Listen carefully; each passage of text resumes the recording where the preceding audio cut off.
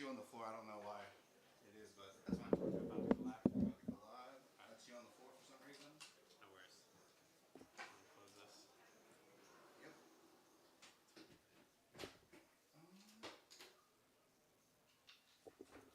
From Dallas, Texas. Welcome to Poker House Dallas, Poker House Live.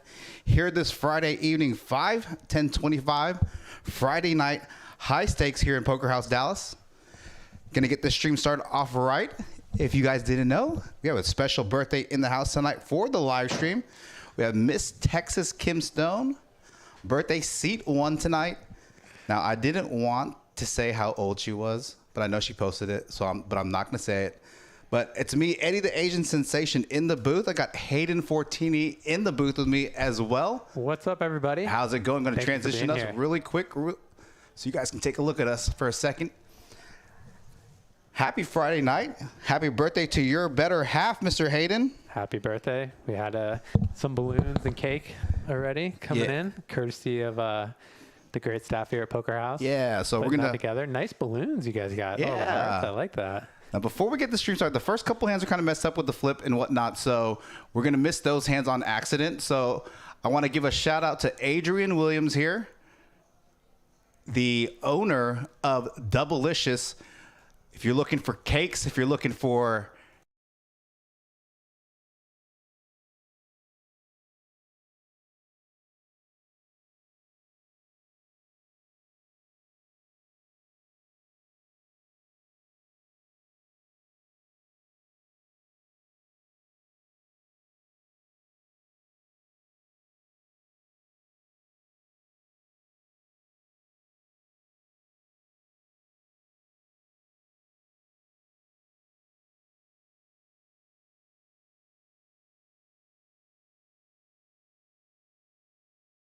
back in the booth. So kind of a hectic day with Kim's birthday, getting moved in, not having hot water. I had to take a very, very cold bath. And then you and Kim had to go somewhere to get situated. So shout out to Danny Marks letting us shower at his place. Yeah. So last minute. Gonna be a nice little stream tonight. Yeah, great lineup tonight. A lot of action players. Some of the regulars here. We got a Nguyen in the house as well, coming in from Austin. So excited to have him on the stream. And Jose's coming. It's a little late, but he will be here as well. So the stream started off with a flip. First hand had some issues. V's running action tracker, so got Katie in the booth. Shout out to Katie and Benny, who are both in the booth in the box tonight. We're going to be switching out. So I know that some of you are going to be looking for Frankie. Unfortunately, he's been stuck at the airport. His flight got delayed, and I tried to hold off as long as he could, and I had to put in the alternate for this evening. So I apologize for that. He will be on the stream tomorrow. So tomorrow's stream is a 5-5-10. You're going to be playing on that one. Yes, I am. Fun lineup. Yeah, Kim was supposed to be in the booth, but she's going to be doing house stuff tomorrow. So I have a sub guest commentator tomorrow. So nice little weekend of higher stakes poker here in Poker House. Take a breath, Eddie. Yeah, take a breath. it's been crazy. Shout out to Eddie for getting up early, 6 a.m., helping us move. Yeah.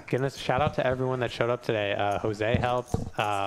Mr. Min came through clutch with his van, unloading stuff. Mark Wee. Mark Wee. Shout out to Mark Wee. Not only did he find us a great place, was amazing to deal with the whole time, he also helped us move. So great real estate agent. I highly recommend him to anyone that is looking to purchase real estate in the DFW area to reach out to 100%. him. Habib coming through clutch with the Zelda tonight. Definitely going to put that up real quick. Lots of people coming through.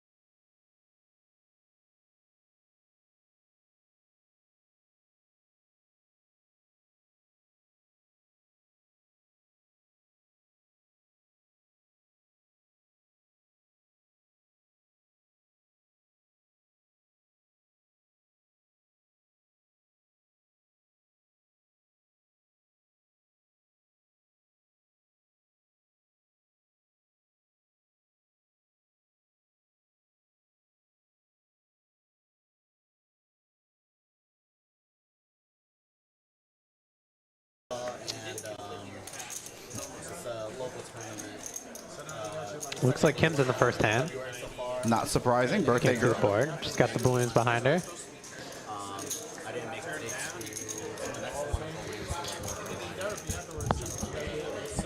See the B in the back.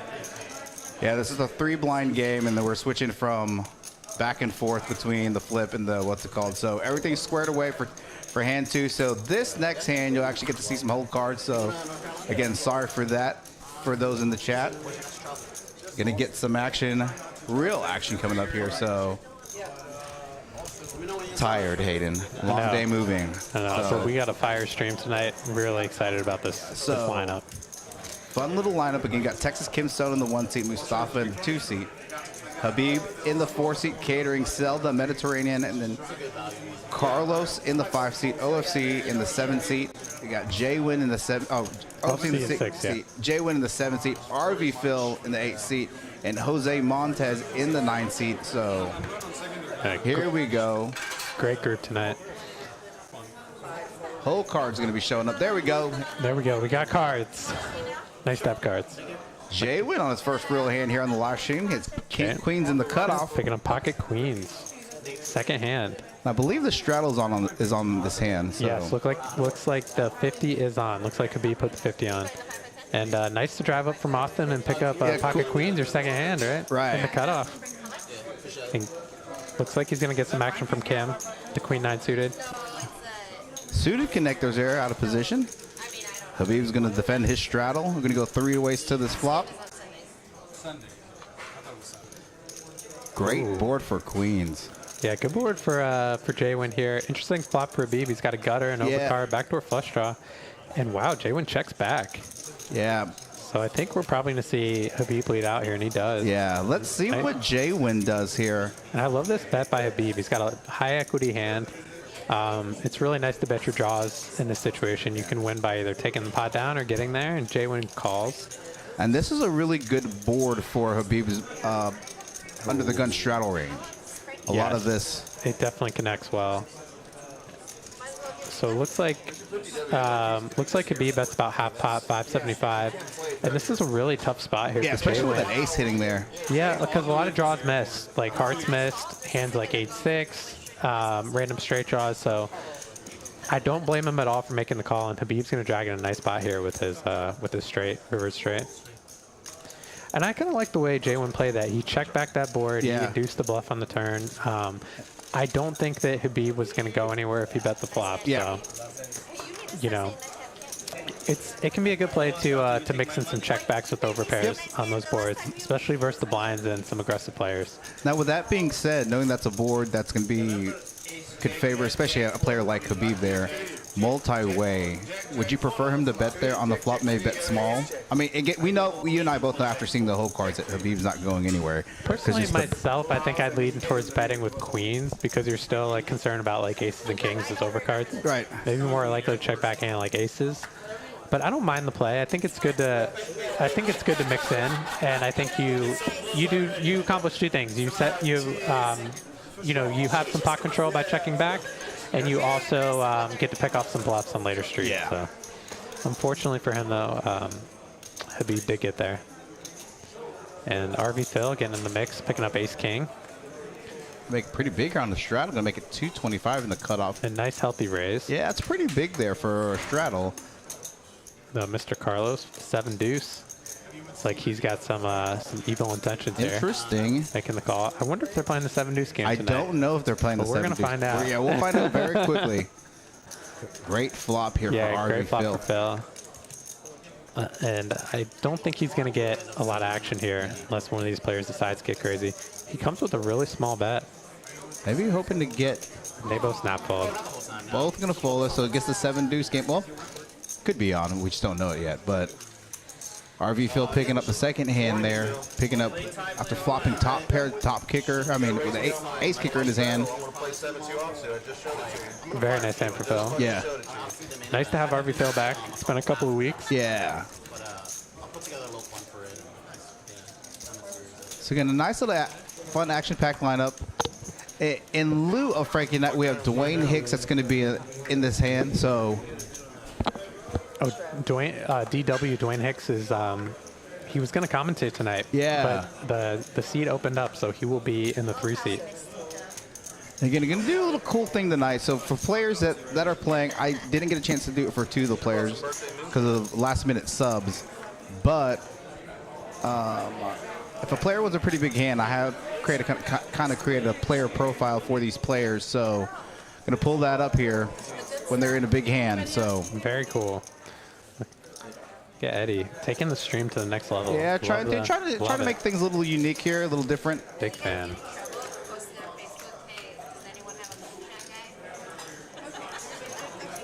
Looks like Jose is going to see about this board after raising versus RB Phil's limp, and he's just going to take it down with the 8s.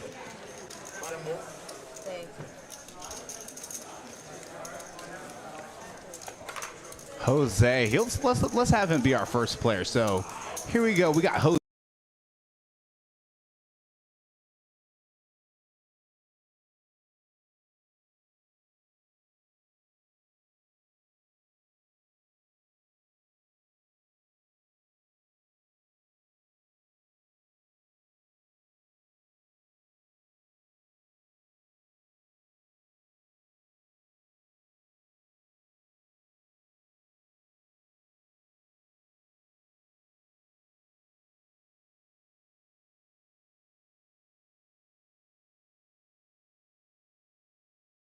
Think you can help me move these cards out of my face?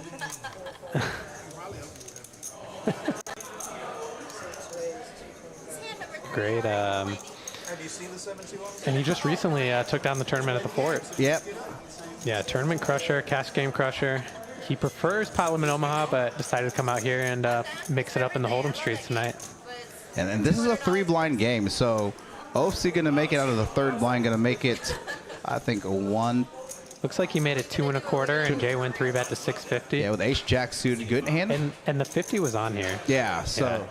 So Jalen coming in with a nice 3-bet here, blind versus blind, very strong hand. Larry, I did not know that. I appreciate that. Thank you. Good to know. I will not do that. Kim then. is talking to you. Yeah, 15 minutes ago. Yes, Texas Kim.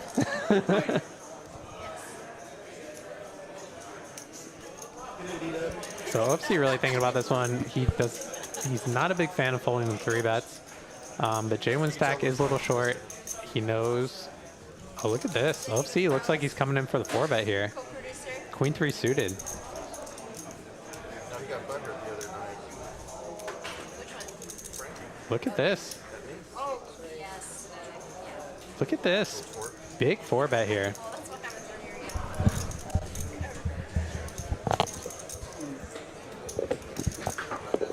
Big 4-bet coming in for 2,500.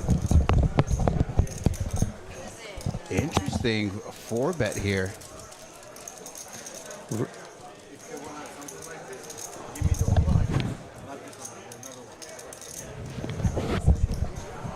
And this looks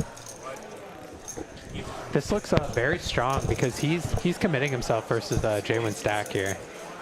And then J1 going to make and J1 laying down the ace-jack suited. Wow, nice little cold 4-bet here. It was a warm 4-bet. Uh-huh. It was a warm 4-bet. He got 3-bet and put in the 4-bet blind versus blind. So ace-jack suited, very strong hand, blind versus blind, but J1 giving OFC a lot of credit there. Because he's committing himself versus J1 stack, so he's forced to call if J1 shoves. Yeah. So that's usually a pretty strong move from players. When they commit themselves pre-flop to a player's stack, they usually have hands like ace queen, ace king, strong pairs, hands that do dominate ace jack. So I don't blame Jalen for the fold.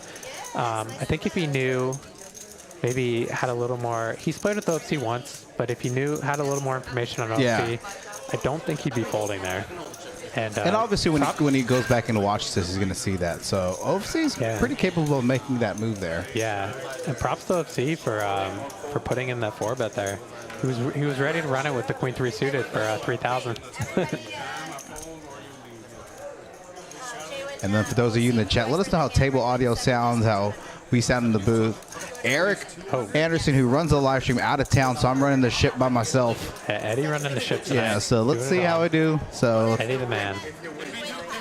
Oh, so look, sounds like they are doing. Sounds like they are doing playing the 7 deuce game. Okay. I'm gonna let Hayden take over this hand real quick. I got you.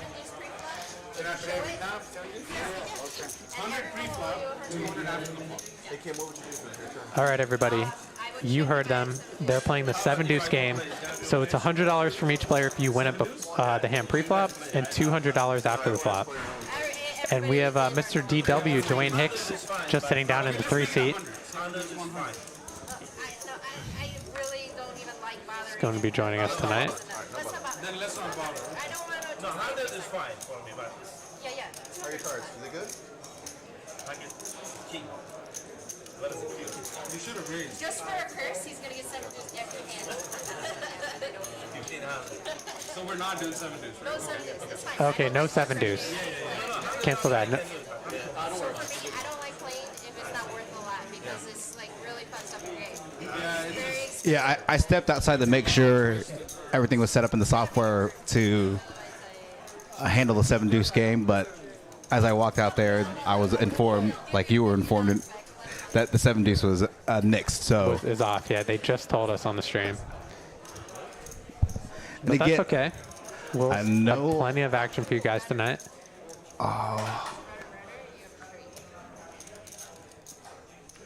Yeah, so apparently we did a deck replacement this last hand, so in a few minutes you're going to see all the whole cards. So I registered all the decks before I registered 5 decks, so we have a few decks ready to go in the event something happens like this.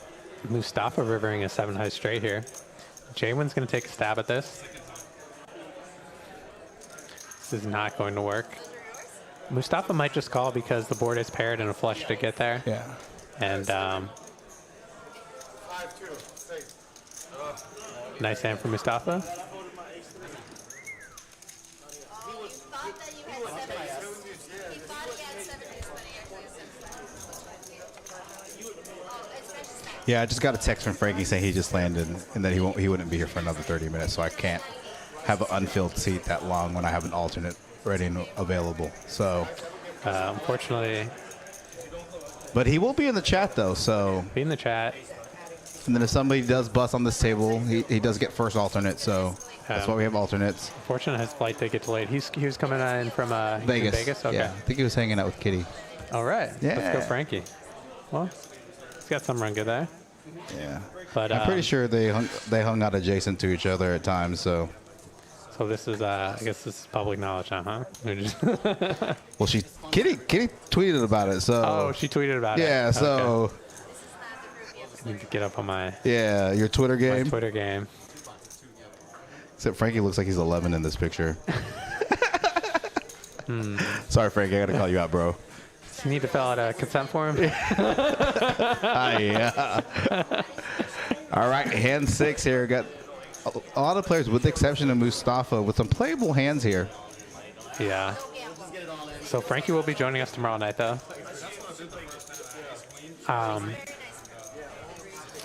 Nice raise. I like this raise here from Carlos on the button with suited ace. Flopping middle pair with a backdoor nut flush draw. Both players check to him.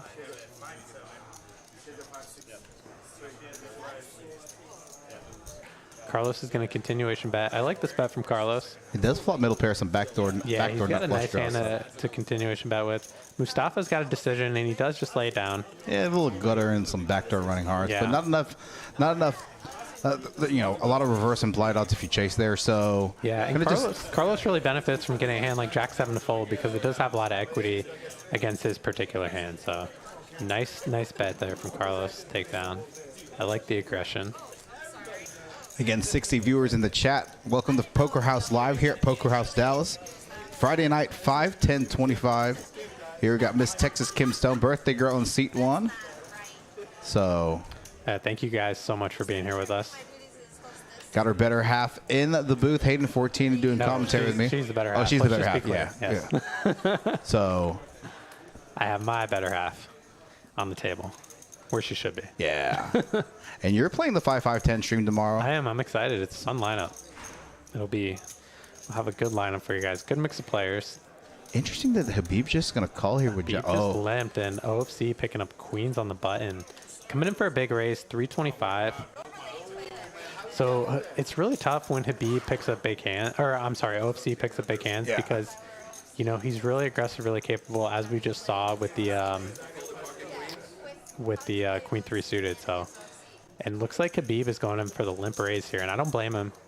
OFC raising on the button could have anything. Yeah, and we've seen OFC enough that he's capable of making those types of plays. So yeah, but this bet does look strong here by Habib.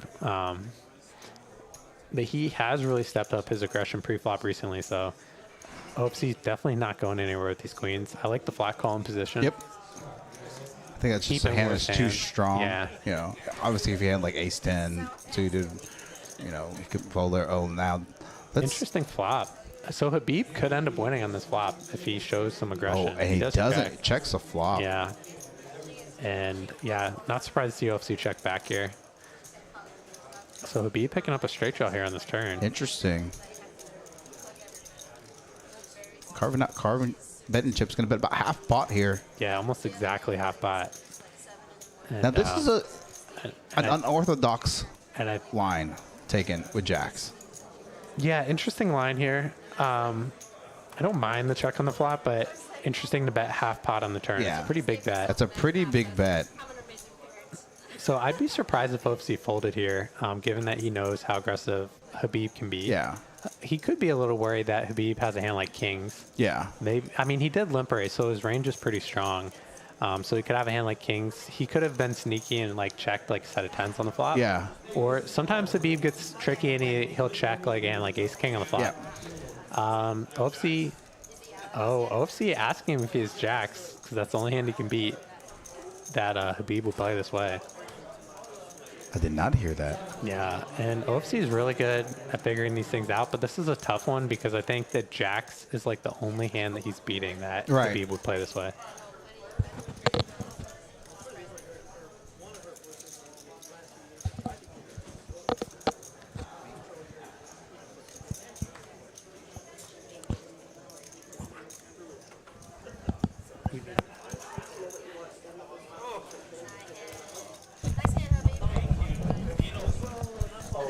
OFC is going to fold here. Again, with that being a very, very unorthodox line, very strong line taken there by Habib pre-flop. Could have been deceptive, maybe with like top set there, putting OFC in the tough spot. Going to take down that pot there.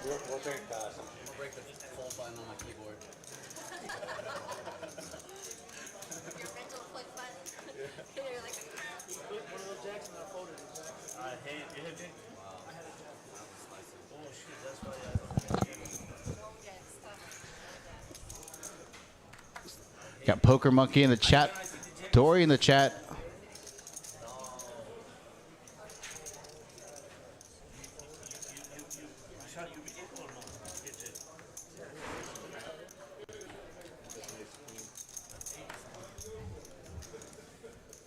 Yeah, and so apparently there was a deck swap that was done because unregistered card that's not registering. So next hand or two, the decks are going to be swapped out. Hopefully all whole cards will be red. So Jose coming in with 3-bet here with the ace king suited versus Mustafa, who raised, looks like he raised a 90 under the gun with 10-8 offsuit. So pretty speculative open here. It's not a bad flop for Mustafa, but see Jose c-betting his entire range at that. Yeah, bets 300 and takes it down. Nice hand from Jose.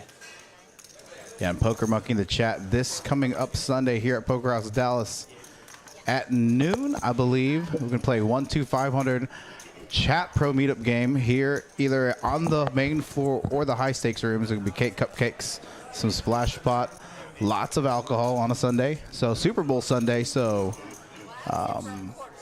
for those of you in the chat, you don't necessarily, it's not a super special invite, but anybody's invited to play that chat pro game on Sunday. Depending on how I feel, if I don't feel dead after moving stuff around tomorrow in the new house, and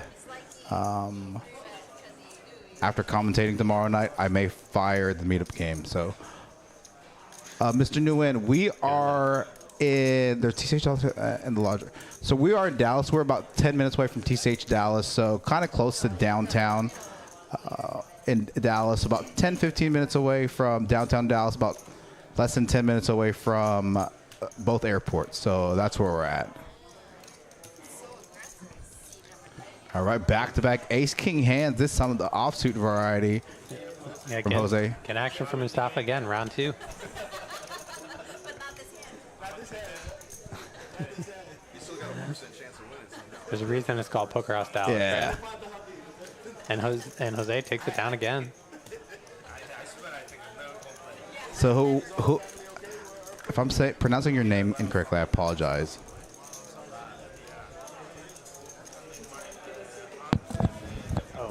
Got special delivery of champagne in the booth.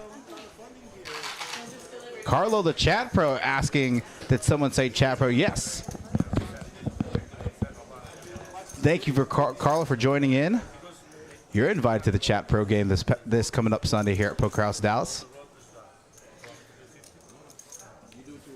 Okay, so you're from Colorado. So that's a relative question then. I didn't know if you were trolling or if you were being serious. So his question has merit. He's from Colorado. So yeah, so what was his question? I'm sorry. He asked where Poker House is relative to TCH. And so Austin's about 2.5 hours southwest of Dallas, and we're about 10 minutes south of TCH Dallas. So again, apologies for the cards not registering. We will be getting a new deck here the next hand or two. So they swapped out decks, so we have a good deck. Again, Seat 1 Texas, Kim Stone, birthday girl here. Oh, she's ready to get in the mix.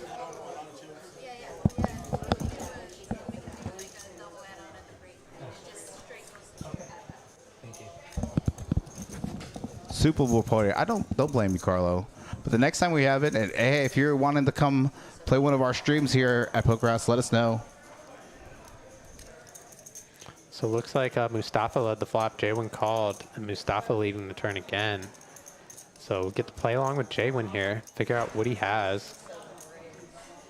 Ooh. And he's raising the turn. It's definitely a card that favors J1's range as a pre-flop raiser. So I'm interested in what hand he has there. Yeah, so he could have floated the flop with a hand like ace-queen, king-queen, and be raising for value here. Yeah, maybe like ace-queen with ace of spades, maybe with some bluffers. Yeah, he could also have some bluffs. Like if he called the flop with like a flush draw, he could be raising with a hand like jack-10 of spades. So. And he also could have, We'll never know, but I like the play there from J1. Nicely done. He's capable of just having a complete bluff there. Yeah. So nicely played.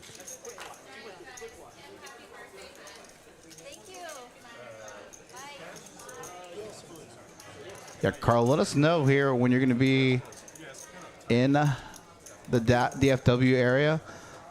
A lot of local rooms at TCH, Peaks, Shuffle, ourselves. Lots of good poker here in Dallas. I don't know if you're a cash guy, tournament guy, but there's something for everyone here at Poker House Dallas. Yeah, a lot of and in Dallas in general. DFW poker in general, just great all around. Yeah, great action. The 1-2 games are great. You guys get 2-5 games going regularly, mixed games, bomb pots, pretty much great tournaments, pretty much everything you want to play. You can find here. There's great variety of games to choose from. Yeah, and the 1-2 game here, at both rooms. I haven't had the opportunity to play at Peaks yet. Need to. They've been running some like specialized games during the week, so I'm going to try to play one of those at some point, either Monday. The problem is Eric's out of town, and those games that they run are Monday and Wednesday, and we stream on both of those days, so it makes it really difficult to make it out there. Sorry to interrupt you, but we got the $100 straddle on. Oh, first one of the night. OFC put it on. $100 straddle, double straddle on. Getting it on. Kim really sad about having 3 deuce on the button there. And Mustafa just gonna limp. Limping the aces. Tricky. He's got some aggressive players behind him. Unfortunately for him, nobody raises. OFC snap checks back. An interesting flop here with everyone hitting a piece. I like the bet out here from Mustafa. He's got aces with the ace of diamonds. 65, 2/3 pot here. Carlos in a tough spot with his bottom pair. Gets away from it wisely, and OFC is not surprised to see him call here. This top pair could be a lot of interesting turn cards. 4 club doesn't change the dynamics of this board, the board texture at all in any capacity. Yeah, so a big bet for Mustafa betting 1,000. Yeah, he overbet the pot. He bet 1,000 and about 800. And I don't think OFC is going to go anywhere because he picked up a straight draw. Yeah, He picked up some additional outs, but he looks concerned that his hand is no good here. Mustafa representing a lot of strength here, leading the flop into 2 players and overbetting the turn. And OFC does get away from it. Shows the queen. Yeah. Giving a little bit of respect. Haven't seen lot of respect, Mustafa with the overbet on. Yeah, that's me in the black suit there 15 minutes ago. So I was double checking to see if the 7 deuce game was on. So it was not on. Nice hand then for Mustafa. I like the big bet on the turn. I'm a fan of the big bet. Yeah, so Hoy, I'm so sorry again. I apologize. RV Phil, knowing it was Kim's birthday in seat 1, wanted to have a seat for tonight, so wanted to celebrate Kim's birthday in style. So now looking at a couple of weeks on a Saturday to run our first 25-50 game. So getting a lot of requests for that for some of the higher stakes players here in the DFW. Not that this isn't high stakes, but I mean, it's not high stakes relative to what you guys see at Hustler. It's a big game. Yeah. It's a big game. They start with a 5K cap, but the action definitely gets going. Yep. We've seen some really big pots. This is no small game. And Phil actually came to the table. I think he raised in the dark, and he's got king queen off. Yeah. Which Habib just going to call out of the big one with ace jack suited. Yeah. And OFC, the only person flopping a piece here, leads right out into the field. I like this play from him. It looks like he checked the straddle, so it's a really good board to like kind of lead out. Yeah, it's good for his range. Maybe trying to bet a 7, trying to get a little bit of protection. But in Texas, a lot of people don't like to fold, so. Yeah, he gets floated by 4 overcards here. And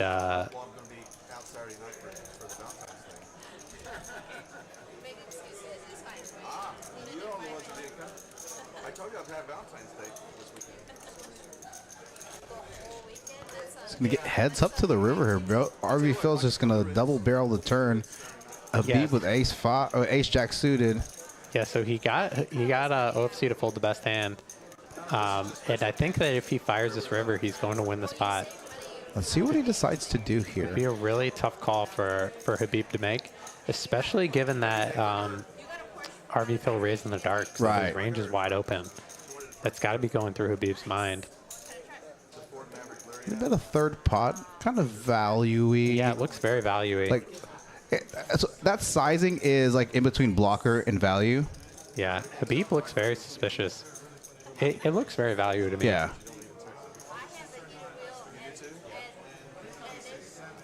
Oh man! Grabbing calling chips. Oh, gonna make the call. Habib makes the call. I like the bluff by RV Phil. And very nice call from Habib. Habib's a tough guy to bluff. He really makes some nice bluffs. Good evening, Captain Underpairs. Good to have you with us in the chat. Thank you for being here. Thank you to everyone for being here.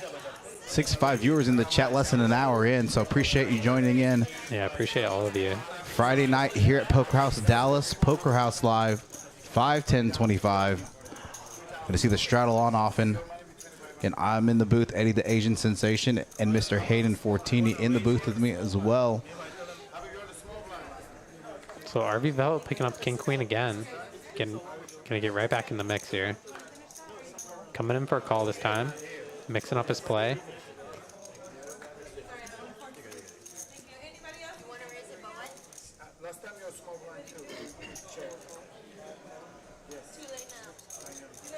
And looks like everyone's just going to see the flop for 50 here. You go 5 ways to this flop. Got Koi in the chat. I don't know if you remember Koi. He played a lot of the Champions tournaments when we were back in Houston. So Koi, it's me, Eddie the Asian Sensation. I don't know if you remember Hayden Fortini. What's up, Koi? Yeah. Thank you for being here with us. We just moved into the castle today. Well, I kind of moved in. We don't have hot water, nor is there heat on the first floor. Yeah, but who needs that? Yeah, you know? you're good. Yeah. Carlos here flopping top pair. Habib with trips. Yeah, nice flop for Habib. Gonna check raise here. Check raise right away. I like it on the draw heavy board. Yeah. And tough spot for Carlos. He does have a backdoor flush draw, but he's got the worst kicker you can have. Discipline lay down there. And Phil getting away from it too. Nice hand for Habib. Habib off to a pretty hot start here. Yeah, doing real well so far. I believe the meetup game this Sunday stakes going to be 1-2-500 cap. Oh, there it is right there. Well, yeah, it is our normal 1-2-500 cap. And again, it's my intent to be there on Sunday. Contingent on how I feel after tomorrow. Moving more and commentating. So that is correct, Carlo. That is our main game here at the floor at Poker House Dallas. 1-2-500 cap. Pretty big cap, especially for a 1-2 game. So yeah, that's a great. It really plays like 2-5 and like a lot of other casinos and poker rooms in the country. It plays even bigger than a lot of 2-5, really. Texas Kim getting in action here. King Jack suited, and Habib coming in for 3-bet on the button with Ace King. He's been picking up some hands starting off. Flopping well, and now he picks up a premium hand pre-flop. And Kim going to defend here with King Jack suited. Don't blame her. Yeah, don't blame her at all. Suited Broadway cards. Yeah. Oh, wow. Wow, what a flop. And Habib checks back. 10 of diamonds on the river. So interesting check back here on the flop from Habib. And it puts Kim in kind of a tough spot here with her jack. I mean, she's always going to call with the flush draw, but Habib definitely representing a hand like... And she gets her on the river with the straight. Did she just check? It looks like... no, she didn't make a straight. She had a pair of jacks. Oh, just kidding. Yeah. I'm so sorry. No, all good. I'm trying to manage everything. So again, Eric's not in town. And yeah, so river just went check, and she got to showdown there with her hand. But great flop for her. Yeah. Sorry about that. I totally misread that board as I'm running for both production, the chat, and we've had a long day, everybody. Long. And then like shout out to Eddie for holding it down here in the stream. Yeah, 2 nights ago only got like 2.5 hours of sleep. Last night we kind of fell asleep early, but then we woke up at like 6 o'clock this morning to start moving. So got Allison Arg in the chat saying happy birthday, Kim. Thank you very much, Allison. Kim in the one seat there, as you can tell. Oh, I need to give you guys points. I'm so scatterbrained right now. I need to give you, because you guys have waited. I'm going to give you guys 2,000 points. Eddie, the point guy. Yeah, give me 1 second. I'm going to get. Last time I was in the chat, I was begging for points. Yeah. I was like, Eddie, hook us up. So let's get you guys some points. Give me 1 second. I am in the system right here. Going to get that up. All right. I think. Now follow the action. Habib. 2,500 points, everybody. Gamble away right now. That's why I had Chrome up, because I was like, what am I doing here? We're going 5 ways to this flop. No one with a 6. No one with hearts. J1 with the best equity with just queen 9. Oh, never mind. Just turn to queen. J1 turning a queen top pair, and Habib turning nut flush draw. So great turn card there for Habib. Yeah, and J1 just going to call here. Yeah, I imagine. Yeah, gonna bet this turn. Kind of a tough spot for J1 with so many players in the hand. Habib like betting this turn. He's representing queen or clubs. But nice call there from J1. Oh, it looks like Frankie just got here. So again, we had advertised that Frankie from NextGen was going to be on the stream, and then for all intents, he was going to be here. His flight got delayed from Vegas about 2 hours, and he said he texted me before he took off and said he was on his way. He asked if I could hold it a little bit. I said, just for a little, I can hold your seat for a bit, but I can't hold it too long. So he just got here probably like a few minutes ago. So unfortunately, had to give his seat up to seat 3, Dwayne Hicks. But Frankie is playing in tomorrow's live stream, 5/5/10 matches stacked tomorrow. That stream is going to be from 4 to 8 p.m. Testing out different stakes on Saturday. Going to try to go 4 to 8 p.m. It looks like it's a good time for a lot of these players. Got 75 viewers in the chat now. So Sick Puppy, type in exclamation point points, I believe. I actually don't know. I just give them away. There you go. Poker Monkey did it for you. Did it. So you get to see. So, and somehow Poker Monkey has 6.8 million points now. The point. He might be the point leader. Yeah. So OFC picking up pocket jacks here on the button. And looks like he's probably only going to get action from Mustafa, who limped under the gun with the ace-8 of clubs. Very reasonable hand to defend. Now, against a player like OFC, he's super, super tricky, very deceptive. Yeah. Do you ever, I guess that hand's not good. Like, you know, we saw some limp back raises earlier in the stream. I feel like a suited ace is a good hand to do it with as a bluff. Yeah, especially against a player like OFC. Yeah.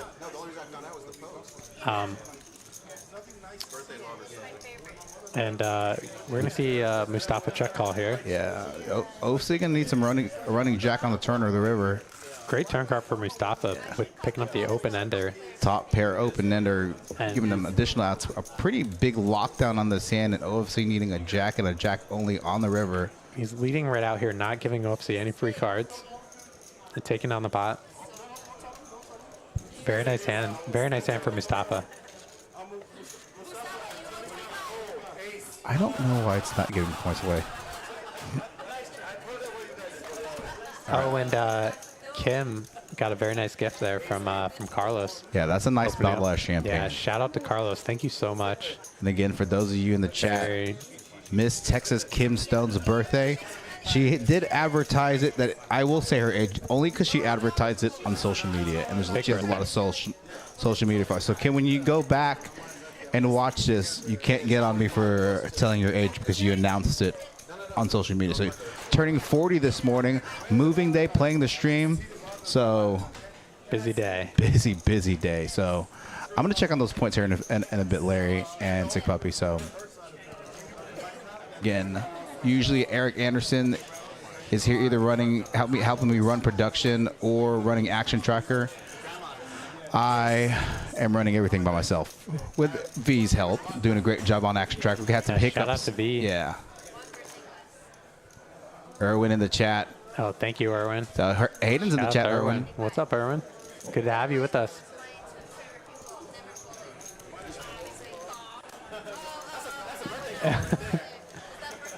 So they're saying that RV Phil's limp call is a birthday call, but he actually has a very strong hand. Ace Jack. Little disguise here. And Kim flopping the nuts straight with her ace 10. And Phil with bottom pair. He's drawing to the nuts. He's got a gutter. He's definitely not going anywhere. I don't blame him at all. Tough flop for him. Good birthday flop for Kim. Yeah. Great turn card for Kim. And she does have a 10 of spades, so she's going to size up a pinch on the turn. Bet about half pot here. I should bet half pot, and this is a perfect bet size versus RV Phil's particular hand. Right. He's still coming along with the call. Good river for her. She can't really be too worried that he had a full house because he never showed any aggression previously. So, get about 40% pot. And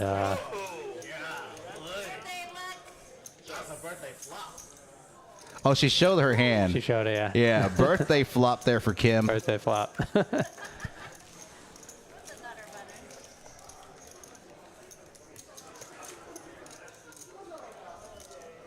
Carlos Chat Pro, you know what? If you would love to, if you want to come join in the booth, I'll tell you what, I'm not that big on social media.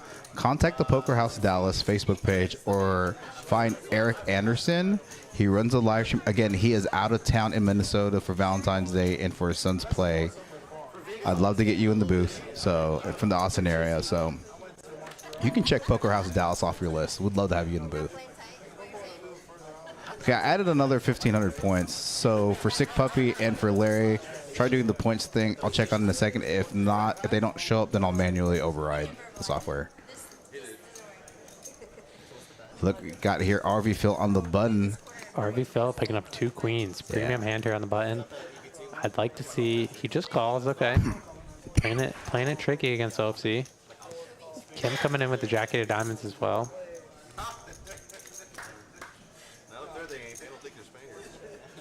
So interesting flop here. Everyone with a piece of something here. Kim with a double gutter, Habib with middle pair and straight draw. And RV Phil checks back with his queens.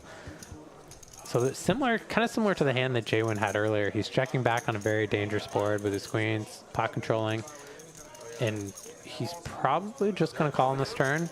Unfortunately, he doesn't have a club in his hand, but nobody has a club.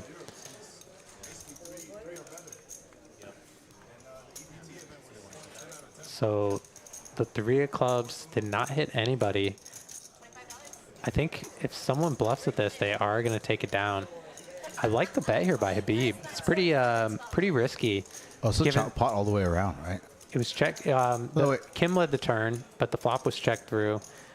And who's winning this hand? Oh, RB so Phil. RB Phil is the best hand, but he does not know it. And you can't fault him at all for folding with all the clubs out there. Yeah.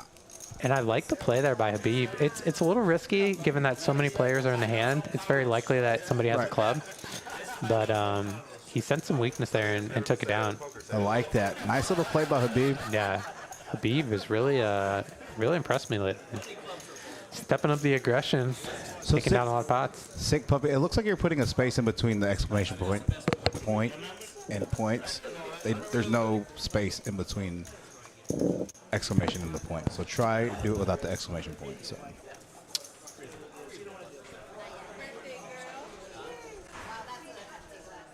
Oh, that looks like some good champagne there Kim's having in the one. Very good stuff.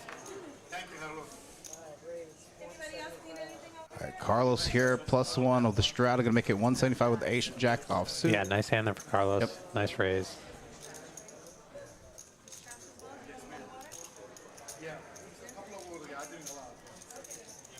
Nobody with much of anything. Although OFC just calling. OFC out of position to Carlos here with 10-9 offsuit. And as I say that, flops trips. Oh, man. And Carlos's run bad versus OFC continuing. And Carlos hates losing to OFC. Yeah. All right. And he's going to be in a rough spot here. I don't mind if this OFC just calls here. Doesn't need to raise yet. He does just call. Yeah. Oh, he's making a small raise. Okay, like min raise? Yeah, okay. Yeah, it looks like a little less than 3x. Good fold there from Carlos. Gets away for the minimum there. Took a stab on the turn. Got away after OFC put the raise in. No, so Frank. Okay, so we'd advertise this as Frankie from Next Gen playing on the stream. So to answer your question, Joseph, he texted me and told me that his flight from Vegas was 2 hours behind and that he was going to land about 5:45, and I said I could hold it for a little bit, but I generally have an alternate on site. A, in the event that someone busts, or B, someone shows up significantly late. And I tried to text him at 6:15, say, hey, have you landed yet at the airport? I didn't hear from him, unfortunately, and so I had to give his seat away because I already started the stream about 15 minutes later than I normally do, so I didn't want to, it wouldn't be fair just for me to hold the seat for just one person. So in all fairness, yeah. So. Looks like the 100 is on. I think either OFC or Carlos put the 100 on. It's probably OFC. Now he will be playing in the stream tomorrow, so.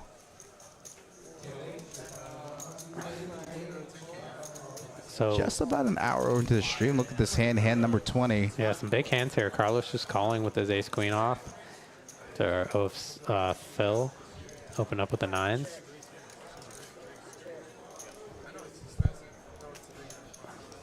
Like to see good flop for Phil's 9s. Throws in a small c-bet here. And Carlos getting out of the way. Don't blame him with OFC behind him, and OFC is going to call here. He's got 2 overs and a gut shot straight draw. And that's a really great card for OFC. Phil is definitely going to kind of think that Jack is a blank, given that OFC just check calling this flop. Likely doesn't have a random Jack in his hand. He almost has to have a hand like Jack 7 or Jack 5. So I like the bet here from Phil. For a little protection. Yeah. And OFC correctly reading where he's at and putting in a raise here. Gonna check raise with RB Phil. And he might get max value here from 9s. Don't blame Phil for calling here at all. Now this is a board. I didn't see all the action because I was trying to manage a chat. But this is a good board for OFC's under the gun +1 straddle. So Yeah, it's definitely smashes his range. Oh, and that's a tough river for Phil. The clubs do get there, but with the jack pairing, he is, if OFC sizes the bet rate, Phil's gonna have a tough time getting away from the hand. what does that look like? It looks Super value heavy. Oh, he's gonna rip. And Phil rips it. So Phil repping a flush here, putting OFC in a really tough spot. I love the aggressive play by Phil. He's got the 9 of clubs in his hand, so he blocks flushes. And OFC has no clubs in his hand, so Yeah, and to be honest, Phil did play this like a flush draw. He bet the flop small, and he bet the turn small, and then he called the raise, and now he's shoving all in on the river. He's telling a very good story, but unfortunately for him, I don't think he had enough money behind to get OFC off the hand. So OFC making the call there. I really think that if Phil had a little bit more money, he could get OFC off of that hand. So nice hand from OFC. Yeah, and OFC even saying that if he bet smaller in the river, he might have folded because the raise would have been, much bigger relative to his bet. But he bet 900, and it wasn't a big enough raise. He felt pot committed. And shout out to John Mahler, Kim's dad, in the chat. Says, happy birthday to Kim. Hi, Hayden, Eddie.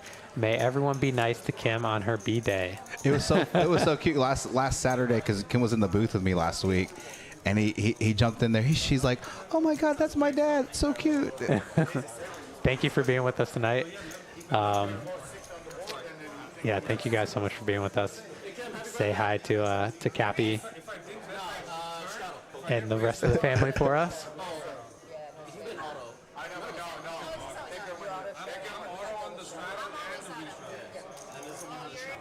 We got a lot of OC Auto 100. We got a lot of auto straddlers here. Yeah.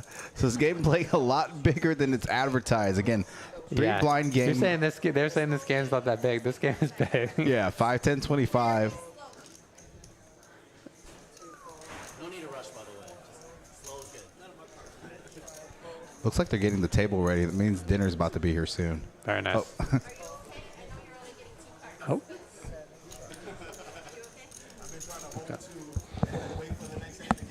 Looks like it's going to go 5 ways to this flop. Hand 21, 5, 8, 9, 2-heart board.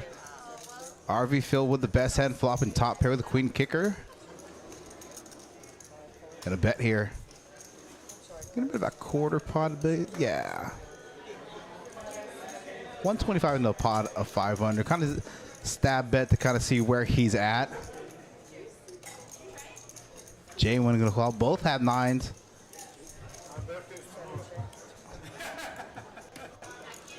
See if RV Phil. Oh, both check back the turn. Ace of spades.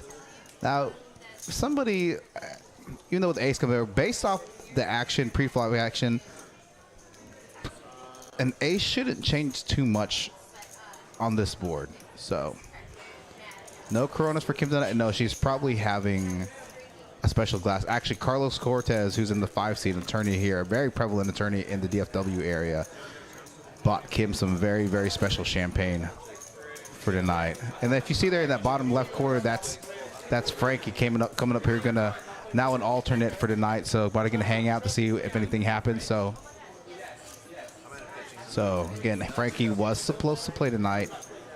Got delayed in Vegas. His flight came in too late, and I just had to fill the seat. I didn't know when he was gonna come, and he hadn't responded. So again, he is gonna be on the stream tomorrow. We'll also be in the stream next week. Probably going to put him back in the 5, 10, 25 again.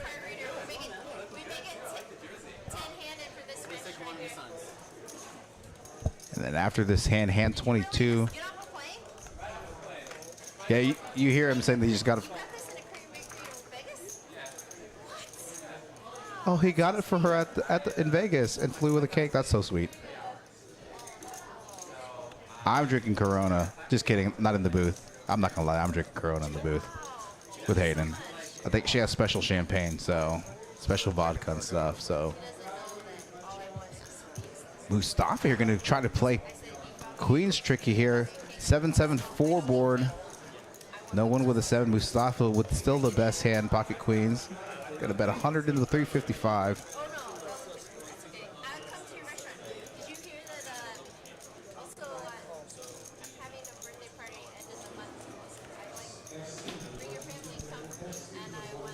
9 of spades, bringing in backdoor spades, some straight cards. OFC turning what he may perceive to be top pair.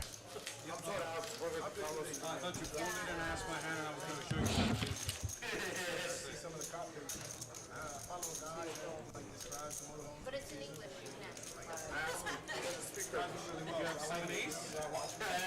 And then OFC playing his, Mustafa playing his end super tricky, not raising pre-flop.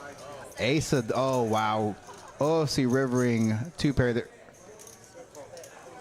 And Carlos rivering a, oh, does he raise or just call?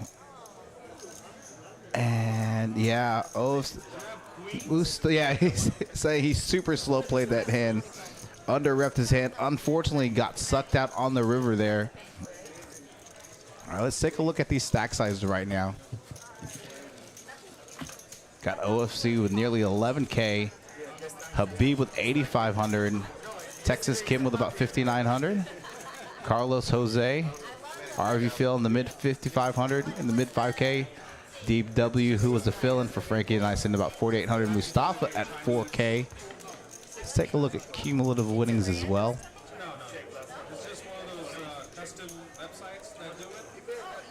OFC Habib, the biggest winner so far, 3,600. Had some early good hands to start to stream off. OFC now up about 3,400. Birthday girl Kim up, Texas Kim up about 1,000. I custom designed a poker table. It's a gaming table, 6-handed. It's more for board games, not for poker. But it has Korean design on it. It's a cherry tree, cherry blossom tree, and I put on all the branches like Hayden, Kimmy,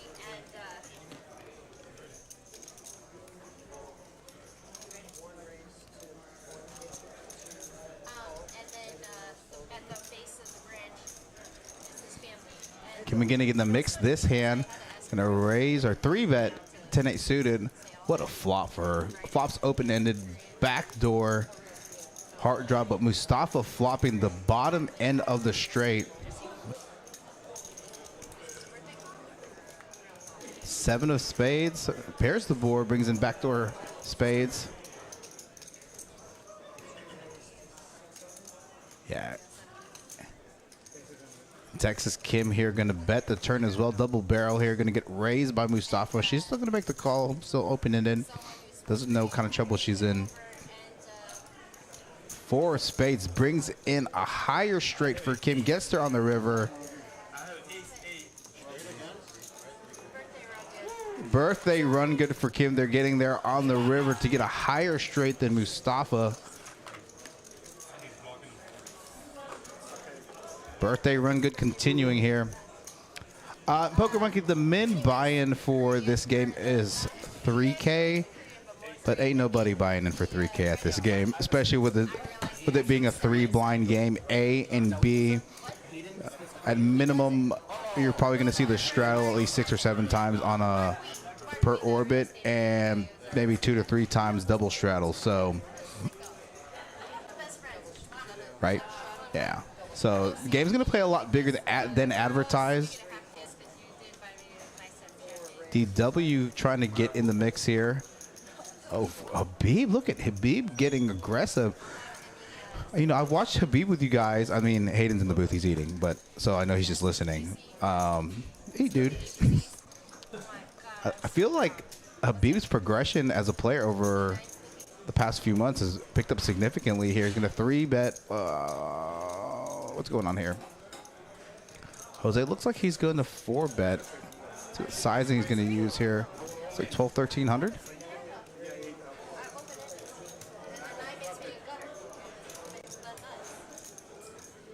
5-bet pot here. Got Sassy in the chat. Hopefully you and Mighty Hammer coming back down from, I think you guys are like in Montana or North Dakota or something.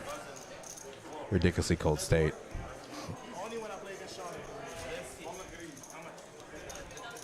And looks like Habib made carving out calling chips. 5-bet here in the 3rd blind from Jose. strong move, especially after a bet, a raise, a 3-bet, and a 4-bet here.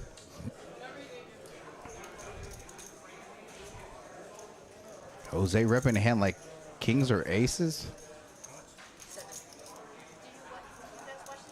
Make 700 in the pot of about 2,800. Habib gonna make the snap call here. Backdoor hearts, backdoor Broadway. 8 of hearts brings him additional outs. Jose still in the lead with ace king.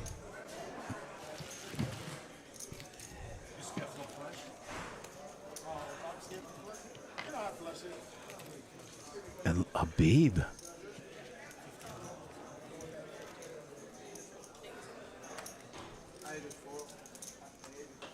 After getting checked, you're going to bet 1,500 into a pot of about 4,200. Looking if Jose calls, irrespective of what the river is, setting himself up for a potential river jam. SPR is going to be small if Jose calls here. Gonna make the call. Jose still thinking ace king's good here. Now Habib has a lot of bluffs here. Just stepping in on this action, but Jose check calling the turn here without a heart in his hand is really something. 2 of clubs, not going to change anything at all. It's probably the most brick card you can see on a river.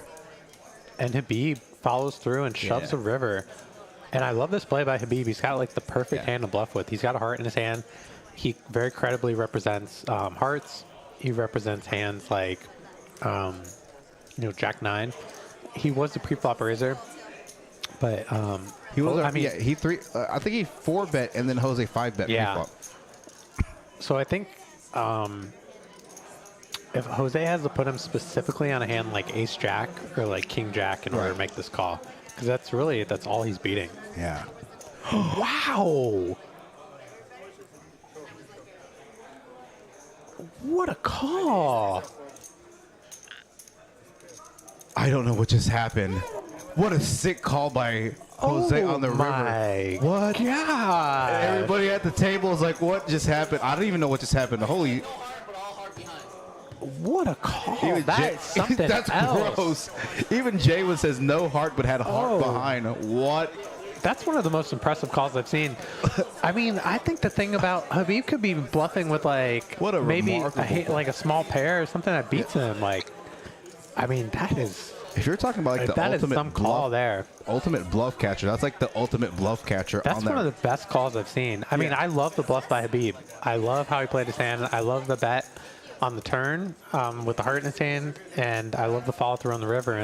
And I'm really surprised Jose stuck around there. Unless Jose just had some sort of read on Habib, like a soul read there. Well, yeah, I mean, Jose, if he's watched the stream, he's played with Habib before. He knows that Habib's aggressive. Yeah. And he knows that, and he hasn't known Habib for as long as some of us have. Yeah. So I think he only knows Habib as being aggressive. Yeah. And I mean, sick call. Yeah, there. but that's the tough call to make. I mean, Habib could randomly be bluffing with like a pair of sixes with like a heart in his hand or something, you know? What a sick call. That's one of the craziest calls I've seen. Like, I could call. Very impressive call there from Jose. You know, I mean, I know he did lead flop. Jose did on the flop. Yeah. But like after he checks to Habib on the turn, okay, he wants to float the turn. Okay, fine. But after that rip, I think he bet like 5K into a pot of like 6K. So like, I mean, he pretty much set up his hand to rip the river. Yeah. With the SPR. It wasn't that big of a rip, given that he made a big bet on the turn. Right. So Jose made the decision on the turn, I guess, that, I mean, he obviously thought he had the best hand because he didn't have a great draw. Not having a heart in his hand made his hand really tough to continue with there. So yeah. Now, for those of you that don't know Jose Montes in the 9 seat, if you check out his Hendon Mob has nearly 1.6 million in career earnings. Won the 2000, it's either 15 or 17 WSOP circuit Choctaw main event for about 276K. Less than 4 weeks later, goes up to Colorado at Blackhawk and wins. I think it's like the Heartland Tour or whatever. That it's not around anymore, but won like 350K for that. So within a matter of 4 weeks, you know, win 650K. So it's pretty sick. So. Yeah, I mean, he's a crusher. Very accomplished player. Sassy, Jose was in the booth. I'll bring him in the booth after the stream. I'm going to go step out and get some food. I'm hungry. Yeah, Eddie, go get some good eats.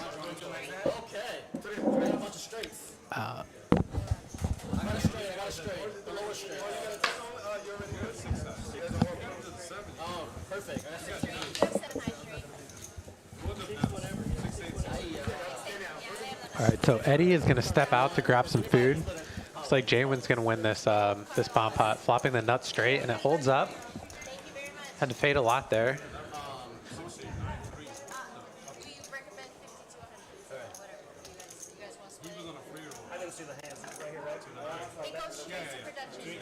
Oh, looks like Jaywin and Carlos both flopped the nut straight, so they're gonna chop up that that flip.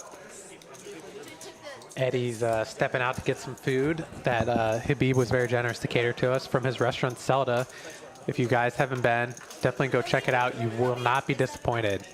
It's on it's off Beltline Road in Addison. Very, very great restaurant. Excellent Mediterranean food. Some of the best food I've had. I just ate a plate, and every time I eat it, it's just absolutely delicious. So I highly recommend checking out his restaurant Zelda. If you guys are in the DFW area, you will not be disappointed. And thank you again to Habib for catering tonight for Kim's birthday.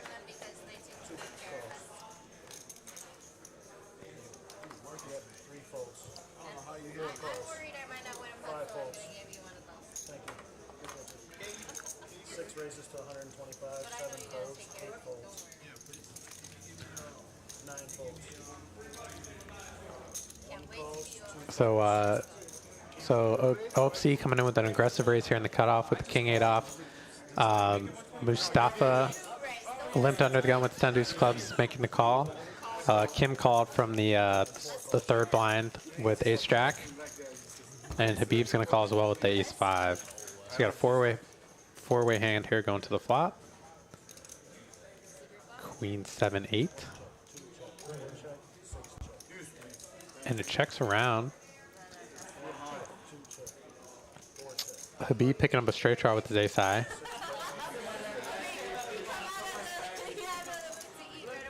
OFC making a small bet here on the turn with his middle pair of eights. Kim's gonna call here with the ace jack high, and Habib's coming in as well with his straight draw and ace high.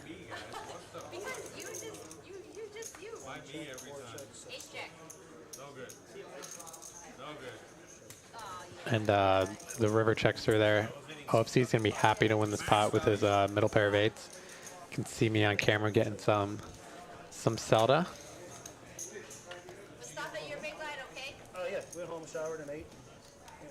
Oh, Sassy, the restaurant is called Selda, S-E-L-D-A. It's next time you guys are in town, you should definitely check it out. It's in Addison off of Beltline Road. Ed will drop another, he put a little Canva collage picture of some of the food and Habib's restaurant. So he will drop that information in the chat when he comes back. I've been given instructions. I don't touch anything. I'm just strictly commentating.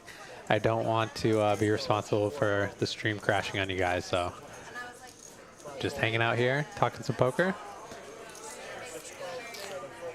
Watching this awesome action.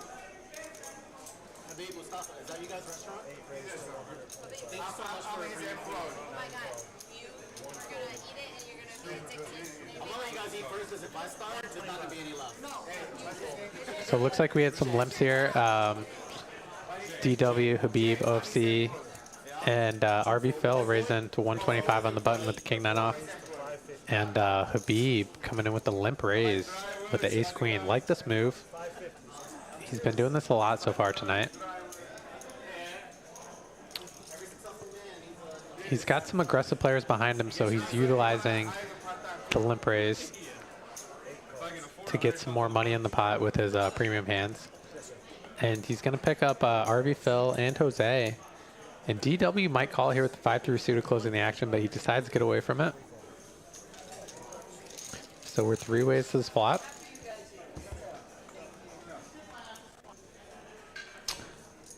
Oh, great flop here for Habib, with him and Jose both flopping top pair. And I think Habib is going to get some of his a little rebate here from Jose. Yeah, it looks like Jose is going to snap call. I can't imagine he's going to fold his top pair here. What do you have, man? It's a queen. Queen what? Habib saying queen what?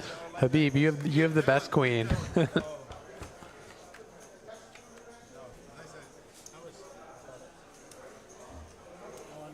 in trouble when you ask queen what? Nice hand there for Habib.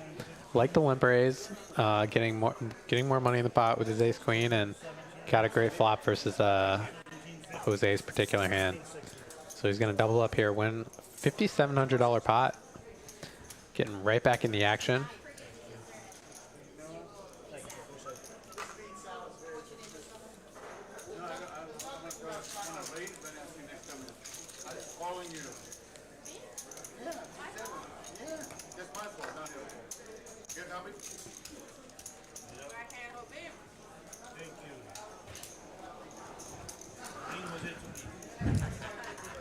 Eddie coming back, got some good food.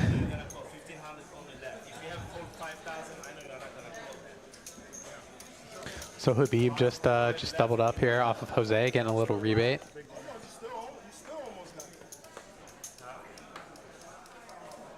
I've actually been to Jack Allen's in Austin, Carlo. It's pretty close to the lodge, just like 3 miles away. The food there is very solid. Definitely a fan of Jack Allen's. And Habib gonna get right back in action after doubling up. Coming in with the limp with the 7-4 suited.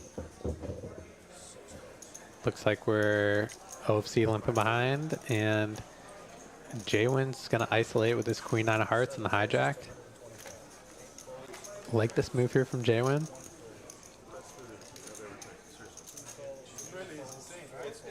It's gonna look like pick up Mustafa, Habib, and OFC. Go 4 ways this flop.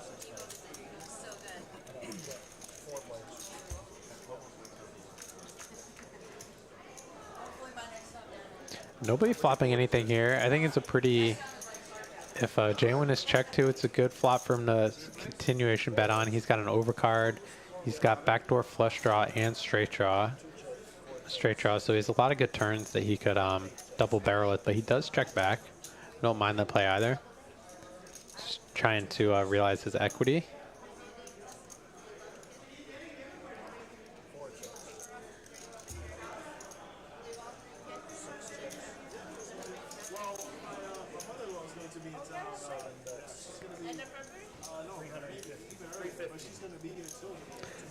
Jwin doing the delayed c bet here, betting the turn. Healthy size bet here on the turn. He's going to take it down with his queen 9, so very nicely done there, but from Jwin.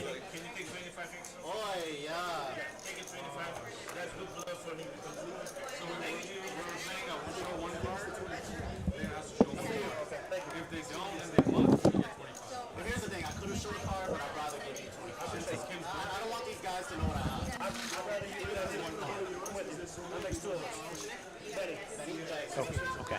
Yeah.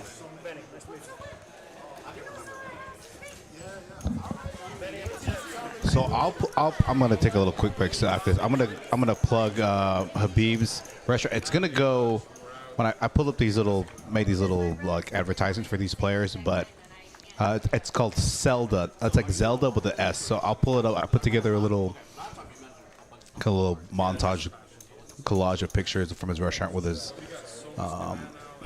logo. But apparently when I pull it up on the stream, it makes the audio go out, so I'm not sure about that, but I'll put it up for a split second here in a bit.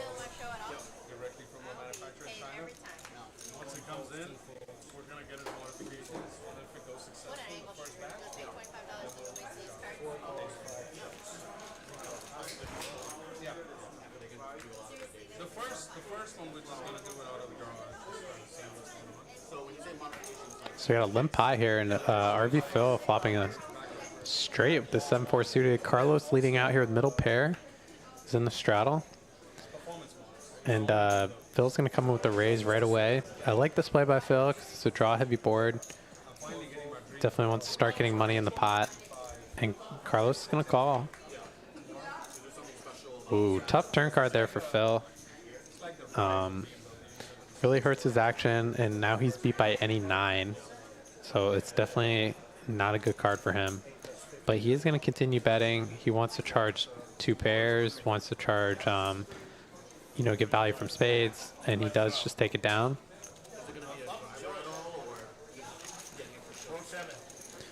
I'm gonna make it a regular draw. It's a manual stick shift. That's all I'm moving. So I'm gonna get it ready for show, especially.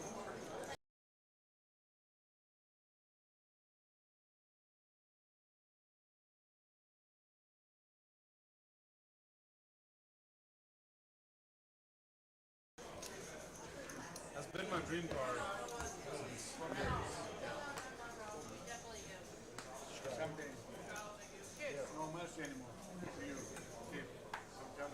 It's tough to believe a 95 card with like 60,000. No, she's not. She's not. Go first. I don't want I imagine the owner is also the kind of like just really treat that card really well. Oh, he's getting the card still. Oh, he doesn't want the wife to take the car. The wife wants the car. So he's like, I'm not giving it to her. And I know him from friends, so it's true. You know? So that's how I'm getting it lucky. So DW again in the mixer with his 5s. And Habib just calling here with ace king. Really mixing up his play tonight. He's taking a lot of aggressive lines, but just calling. DW's raise with ace king. Maybe hoping that OFC behind comes in for a raise. And great flop here for DW, flopping bottom set.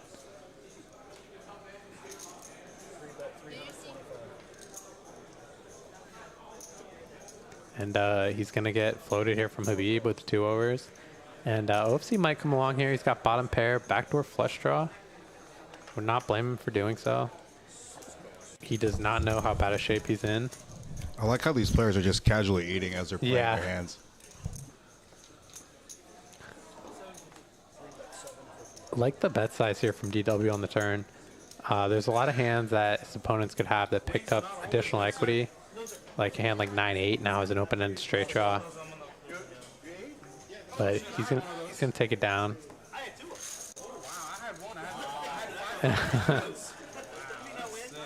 Nice hand there for DW, taking down his first pot of the night. Flopping bottom set, getting a little action.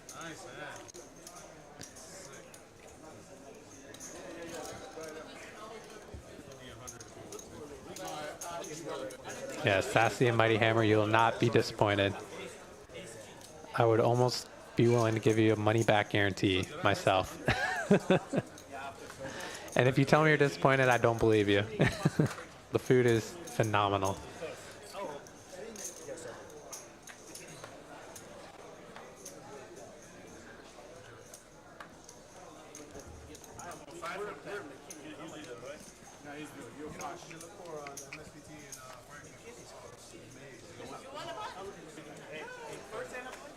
And Jose picking up 2 8s.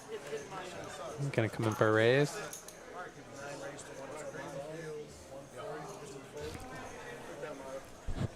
And Jose, after winning that big hand early on with a call down against Habib.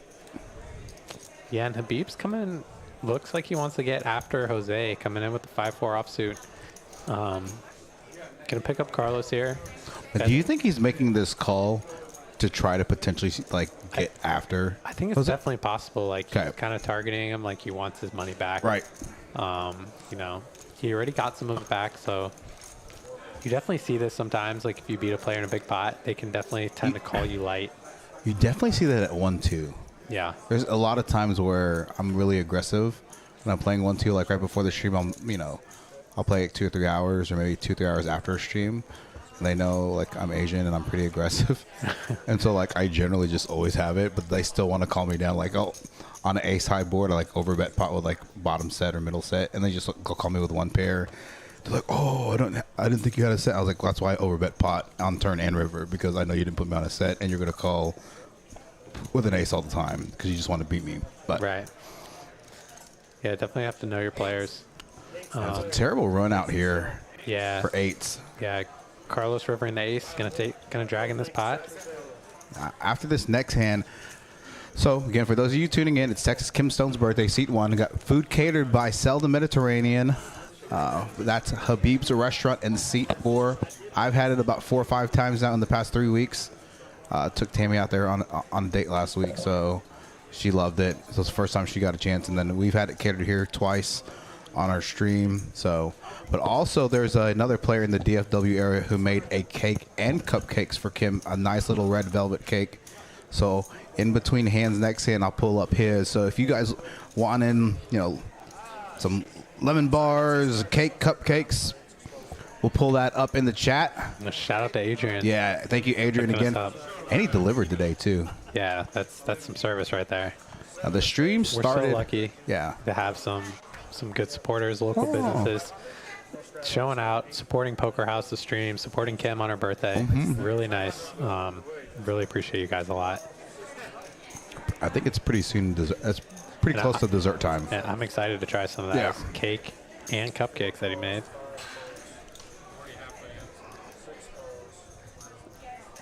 Yeah, Poker Monkey saying Adrian's cupcakes are killer. We're about to find out in a bit. I think he's catered to the Chat Pro meetup games before. Yeah. So though the cupcakes are actually here today's Friday.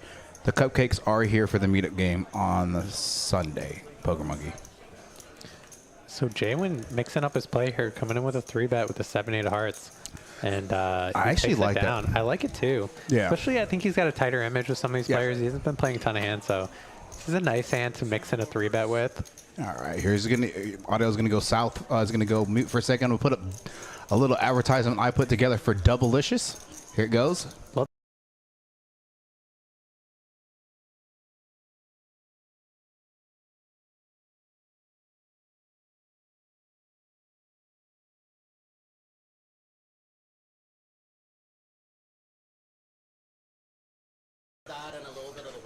Now, with that being said, with that hand with Jay, this hand I talked to Danny about, you kind of want to mix in those hands as bluffs, because they function really well as a bluff, to balance your range kind of a bit. And then B, if you hit that flop, even if you don't hit that flop, you hit like an ace or a king or something like that, you're still going to represent a hand like that. You're going to see about your entire range. But let's say it comes down low where you like flop trips, no one's ever going to put you on a 7. Yeah. So you're going to get a ton of value there. So for sure. Yeah, and on boards like, if you flop straight or you flop a strong hand, your opponents, especially if you have aggressive opponents like Habib, OFC in the hand, they might try to put a lot of pressure on you. Right. Thinking that the best hand that you could have is an overpair. Right. Putting you on high cards. So it's definitely nice to have some of those hands in your range when you're the 3-better. And, those low boards come out that smash your actual hand. Yeah. And it's even better because it's always nice when they try to represent the hand that you have. Right. Right? Right, 100%. So, and you can do it with a hand like 7-8 suited, 6-7 suited, and 9-10 suited. And you have a lot of good bluff opportunities when the board comes high, too. And if the overcards peel out on the turn, it's very credible that, you can have, hands like ace-king, ace-queen, etc. that you're trying to represent. So Habib with the best here, turning a straight, but has no heart. Yeah, Habib makes a huge size raise there. Probably one of the only size bets that could actually get some folds. Phil fold nut flush draw. Well, I'll tell you what. Hard, so I think here in a bit, I'm gonna step out and get us some cupcakes, and I'm gonna turn on the live stream camera here in the booth and show everyone what we're gonna eat. But so let's do it. I'm gonna let this Mediterranean food sit for. Yeah. So we had tacos for moving day today. Like I had like shout out to Jim and Dory. Yeah, Jim clutch with the Rusty's tacos. Jim and Dory Coyle showing up, bringing everybody tacos, making sure we're well nourished. Yeah, it was in that whole text thread for the move. The only thing I responded to, I think I said, did someone say tacos? I think that was like one of the only comments that I made in that thread. So got Brandon Nguyen in the chat, going to be coming up here. What's up, Brandon? Gets me and Hayden in the booth. Thank you for being with us. I think I'm going to troll you guys and just eat this cupcake on I'm going to put the min camera on as I'm eating it and just forget to turn it off. Just troll all you guys in the chat. Love it. Yeah, it looks like Kim's asking for more champagne. Tammy's like 5 foot. And after this hand, it'll be about hand 35. Going to pull up some stats of V-pips and all that good stuff. Oh, Mustafa flopping flush draw, but OFC flopping top pair is going to be. Mustafa's never going anywhere.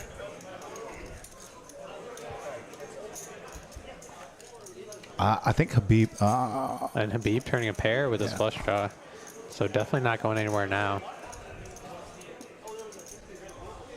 Interested to see what kind of sizing OFC is going to go with here on this turn. A bit big, a bit small. Looks like he bets about 850, which is about half the size of the pot. I like this bet. He can definitely get value from some draws, some tens, and he is going to get called from Mustafa's hand. And that's me. Don't blame him at all. 15 minutes ago getting my food that I'm bringing in the booth. Wow. Great river card for Mustafa, rivering a flush. I wonder if he's going to check here, if he's going to bet. Yeah, I think OFC is going to check back. Yeah. Now a lot of Mustafa's draws got there. Yep. A lot of them being flush draws. It's also hard for him to get value from more sands for 3 streets. So I think that was a well-played hand by OFC. Bet twice when he was ahead. And also by Mustafa. Can't blame him for calling, especially when he turns a pair with this flush draw. So nice hand from Mustafa. Cup's about to get banned in the chat. Here goes V-pip percentages. Habib all the way. Got 3 players above 50%. Got RV, Phil, OFC, and Habib. Can you believe Kim's towards the bottom at 24%? Yeah, she's been card dead Yeah, so let's far. spot that. And DW having to fill in for Frankie down at 20%. So not playing too many hands so far. Yeah, Habib, OFC, RB Phil, all over 50%. Leading the V-pip train. Yep, here goes cumulative winnings about an hour and a half into the stream. Jose with that big monster call with Ace King against Ace Jack from Habib, 3,500. Even though Kim's been a little spot dead for this evening, still up about 1,800. OFC also a winner. RV Phil the biggest loser so far on the stream, that was about 5,600, 5,400. So, yeah. And Jose really earning his profit so far, making that sick hero call with the Ace King. Yes, sir.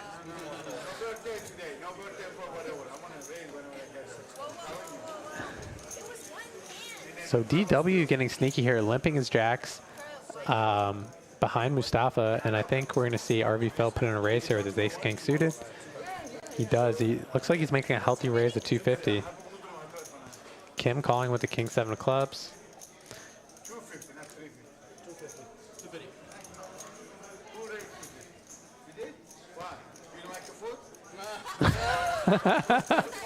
Mustafa asking why Phil raised.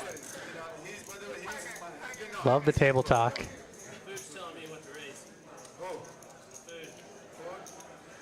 Phil says the food is telling him what to raise. Also doesn't hurt when you have Ace King suited. He's got a Mustafa dominated in the diamonds. And interested to see if DW is going to put in a back raise here with his jacks. And looks like he is. And we could see a pre-flop all in here if RV Phil decides to play this hand aggressively. DW limp raising here with his jacks. Like the aggression. Ooh. I'll take this one. Oh.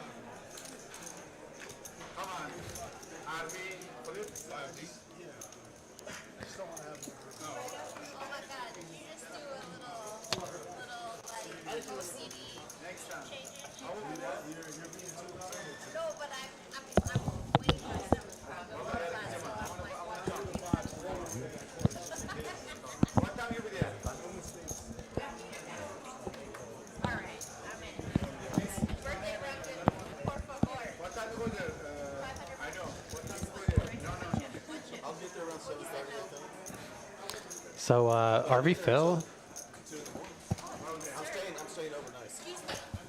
RV Phil choosing to just call here with Ace King suited. it's going to bring Kim in, and Mustafa getting a really good price now. But he does get away from it.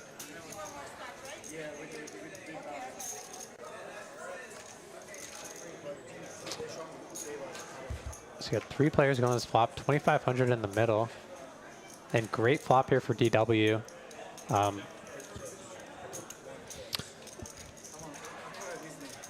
For his jacks.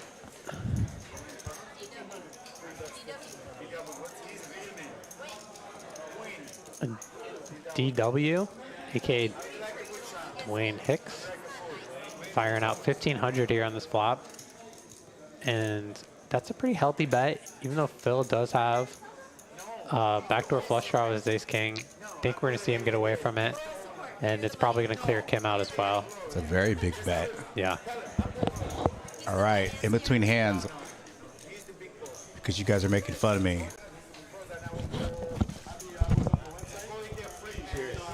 Sure. Strawberry cupcake. What is yours? Like vanilla with some chocolate frosting? And you got sprinkles, bro. I got a strawberry. So mine's Lego. If you're wondering, this is healthy because there's a strawberry on top. So.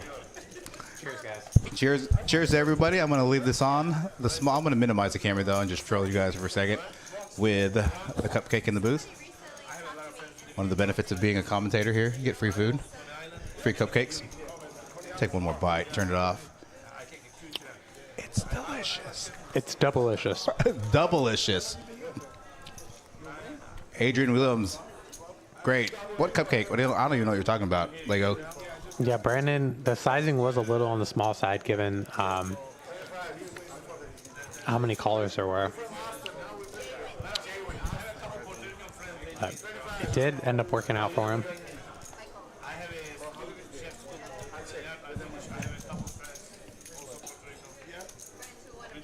Brandon says it matches if you smear your shirt. That's true. Actually, look, let's see. It's pretty accurate. All right, I'm going to get us off. Let's get the good stuff. Kim going to stab his turn. Get called from Mustafa and Habib. Gosh, now we're getting champagne delivered to the booth. We're getting hooked up tonight. Mediterranean food. Get one. Come on. We're getting cupcakes. We're getting... Cheers.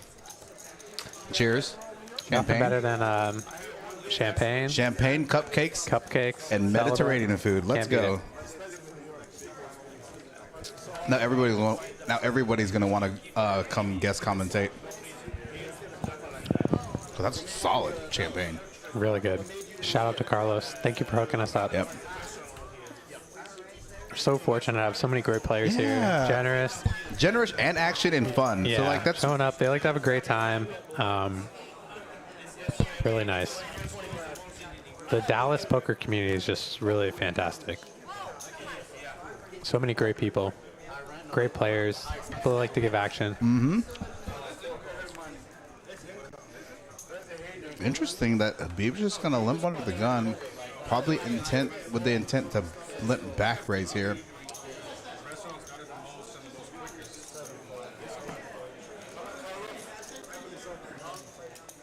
Trying to induce action.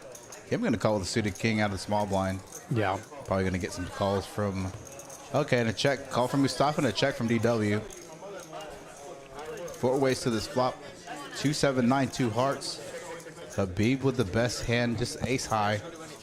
Nobody else with much of anything. Now Good turn card for DW. Yeah, gutter and heart draw. Yeah, I'd like to see him lead out here. He does just check. We're hoping to realize his equity. Yeah. 5 of diamonds. And if this checks through, Kim's going to win this pot. And that's why I like the lead out there from DW. Yeah. Because he kind of denies anyone else. Yeah, kind of clear the field a little bit, deny some equity for some. And he doesn't have showdown value. So if he's going to check call a bet, he's probably better just leading out himself. Especially when the flop checks through. Right. So that's good advice for everyone in the chat. If you guys have a draw on the turn that you're planning on check calling with and people have been passive earlier in the hand, a lot of times it's better to just lead out with that draw instead of just check calling. Exactly. Kind of makes your hand easier to navigate as well. In the past, we've had Ask Him questions. For those of you in the chat, we got about a little over 2 hours left in the stream. Why don't you do the other half of the Fortini Castle, the Fortini Stone group? Ask Hayden some questions. Maybe he'll give you some answers. So, ask away, guys. Not too much strategy, though. Not ask me anything.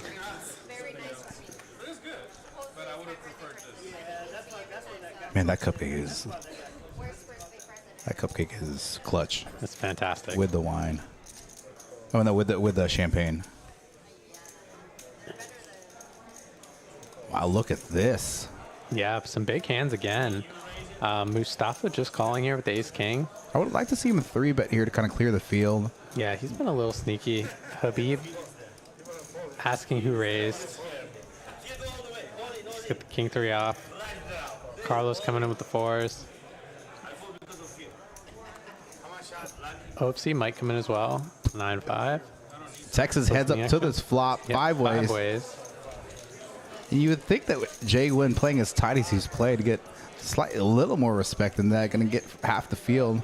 6, 6, 8. Got a pretty reasonable hand, though. Call it. I agree.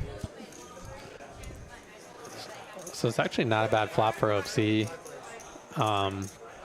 He's definitely probably going to hit this board the hardest, being in the straddle, and he's got a gut shot. Interested to see if he will lead out here. No one with double clubs. And he does. No one with 6s. I had a feeling. And this is probably going to work, to be honest. Pretty bad flop for RV Fell. He does get away. Not a good flop for Mustafa. He gets away as well. Yeah. And, Mustafa's cutting out chips. He still has chips. Thinking about doing something with his ace-king. And like you said, this is a way better board for OFC. And also, he bet into a field of 5. Yeah, definitely representing a lot of strength here. And he's going to do this with a variety of hands. He's been on a little show there. And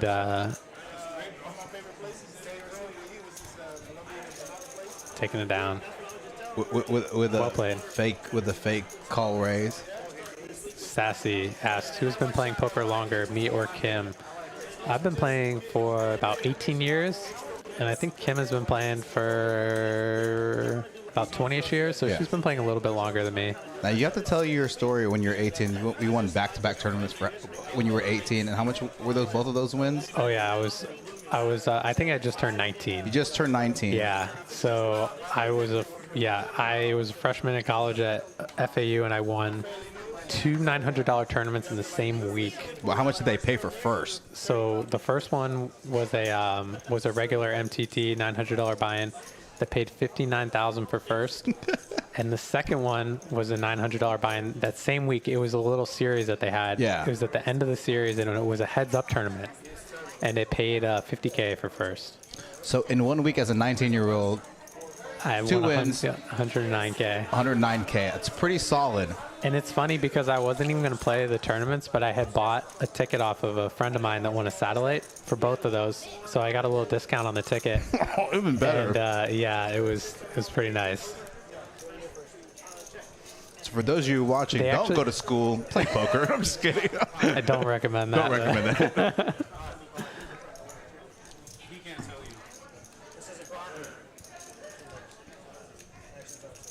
I can go multi-way into this flop.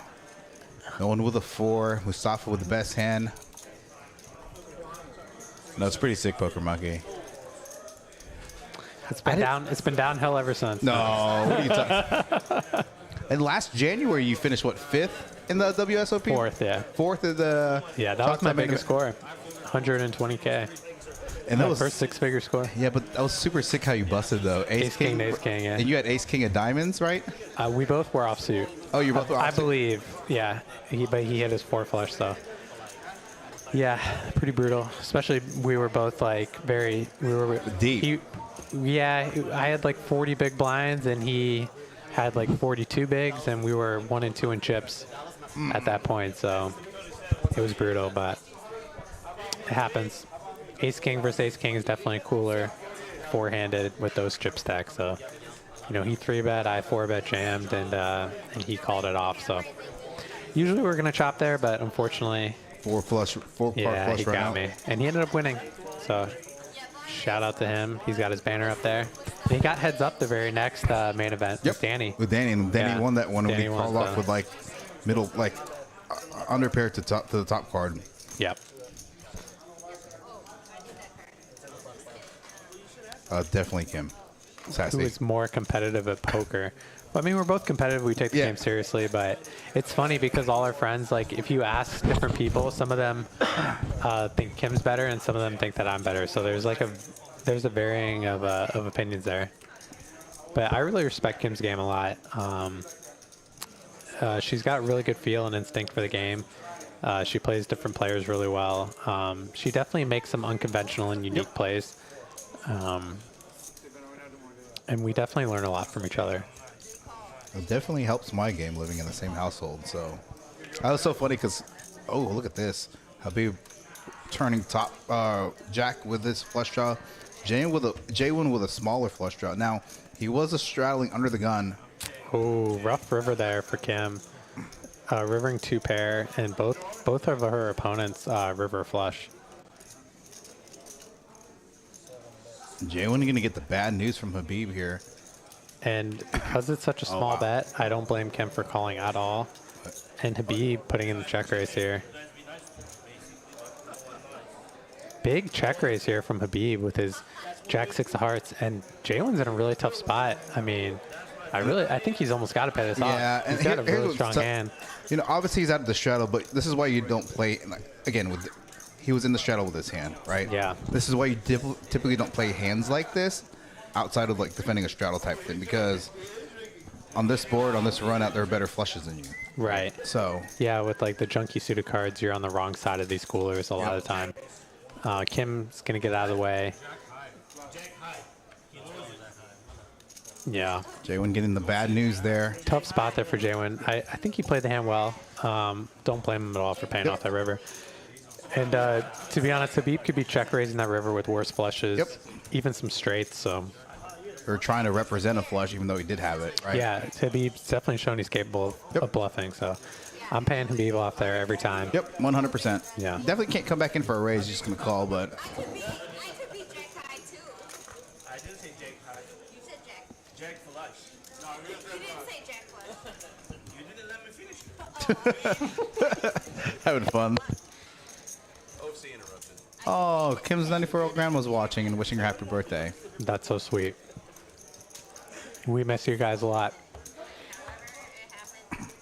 Yeah, sassy. Kim and Hayden, poker power couple here. It's so interesting. Sometimes we'll sit down, like, I haven't done it in a while because I've kind of just been like traveling, playing. But you know, when I'm at the house, when they're watching your stream, a stream that they played on, they'll like talk about hands, and it's really neat to see like the unique perspective that each come up with. A lot of the times you guys come to the same conclusion, but it's just how you kind of come to the conclusion. It's kind of neat, and you know. Yeah, we get there differently. But I've learned a lot from Kim, and I think I hope she's learned a good amount from me too. But so. she had told me that, you know, obviously when you guys talk, she's tightened up more and you've loosened up more. That's true. Yeah, so So we play more like each other than we used yeah. to. And what's But funny is we like when definitely you still don't play similarly. know what's really funny is like obviously learning from both of you guys. I try to like merge my game between y'all's two. I like it. Yeah. Yeah, sometimes I I think still that's a good combo. Yeah. That might be the perfect combination of the both of us. Touche. Here we go here. Let's see. The best hand so far. Not too much RV filled. The best hand with just ace high. 2 diamonds on the board. I didn't see the pre-flop action. But there is 6 players to this flop. Okay, no, I'm sorry. I'm incorrect. Habib has top pair, and I didn't know there were 6 players because I didn't look to the right side of the screen. Yeah. I was only looking at the left side. That's happened to me a few times tonight. Yeah, I'm all like, RV with the best hand, ace high. Yeah, so I think Jose was a pre-flop raiser, and everyone just called. And Habib's going to take this pot down. Habib having a nice night. Let's take a look at these cumulative winnings again. Nice hand for Habib. Yep. He's on a little heater. Habib about 4K again, catering dinner tonight for Kim's birthday. He actually, I asked him when I walked up there to get the cupcakes. I said, "Hey, how much do we owe you for dinner tonight?" Because he catered it for free last week. He's like, for Kim birthday, nothing. He's the sweetest. So good guy. We love you, Habib. Now that could end by the end of the stream if he goes felt, and he might come knocking at the door, and be like, "I'll take it." Hey, Yeah. he comes and makes 4K plus every week. We'll cater every Friday. Right. So again, he catering dinner from Selda Mediterranean. If you're in the DFW area, check that out off Beltline in Addison. And then I just finished my strawberry cupcake. Hayden's still working on his vanilla chocolate frosting sprinkled cupcake from Delicious. We'll be shouting those, both of those places out here. Some in between hands. So Yeah, two fantastic local restaurants in the Dallas area. I'm gonna go 3 ways to this flop. Yeah, Phil just limping here with a pretty strong hand. Double straddles on. OFC gets a great flop here with the King 5 of diamonds. Kim with a gutter to straight. Yeah, everyone's RV Phil with the overpair. I mean, overcards. overcards, yeah. And Kim's probably going to call at least one time here. She's drawn to the nuts. She's got 2 overs.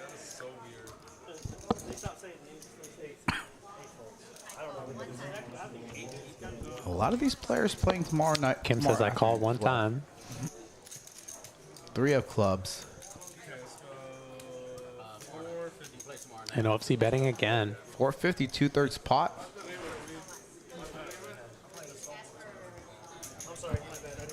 Nice bet there from OFC. I like the follow through. He's got a lot of equity. I like how he played his hand versus check calling and playing it passively. Give himself multiple ways to win the hand. Let's take a look at these pre-flop raise percentages. Jay went up top 21%. A little surprised by that. Yeah, so, I mean, he's been the tightest player. He probably has one of the lower VPIPs, but the highest pre-flop raise percentage, right? So he's playing a very tight, aggressive style. Yeah. Which I like. Then Habib, Mustafa, Carlos trying to limp a lot of flots. You know, they have relative high relative VPIPs relative to their pre-flop raise percentages, so they're liking to see a lot of flops. And I believe Habib has the highest VPIP. Yeah, Habib and OFC with the highest VPIPs, but Habib with one of the lower PFR percentages on this particular table this Friday night. And again, those of you just joining in, nearly halfway done through their stream. Friday night, 5-10-25. Straddles on many hands. Double straddle's been on a few times.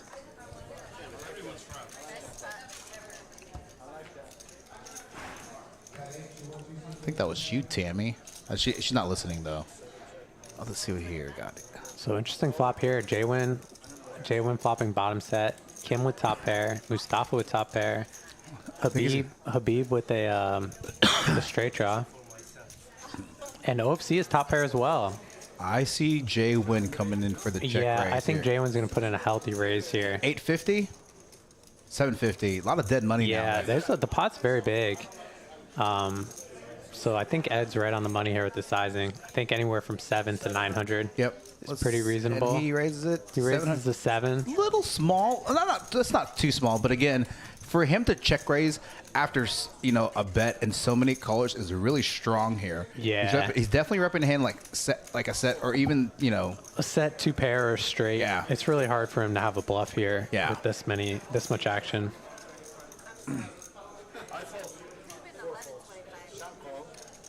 And looks like, I think this is going to clear the field. I can't see. Now, we know OFC anyone doesn't like giving the him fold action at here. times. So Yeah, OFC can be stubborn. He's a little suspicious. He knows J-Win is on the aggressive side. but he hasn't, he hasn't. I mean, maybe J-Win could be doing this with a hand like, I feel like it's either a really high equity hand or it's like 2 pair. Right. Super a high set equity. or a straight. Maybe like Right. 10-8 diamond. suited. Yeah, 10-8 backdoor suited. flush draw, something like that. Super high equity Yeah. hand. Which even if J-Win has a hand like 10-8, it has a ton of equity against OFC's particular hand. Top pair, yeah. So if OFC has a feeling or has a read, he tends to go with it. But seems like he's a little suspicious. But the way that he's posturing, it seems like he's going to get away from it. I could be wrong. But that's... He is kind of he's taking too long now. Yeah, he looks a little flustered, and I think he's gonna. He's fold. confused. It's flustered and confused. Yeah. I think he showed a 4. Good pickup there from Nguyen. Yeah, picking up a lot of dead money there. Would have liked some action, but it's a nice spot from Nguyen. And there are, you know, any 8 or 6 is definitely a scare card for him on the turn. So.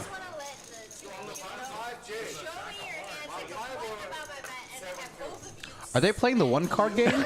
Kim telling them that she had both of them beat, and they're complaining that she bet. Yeah. That's a good question. Yeah. I don't know if they're playing the 1 card. Sometimes these players play the 1 card game, meaning that if whoever wins hand has to show at least 1 card, and if they forget to, they have to tip the dealer additional money. So stack size is here in between this hand. OFC, the only player above 5 figures, 10.2. J1 to his left, 8,900. Came here about 4,800. Let me double check the stack sizes on the. She lost a few pots. She did. So let's see where we're at. I always like to keep an eye on the stacks real quick. So you announce action. I'm going to check. All right. Looks like Carlos slipping in here with the Jack-8 suited behind DW. I think we're going to see J-Win coming for an ISO raise here on the button, the King-Queen. Like this move. Phil makes a disciplined fold with this Queen-Jack.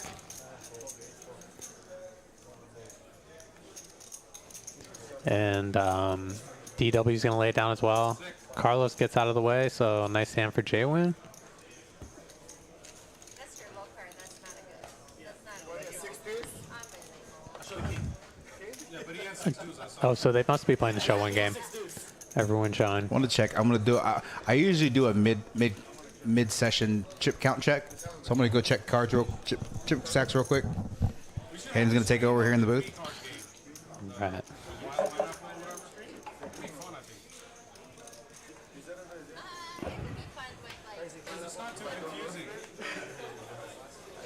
We got Frankie on stream grabbing some food.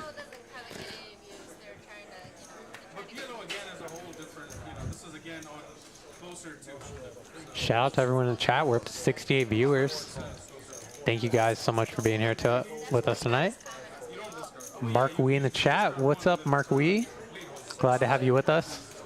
Gave you some shout outs earlier for helping us out, guys. If you're buying real estate, looking to buy in the DFW area, highly can't recommend Mark Wee enough. He's fantastic to work with. He found us a great place to live very quickly. He even cleared out his schedule today to help us move. So I can't promise he's always going to do that, but I can promise you that he's a pleasure to work with. Really great guy. I can't recommend him enough for any real estate needs that you may have in the DFW area. He's excellent.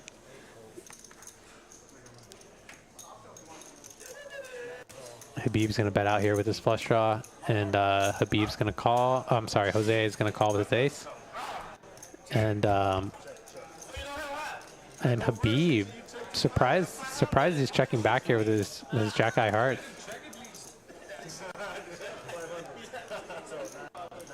Checking back, and he's overbetting this river 500, trying to get Jose to pay off, but Jose does fold his ace. So Jose's played very well against. He's made some good decisions tonight. Made a sick hero call earlier versus Habib, and gets away from his ace there, losing the minimum. So well played hand from Jose.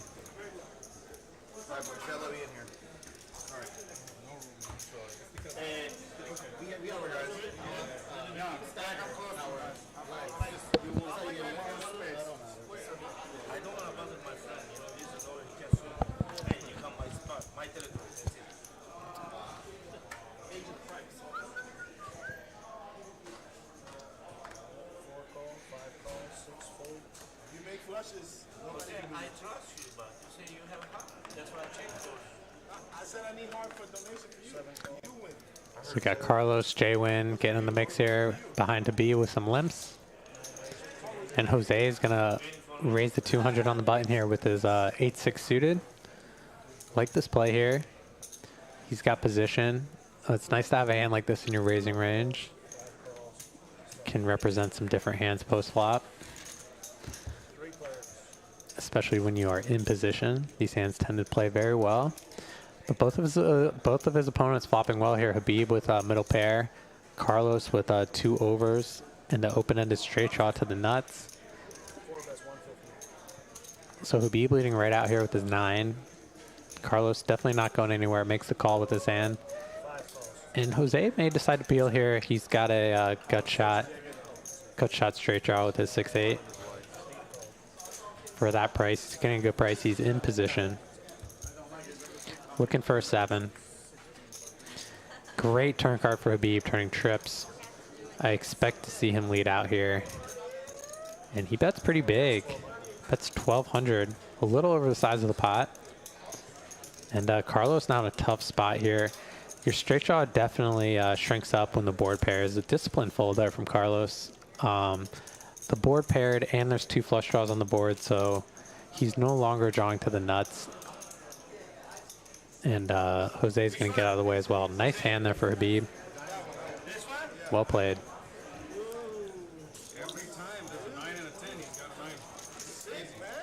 Habib running good after losing that big pot. He's really been on a heater.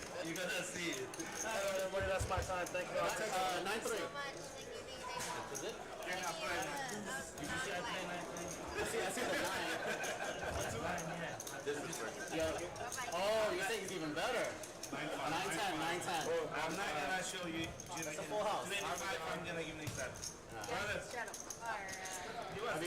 I'll wait. How are the stacks? Was everything good out there? A couple $100 off, but no big deal. yeah, that is not that big a deal. John Ma in the chat saying, "What's up, Eddie and Hayden? How you doing?" What's up, John? Thanks for being with us tonight. I believe we are running a PLO stream this upcoming week since we took yesterday off because we had to move. So, seat open for Thursday, John.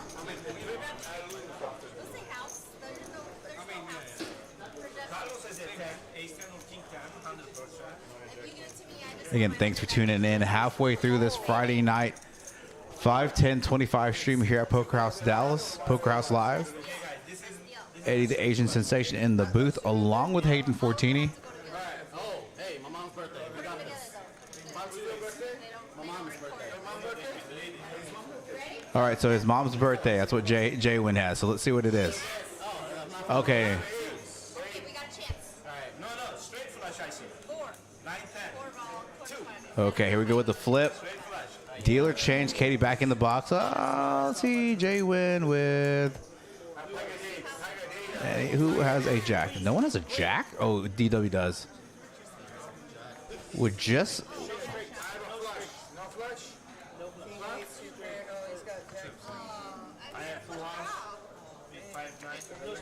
No straights, no straights. Nice. Get him. 50-50. And you, shout out to you. Hey, how many of y'all can say I'm playing the board? Very close though. Very close though. He's playing the board.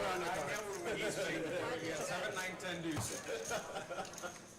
Again, here's that flip again. Going to be getting in the hand 48 again. And if you guys have any questions for Hayden in the chat, ask away. Again, tune in tomorrow, 5/5/10. Match the stack from 4 to 8 p.m.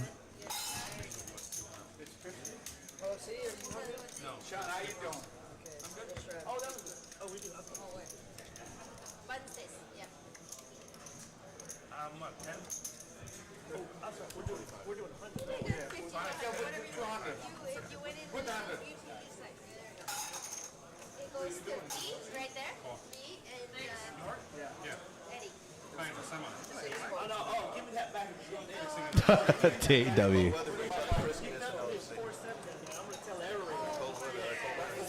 Okay, for the record, DW, you opened middle position, the 30. I had the $10 straddle on.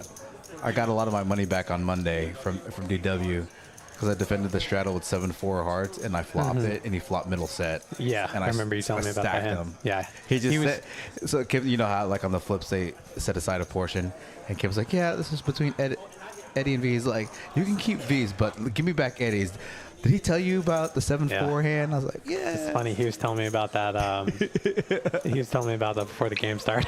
Was he really? Yeah, it's still on his mind. I was just defending the straddle. And I'm not lying. You know, like sometimes when you're not running all that great, you call it a little wider to see if you can hit. Yeah. You know, like so if you're not running well, you probably should play tighter. But sometimes you just get a little slightly on tilt. You're just like, I'm going to defend. Right. And I did, and I flopped it, and he flopped middle set, and we got it all in on the turn.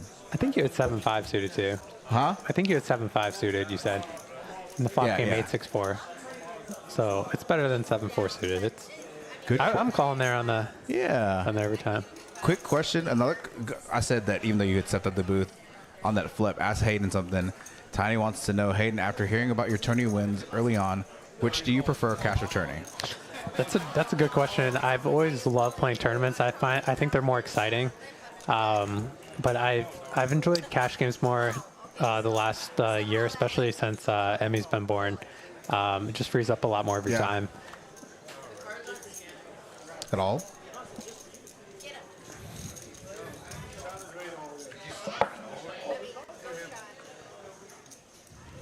Sorry, I had to step out. But yeah, it just allows a lot more flexibility in my schedule, and just frees up a lot more time. It's nice being able to come and go when you choose from a cash game. You know, when you play a tournament, the hours are very long. You're locked in, and a lot of times you spend a lot of hours in the tournament, and you don't really end up making any money or very much money, like, you know, min cashing. So, you know, time can definitely be much better spent playing cash. But that being said, tournaments are a lot of fun. I do really enjoy them. It's just not as convenient to find the time to play them currently. So I currently prefer cash games at the moment. But that being said, I do try to make some time to play some good tournaments locally, and at the you know, for the World Series, like playing the main event and some selective tournaments. Just try to be a lot more selective with my tournament choices.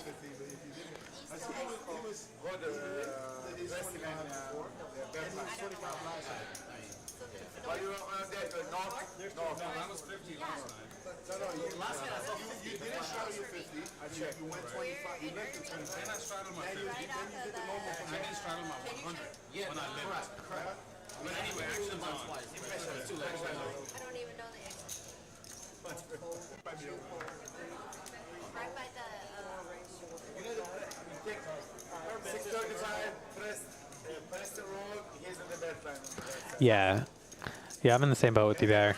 I just try to play tournaments, you know, the best tournaments. So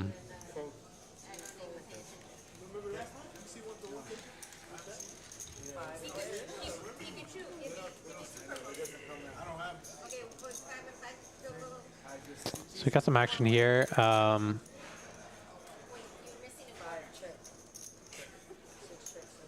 Looks like Habib was a pre-flop raiser. Checking back here. Get Nguyen flopping top pair. Interesting turn card. OFC turning trips. Carlos turning flush draw with his middle pair. He's actually got a straight and flush draw. He chooses to check. OFC betting out 400 here. Tough spot for Nguyen. He's got top pair. Not a great kicker. The board did pair. Very disciplined fold there. A lot of players in this pot. I think you'd see a lot of players call at least one time there. Looks like Carlos made the call. I don't blame him at all with his hand. He's got a very strong draw. Also a showdown value with his jack.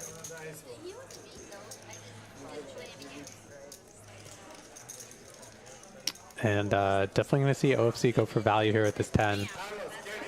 And it's going to be a tough spot here for Carlos. There's a lot of draws that miss that OFC could be betting with. You know, he's got hands like Queen 9, 8, 9, some hearts. So it's going to be a tough decision for Carlos, but he does have hearts in his hand, which make it less likely that OFC is betting some type of missed flush draw. And he does make the call, but I don't blame him at all versus OFC. Unfortunately for him, OFC has it this time, turning trips. And that pot's going to go to OFC. Nice hand for him.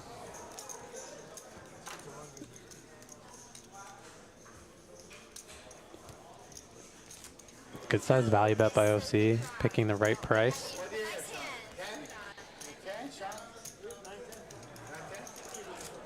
Hayden's very proud that he beat you in the OFC one time, he said. Hayden beat OFC.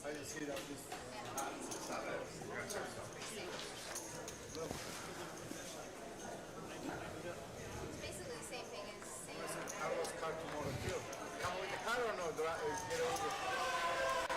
Yes, Kim saying I did beat OFC in OFC Open Face Chinese Poker. We played a quick game. I ran well, but it was nice to beat.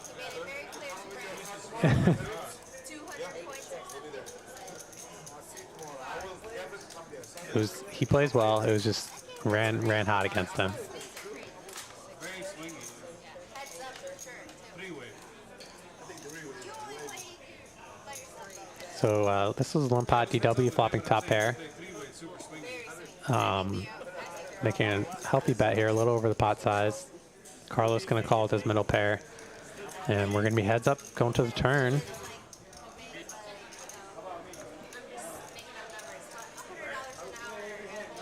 After this hand, unfortunately, I'm gonna have to restart the software, so we're gonna have to go back, and I'm gonna change the security delay to 10 minutes. So we're gonna miss a few hands, and then we'll step out of the booth. Miss a few hands, okay. We're gonna miss a few hands in about 10-15 minutes for about 15 minutes. Something's happening with the software. There was a software update today that I was forced to update. So, all right, you guys are gonna see this go away for a second. You're gonna see action go away, but we're gonna stay here in the chat. Not gonna close Streamlabs. So, over the next 10 minutes or so, why don't you guys ask Hayden a bunch of questions? So, Ask away, guys. I'm here for you. My lack of response was a hard one. chat's still on though. We're good. I'm gonna put us back on the secure delay.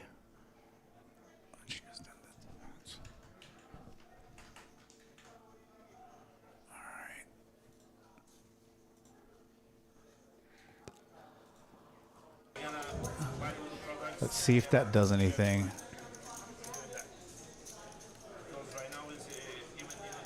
So is 10K the maximum they're allowed to gamble for? Or they're allowed to gamble all the points? Oh no. It's a blinking right there. Give me 1 second.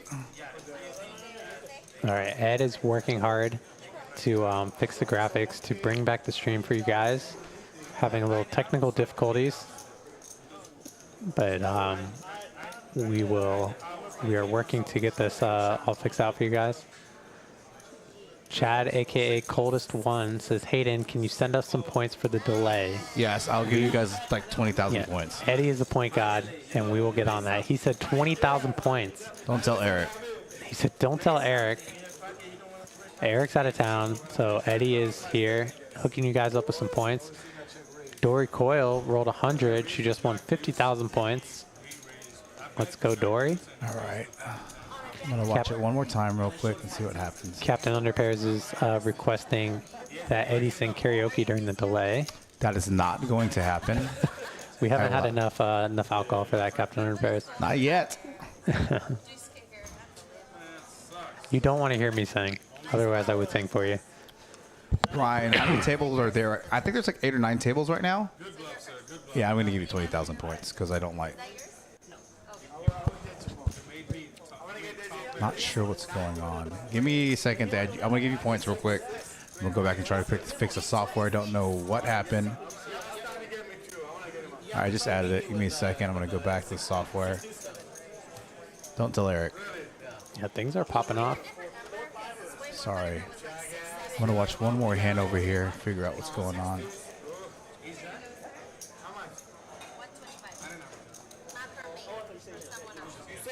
Yeah.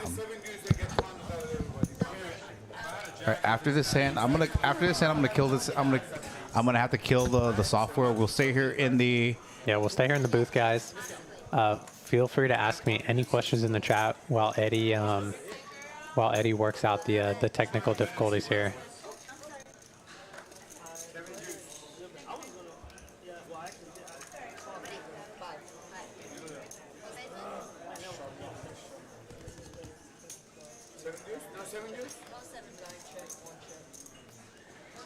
So this is the last hand we're going to see. Oh, what's it cutting out?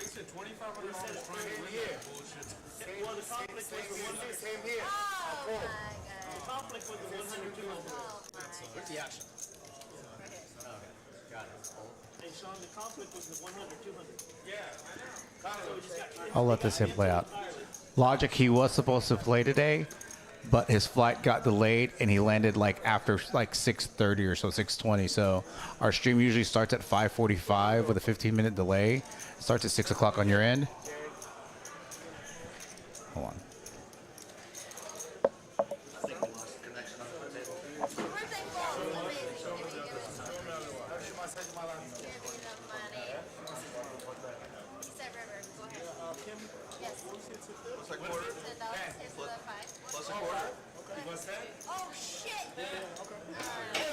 Oh, looks like Kim forgot to show one. So,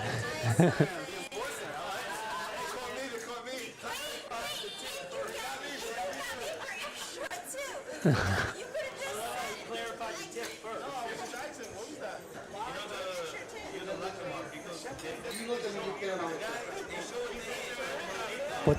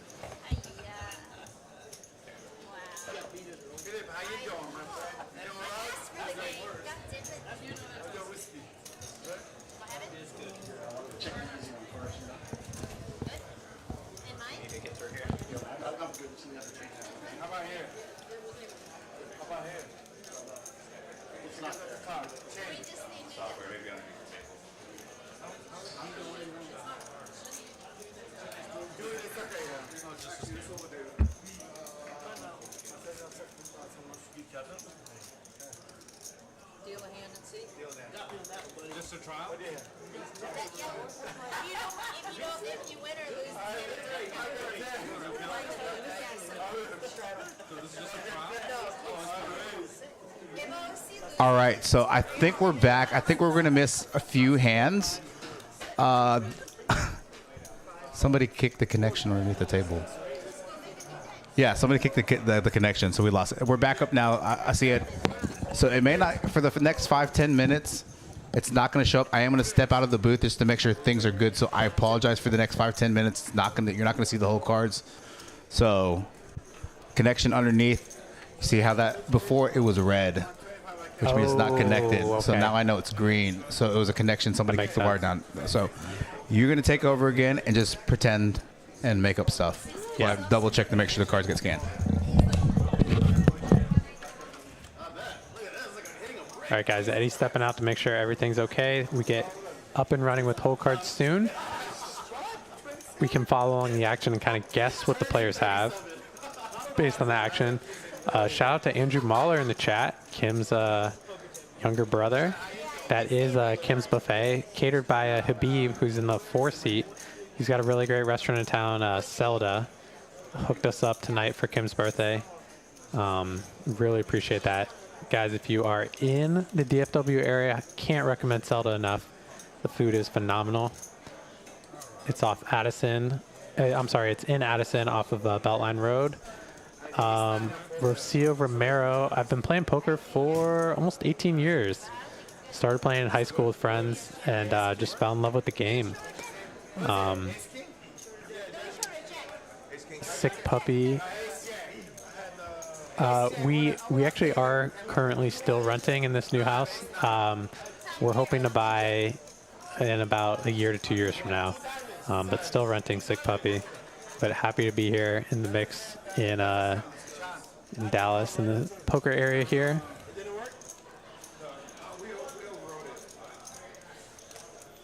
Poker Monkey, I think it was actually somebody at the table that kicked it by accident. It wasn't here in the booth. So come on, everybody, tell me who should do our bet tomorrow? I mean Sunday. Super Bowl. Kim asking for Super Bowl picks. Can I bet the over 60? I only want this over.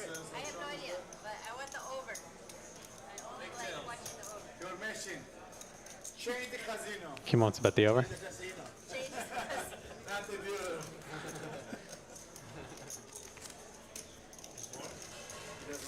So it looks like the connection is back on. We're going to be without hole cards for maybe 5 hands or so. And then we should have hole cards back up soon. So we get to sweat along the action, see, kind of guess what the players might have. So Poker Monkey asking, talk about calling as opposed to raising and overcoming scared money and showing more aggression. So, not really. So it's definitely favorable to be raising and be the aggressor as opposed to being passive and being the caller. Just when you're raising, you give yourself more opportunities to win the pot. So like we kind of talked about earlier, like betting out with the draw versus like checking and calling with the draw. When you like bet out with the draw, you give yourself a chance to win the hand right there by you give yourself a chance to win the pot right away by just taking it down.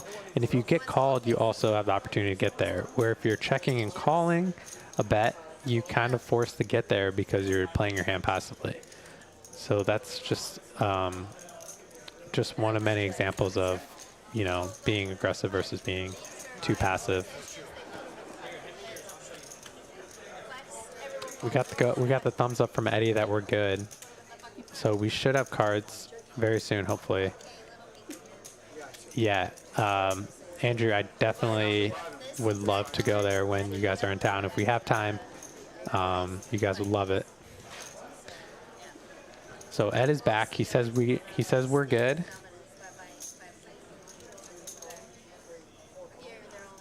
Yeah, so the button straddle is good, especially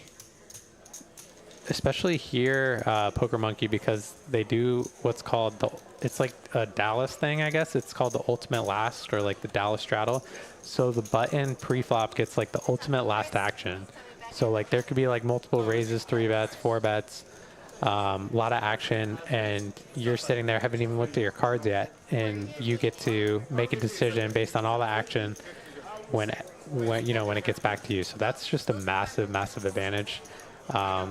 You know, if the button straddle is already advantageous, but with that, you're pretty much forced to do it. Right. I highly recommend doing it. You know, if you play at a place that offers ultimate last action for a button straddle, which Poker House does. So if you guys are playing in a game that offers that, you should definitely take advantage of it by putting the straddle on. And Logic, I have nothing to do with the hiring at Poker House, so I cannot get you a job here. Nor can I. Talk to Eric, who's out of town. Who should they reach out to? Probably Eric. Eric or Eric, Daniel or Matt. All right, so quick question. As in a few minutes, we're going to start finding out the whole cards once we figure out the issue and the connection. 3 pieces of advice for the 1-2 player, because the majority of our players are 1-2 players. I'd recommend doing the Dallas straddle. Okay, that's one. If it's available. Yeah. Poker House specific. Go ahead. Yeah, I recommend being positionally aware. Yep. I think a lot of players at lower stakes, like, they play too loose out of position and too tight in position. Like, they kind of play the same range of hands, right, whether they're in early position or late position. So you definitely want to play tighter from early position, and you want to open up your range and be more aggressive from later position, because you have position throughout the entire hand. Okay. So another piece of advice.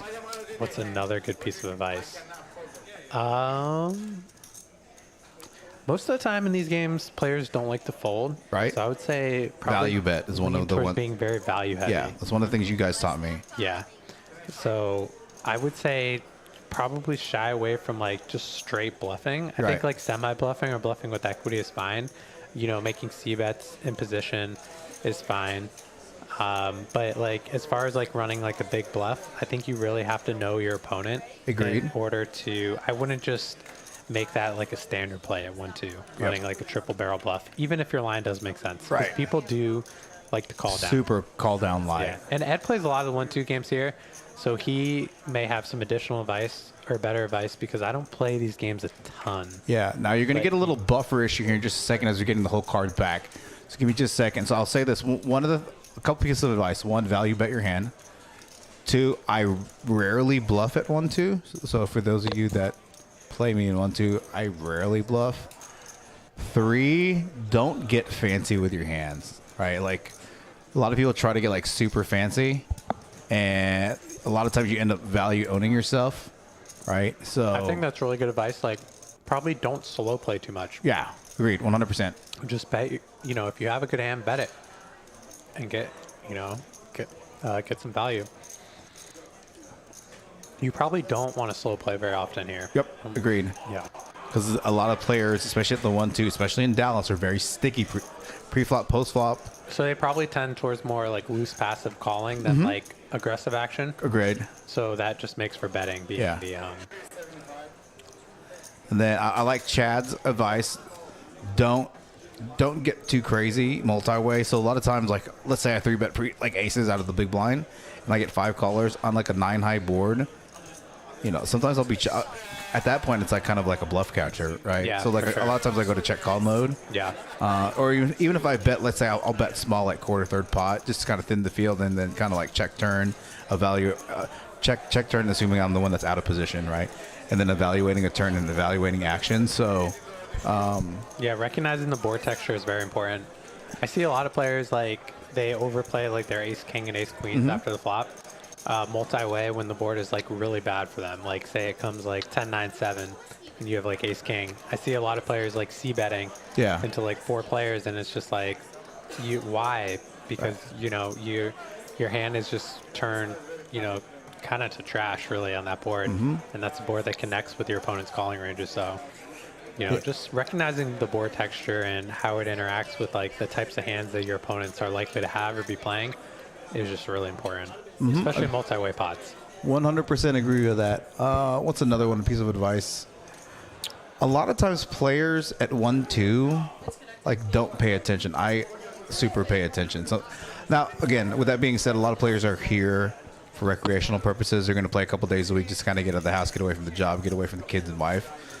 For those of you that are wanting to take poker more seriously, now, lately I've been on my phone a lot, and it's not because I'm like on Facebook or like on ESPN. It's because I'm like working. I'm managing lineups to getting stream stuff like ready. Canva profiles together. Yeah, working on those, and then, but I rarely play on my phone when I'm playing because I'm paying attention to the table.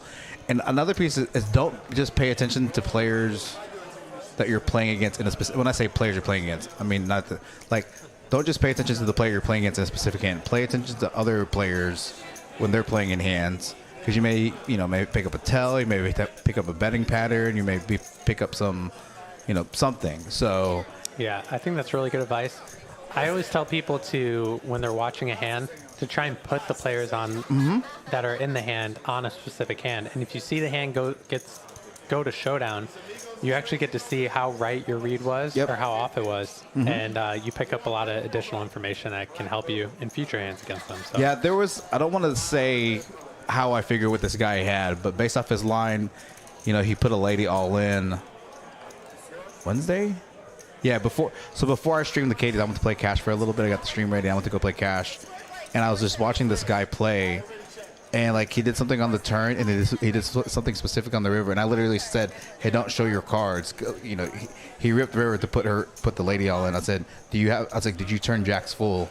And he turned over jacks full, and they're like, "Oh," I was like, "Okay, my read was white, right?" I'll tell you after the stream how I read him. And the guy was like, "Yeah," I was like, "How'd you put me on? How'd you know how'd you know I turned a full house?" I was just good read. And he was like, the guy was like, yeah, he didn't like that. I literally put him on Jack's full. Literally called his hand up before. I was like, I literally stopped. I said, don't show your hand, but I think you turned Jack's full. You're killing your action. Yeah. That's true. Good point. But I also do that sometimes to like freak the table out, because then like players don't want to get in hands with me, and then like now I can bluff a little bit.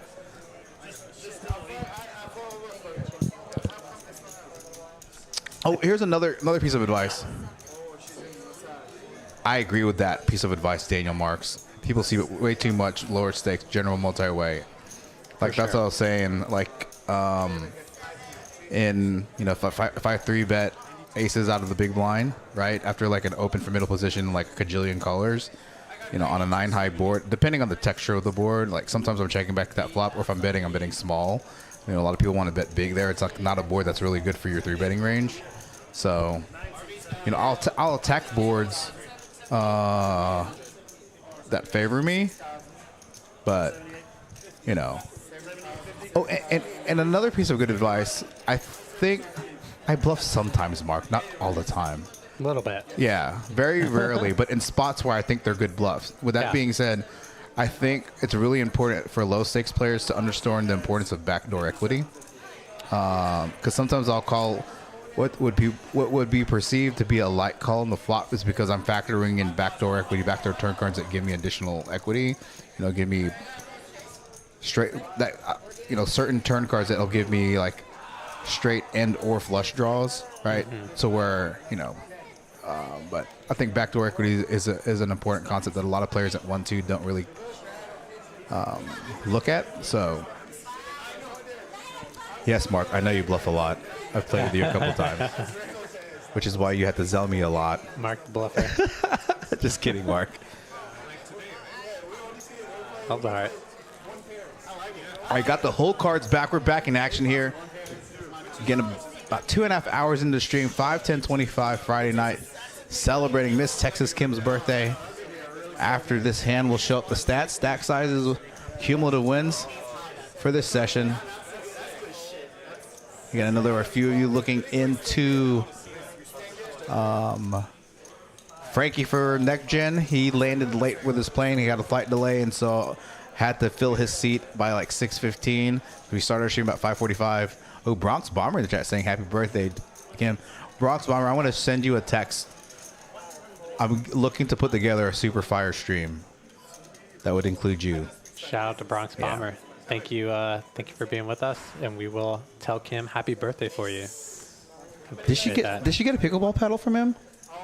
That's a good question. I heard about it, but I wasn't 100% positive. But you need to find out about that. Yeah. I know he was in the process of sending it. Andrew says, sent you some cash for Kim's next drink. Eddie, looking forward to busting you with some bad poker in a couple weeks. So he's planning on getting lucky versus you.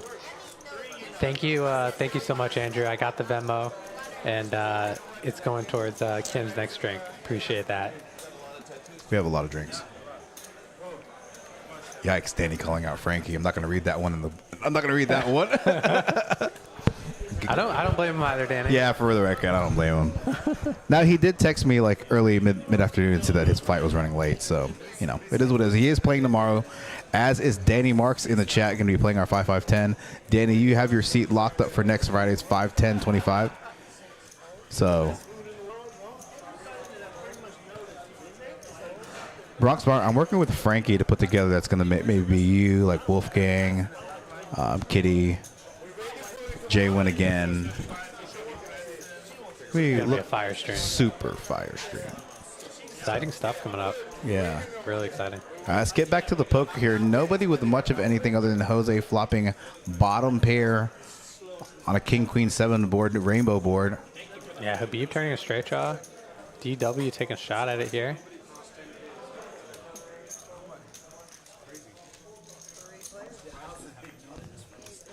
Six of spades. Kim, if everybody checks around, she's gonna take this pot down. Yeah, Kim turned.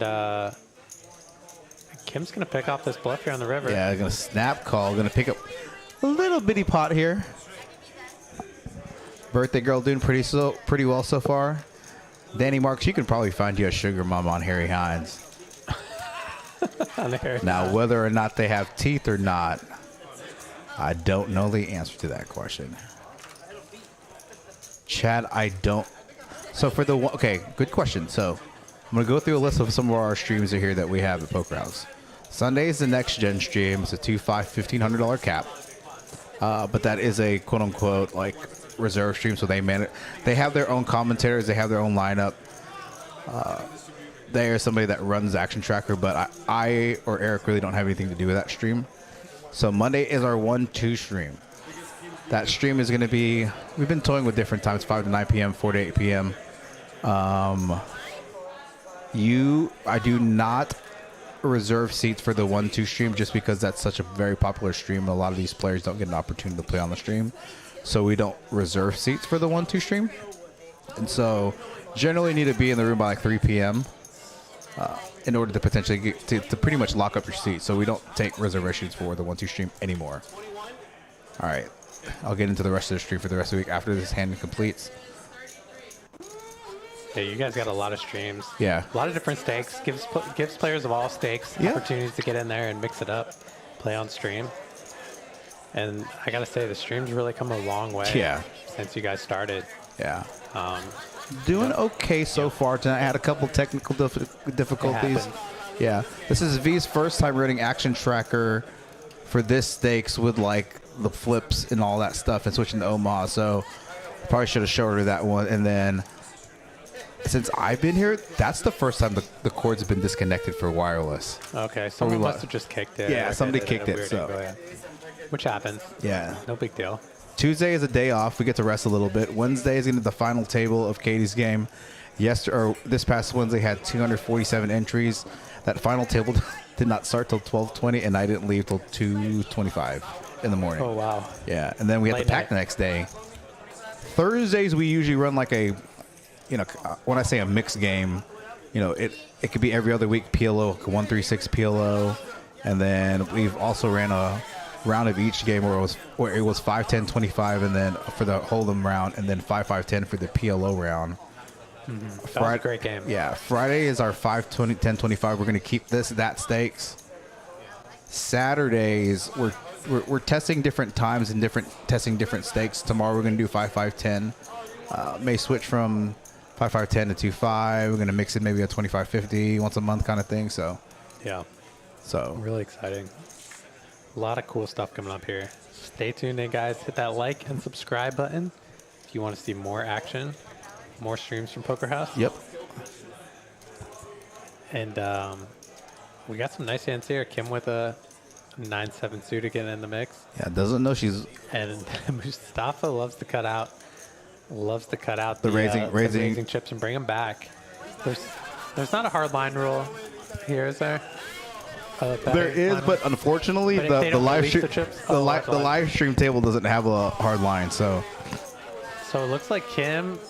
Okay, we're three ways here: Jose, Kim, and Mustafa. Kim with good equity here. Flops middle pair. Jose with top pair. Yeah, Jose with top pair. Betting about 250 here. Kim coming along with the call, and Mustafa. Looks like he might be doing a little posturing again.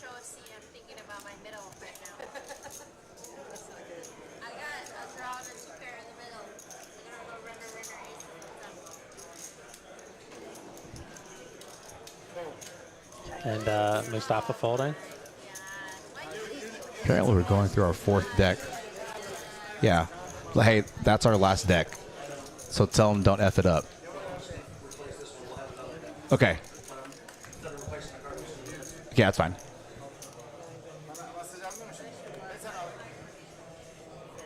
Again, those of you here in the chat celebrating Miss Texas Kim's 40th birthday. And yes, I said that only because she posted on social media. Yep, cumulative winnings here.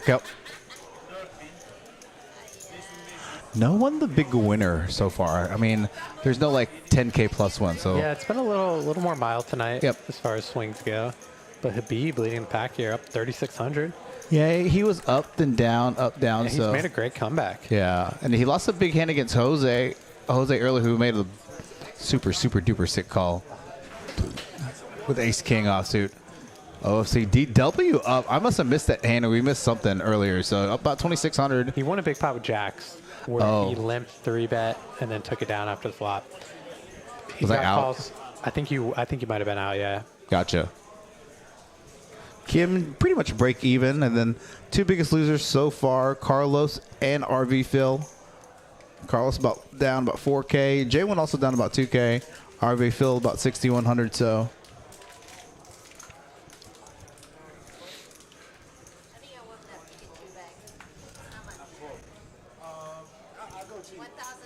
DW picking up Two queens Yeah, two in queens the here. third blind here. Getting 5, 10, 25. He's going to want to raise this up Yeah, here. 200? 300? Let's go bigger, like 300. There's a lot of callers. He's out of position. Small Yeah, raise. it just goes 150. Well, that's really like a small min click. raise, yeah. And some of these players may read this as weakness. Like OFC here. Thinking about putting in a limp raise here. If he reads this bet as weak, could work out very well for DW. He just calls. And J1 with a suited wheel ice getting a good price. RV. Yeah, that price is definitely going to bring everybody else in to the pot. Yeah, if he made it like 250, 300 there. Yeah, I would have Well, it was 50. It was a $50 straddle, right? Yeah. I think you have to make it like 300, 350 with all that. Well, let me just take down the dead money pre-flop. Yeah, I think you definitely want to narrow the field there. And look at this here. J1 flopping 2-pair, but still only getting about 50%, 52% equity. Yeah, 3 people here flopping top pair. All the aces are out. J-Win with 2-pair, OFC with flopping top pair, and RV Phil flopping top pair as well with his ace-8. I think he's going to come in for a raise here. Yeah, I think I'd like to see a raise here. It's draw heavy board. Definitely wants to start getting some money into the pot. Charging people for draws, trying to get value from top pair hands. 600. Let's see what sizing he's going to use here. 1,000. Big raise here. I think he's starting to get used to the Dallas action. I think last time he played on the streams, the 5, 10, 10, 25 didn't have that great of a session.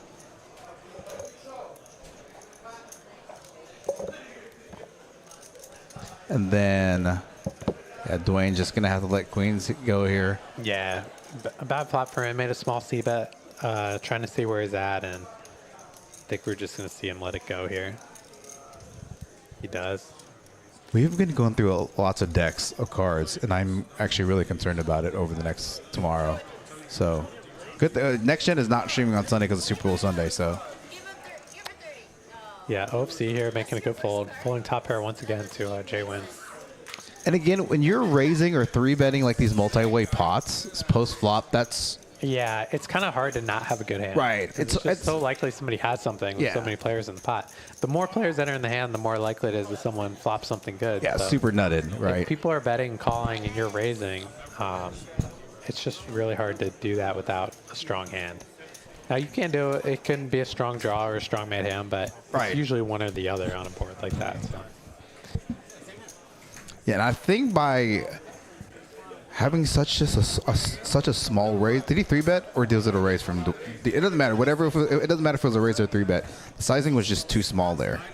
He's gonna want to make it at least 300, even if it means he just takes up dead money pre-flop. Yeah, he wants to narrow the field there, especially being out of position.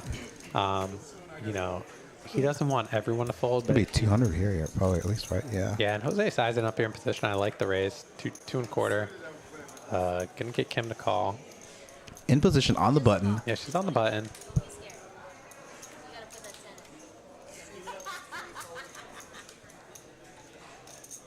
DW, a table favorite of all the players. Such a good action, fun guy. Doesn't get too upset about stuff. Yeah. Except for my 7-5 hand. It's okay, bro. All right, let's see. Carlos coming in. RV Phil coming in. Got a nice 4-way hand brewing here. There's very few flops where we don't go at least 3 ways. So, Tim. Wow, what a board here. Everyone with something. Great flop for Jose. And Kim thinks she may have, a decent hand, but that's such a bad board with all this multi-weight. Yeah. RV Phil open-ended. Jose with Broadway draw and nut flush draw. Look for him to raise here. Yeah, I like the raise here from Jose. Yep. I think this is gonna. I think it's gonna be hard for Kim to continue here. If he does get away. Your parents are watching. And your grandma. Bleep bleep. I don't have that kind of capability. Oh, look at this queen on the turn. What a turn card here. Jose turning top pair. Lots of draws. He's drawing to the Broadway straight. He's drawing to the nut flush. RV Phil turning a straight. If Jose bets this turn and RV Phil check raises or check shoves, I don't think Jose can get away from this. Yeah. I think he just has way too much equity, especially with the sizing. I'd like to see RV Phil just check jam here, given his stack size, only 3,600. If he's up against Ace King, he's just never getting away from this hand. And he's going to get value from like Jack hands that 10, Jose can have like two King, pairs Queen. or hands like this, King Queen, Kings, Queen, Ace King, yeah, aces. There's also a good amount of a lot of bad rivers for him, so I think he's better off just getting the money in here now. Pot's already very large, and when you shove this turn, you almost don't care if your opponent like calls or folds. You know, you don't mind if he folds, and you don't mind if he calls. With Jose's particular hand, I think he would want him to fold, given he's got a lot of equity. But I would like to see him just shove. And he does shove all in. Yeah, and Jose's Snap gonna call, snap. snap. Don't blame him. Jose did not bet the turn with that hand to fold. And let's see what they're going to do.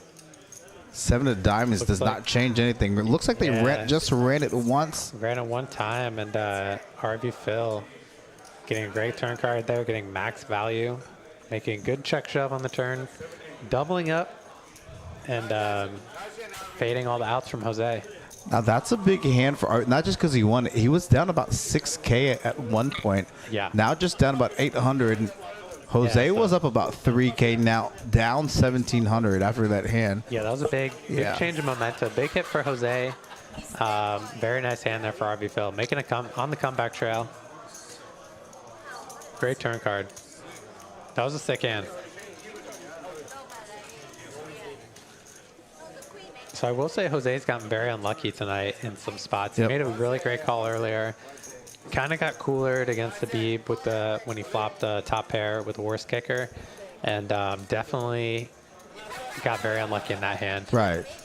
You know, he's had a very high equity hand. Still had a ton of outs on the turn, but RV Phil really hitting the perfect turn card to get max value there.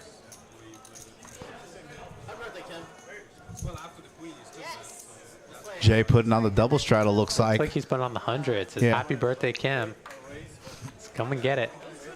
Now, know Jay when we become friends over the past couple months, or past like month or so, after Choctaw, so he texts me and he says that he wants to come play our stream at least once a month. So it's not too far of a drive. Now, if he comes to Dallas, he has somewhere to stay. So.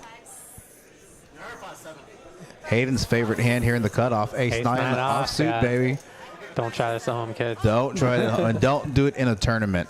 It's been an ongoing joke for about 8 months now.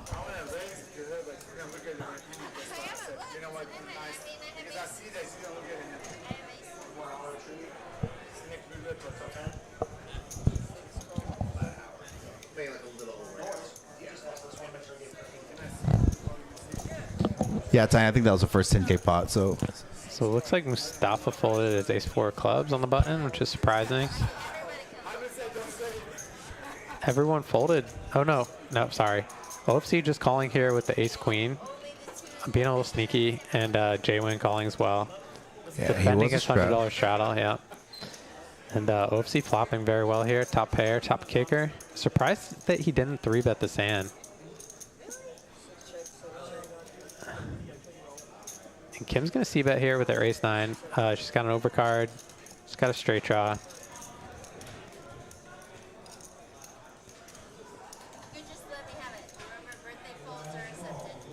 And OFC is not giving any birthday folds here with this top pair. Good kicker. Good birthday card would be a jack on the turn. And Kim has some devious intentions here. Oh, floating. she gets a raise. Yeah, she gets check raise, and she's calling here. This is a pretty light continue. She's looking for a jack.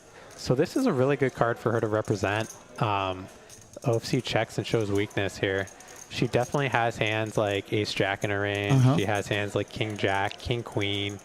I think if she decides to play this turn aggressively, OFC is going to be in a really tough spot, and he might just fold here.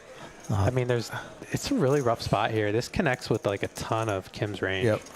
She definitely, for her to bet this flop into two good players and then call a check raise from OFC, I think a lot of times she's going to have hands like king jack. She's going to have ace jack. She's going to have turn 2 pairs. Really surprised OFC does decide to call. He's getting a pretty good price. He's got a gut shot. Oh, that's a bad card. Yeah, that's a bad card. And if Kim thinks he's calling with like a queen or like 2-pair type of hand, it's not a great bluff card for her. Yeah, I think OC's going to raise. They're going to try to specifically target a queen. Yeah, no. Sorry, king. Yeah, he's trying to target a hand like ace king, king jack. And I think if Kim wants to win this pot, she'd have to shove the river. And if she does, she's representing like a full house or a flush. Yep. She has a diamond in her hand. It would be a pretty sick play. I think it's either rip or fold in this spot. I don't think you have any other option but those two options. Yeah, she's definitely not calling. I'll tell you that. She doesn't beat anything.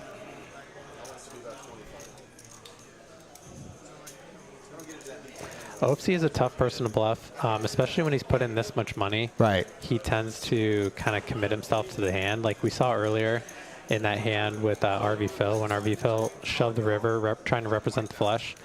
You know, OFC did call with trips, so this is a similar spot here. I think that's going through Kim's mind, and also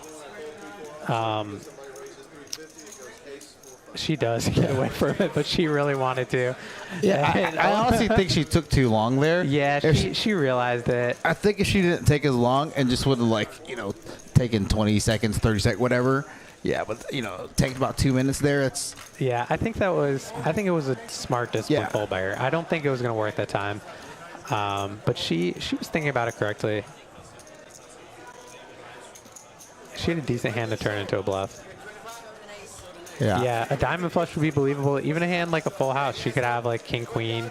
She could even have a hand like pocket kings, where she would definitely call the flop, call the checkers on the flop, and bet the turn. Right. With a hand like that, so she definitely has really nutted hands in her range there. And you could tell that she really wanted to do something there, but opted not to. I think she correctly put OFC on a queen the way the hand played out. So she just decided that trying to get OFC to fold trips there just isn't the best idea. Agreed. And birthday girl making good decisions. Yep. She's been pretty spot dead. I mean, still having VP about 36%, but outside of that, you know, hasn't been getting into too many hands. No hand with a big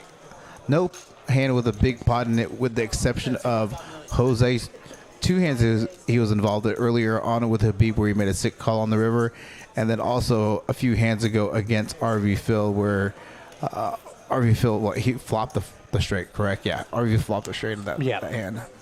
But Jose flopped Broadway draw with the nut flush draw. So he turned it straight. I'm sorry. Oh, he turned? Okay, yeah. Yeah, he turned it. He flopped open-ended, turned it straight.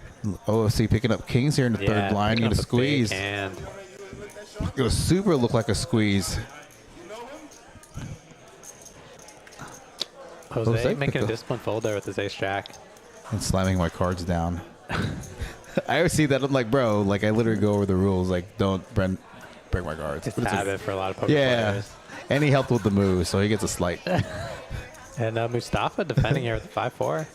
Trying to crack OFC. Super speculative call here. If he connects with this board, he's gonna win a lot of money off of OFC. Yeah, no, terrible board for him there. Yeah, good board for OFC. Surprised to see him check. Trying to induce a bluff here. Mustafa wisely checking behind. Yeah. Small bet, 500, about 1,500 third pot. Trying to get value maybe from a 10 or queen. OFC no diamonds. It's a turn card that can bring some additional equity for some holdings. Is she balling or no? She stops. She looks at Hayden like. Got Bow in the chat saying, why did a dealer doing Jose like that? Bow, I think we're going to run, I think John Ma's in the chat, or he was. I think we're going to run PLO on Thursday, so pretty sure you're going to want a seat locked up for that.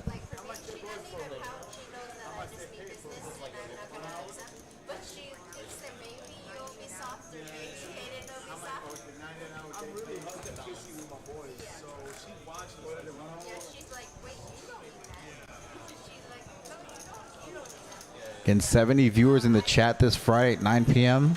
Friday night, 5/10/25 here at Poker House Dallas, Poker House Live. Fire lineup. Shout out to Bow in the chat. Yeah. Saying why the dealer do Jose like that. Yeah, that's dirty. Dirty. Yeah, he's had some rough runouts. Chico, he's so excited. Yeah. She probably just like,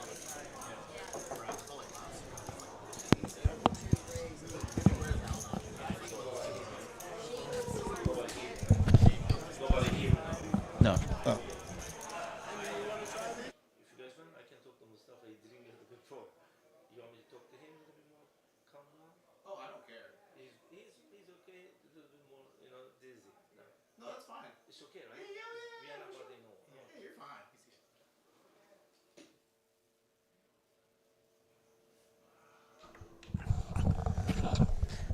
So Texas Mustafa, huge 3-bet here at the King 10. And OFC waking up with Ace King. Yeah, I wonder if that's Premium hand. Do you Yep. have table audio? Yeah. Oh, here we go. not a hand you see Mustafa making a 3-bet with, maybe. Wow, OFC lays down Ace King. Mustafa hasn't. Wow. I mean, I will say you don't see Mustafa 3-bet a ton. 3-bet that big that often. Yeah. Using his image to his advantage. Probably the Scotch loosening up a little bit. Yeah. If he shows a 10, that's going to be funny because OFC is just going to be like, OFC says he saw the 10. OFC is already regretting his fold. Until. All right, we only have 6 likes for our stream tonight. Everybody that's in the chat, go to our YouTube page. As you're watching the stream, give us a thumbs up so it can help the algorithm get more viewers. Let us know how we're doing here in the booth, the stream. As Hayden has said a few times here at the stream, just the quality of our stream has gone up significantly over the past few months, even the last like 4 or 5 weeks. So. Oh yeah, you guys are improving all the time. Yeah. All the time. Next step, better cameras. So hopefully that's in the near future, but we'll see where that goes. I know, that's what I'm saying. You're going to be upset watching it. Mustafa having a great time. Yeah. Enjoying himself. And again, food catered by Habib.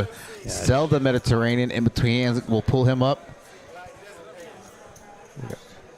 Yeah. Sell the Mediterranean and cake and cupcake for Kim's birthday from Doubleicious Adrian Williams. So gonna pull that stuff up in between hands. And again, we lose audio and when I pull up these little things. Not sure why. So wanted to try something out a little bit tonight. DW with the best hand with just ace high. 6 of hearts. Giving OFC the best hand.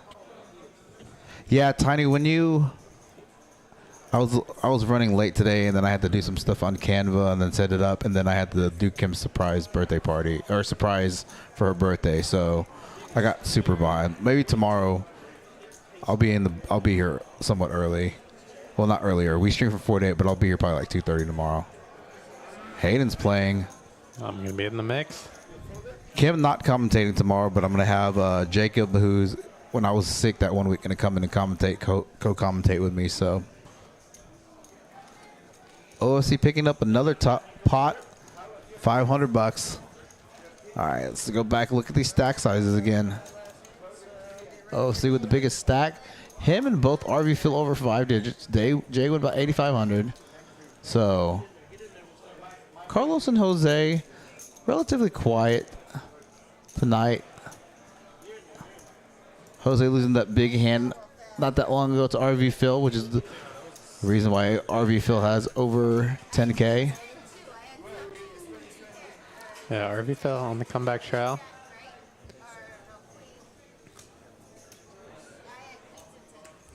Only 3 players in the green. OFC about 6,500.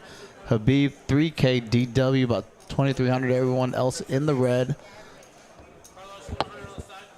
So get back to action this hand.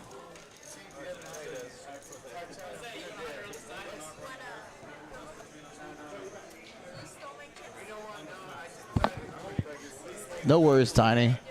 We'll get all squared up. Just about an hour left in the stream, give or take. Looks like we might be doing the last flip of the night. Yep. So as we're getting this flip underway, Hayden in the booth. We do like a little segment in between the flips. If you have a question for Hayden, how you can pregame poker related, shoot away. One way you can improve your game is by running well. Yep, that's a really good way. Or just believing that you're lucky. Yeah. Sometimes believing that you're lucky, you just like manifest better luck, you know? Yeah, okay, so I watch It's mindset. I watch vlogs often, right? But one of my favorite ones is Phil Galfond. Have you watched his stuff? He has a lot of good like mindset stuff. Yes, I do like his like little YouTube like 10, 15 minute videos. Yeah, it's like 5 ways to do a lot this. of great wisdom. Yeah. But like I've been kind of following him on Twitter, and he posts some phenomenal like I guess words of wisdom is what I would call them. You know, and that because I feel like my technical game is getting better, but I still feel like my Achilles heel is my mental game at times. It's definitely gotten better over the than 6 to 9 months ago, but he has some really good words of wisdom. There was one that said that if you step up in stakes, don't just step up in stakes to step up in stakes. Do it gradually. Do it, and if you start running bad in 2-5, don't keep on chasing 2-5 because your losses can get worse. There's nothing wrong with dropping deck down to like 1-2, 1-3. Don't just play bigger to chase your losses. Right. So, which I think a lot of people do. Yeah. Which is incorrect. When you're playing bigger, you're taking a shot. You want to be in the best mindset. You want to be confident. Yep. And if if you take a few shots and it doesn't work out, it's good to rebuild your confidence by dropping down in stakes, playing in a game that you're more comfortable playing financially and that that you've been in the past. Yeah. So. And I haven't been. Oh, Mustafa waking up +1 here on a single straddle. And throwing in a big raise here, 450. That is the Scotch making. Yeah. But he's mixing up his big race sizes. Did it with the king. Oh. What just happened? Oh, my goodness. What cooler here. And Jose has ace queen. Now with RV. And RV Phil just calls with the kings. And look at Jose here with ace queen offsuit. He's going to come along as well. Yeah, Don't blame him. That was a wise decision. Yeah. She may have some pretty decent outs. Oh, look at this. Oh, and what a cooler flop here, Jose. Jose does have backdoor hearts as well. I think his stack size is off. Yeah. Looks like he definitely has at least 7 to 8K. Okay. Mustafa betting huge here. 1,050. He overbet. No, he didn't overbet the pot. About 8% pot. Yeah, and look at this. RV Phil with an overpair here. Pair of kings on a draw heavy board. I would not blame him at all for raising this flop. I mean, and Jose, I think you have to call. I think he has to at least call. Yeah, at least call. For sure. And if he does call, Jose's going to be in a really tough spot. Mm-hmm. I think if he raises, Jose could get away from this hand. And Jose is just wondering, like, what the heck am I going to do here? It actually gets to me. Phil just calling. And I mean, for Jose, like, what a spot. And he is going to call. I don't blame him. This could potentially be the biggest pot of the night. King of Hearts. Oh, look at this turn. RV Phil is turning a set of kings. Jose's out now. Yeah, this is a bad card for Jose. It's going to save him some money. And look at Mustafa here, betting 4,050. Don't blame him. He's got overpair of aces, very draw heavy board. Jose is out. Yeah, and RV Phil is loving the spy here. And I mean, if he's got Jack 10, he got Jack 10. Yeah, take my money. As long as he can fade an ace on the river, he's going to win a huge pot here. RV Phil's never folding this hand. This hand just got real, ladies and gentlemen. RV Phil. Yeah. Checking out Jose here. Saying, Jose, do you have the Jack 10? Phil is never folding this hand. It's just taking his time. And this is a great spot. Oh, yeah, yes. I mean, yeah. This is a great spot for Phil to get unstuck. It's a really draw-heavy board here now with, like, straight draws, two flush draws. RV Phil is literally unblocking all of that. Yeah, So it's more likely that these players have. I mean, they have so many hands he's beating. They have sets, 2 pairs, straight draws. I mean, the only straight that's there is Jack 10. Yeah, so he's only losing to Jack 10. And if Mustafa does have Jack 10, he has a lot of outs. Yeah. So he's beating a lot of hands, and if he is unlucky enough to be beat, he's got a good draw. Jack 10, only Jack 10 suited with the way the hand was played pre-flop, Renee. So there's only 4 combinations of Jack 10 suited. It's definitely no one has Jack 10 offsuit in this hand based off the big raise from Mustafa pre-flop. So 4 combos of Jack 10 suited, and that's about it. Oh, and he says, I show you. It's funny, given this pot is so big and Mustafa only has like 1,000 behind. Yeah. I don't think it's not correct. I'm gonna get these chip stacks correct. I don't think Mustafa minds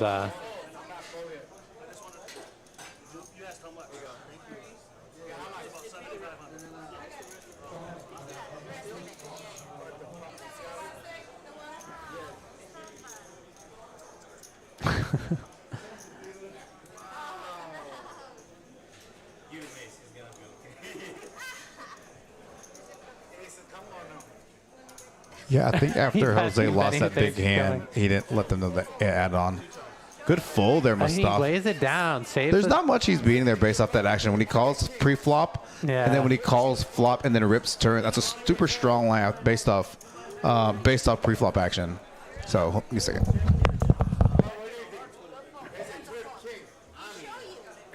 Great laydown there from Mustafa. Really nice fold.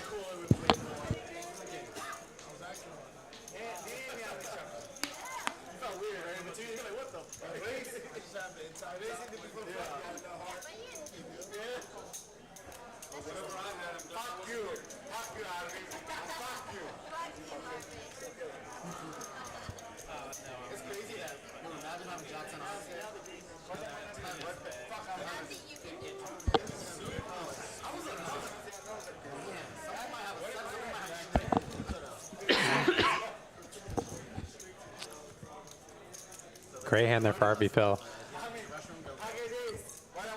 Really turning his night around.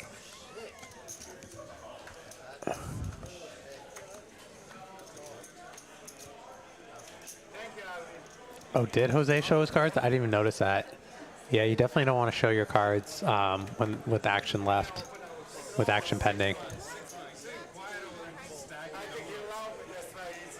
But I think that would make sense why Mustafa folded there if he knows one of his aces are dead.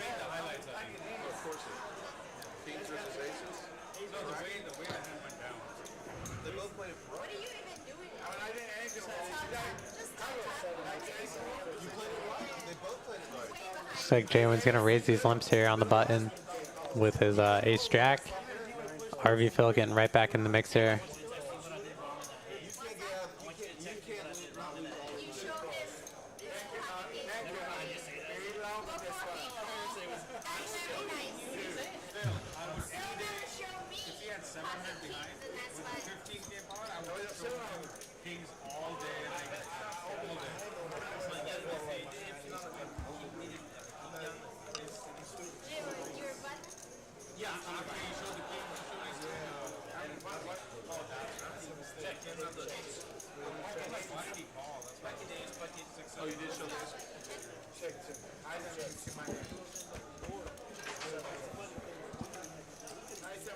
So it looks like this hand's checking around. So it looks like, did you see Jose expose his hand before Mustafa decided?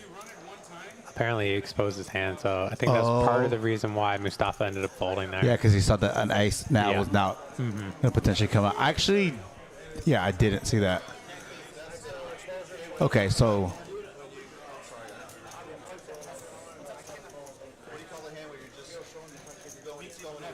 I kind of left like in the middle of that hand. Yeah. So I could check chip stack sizes there. So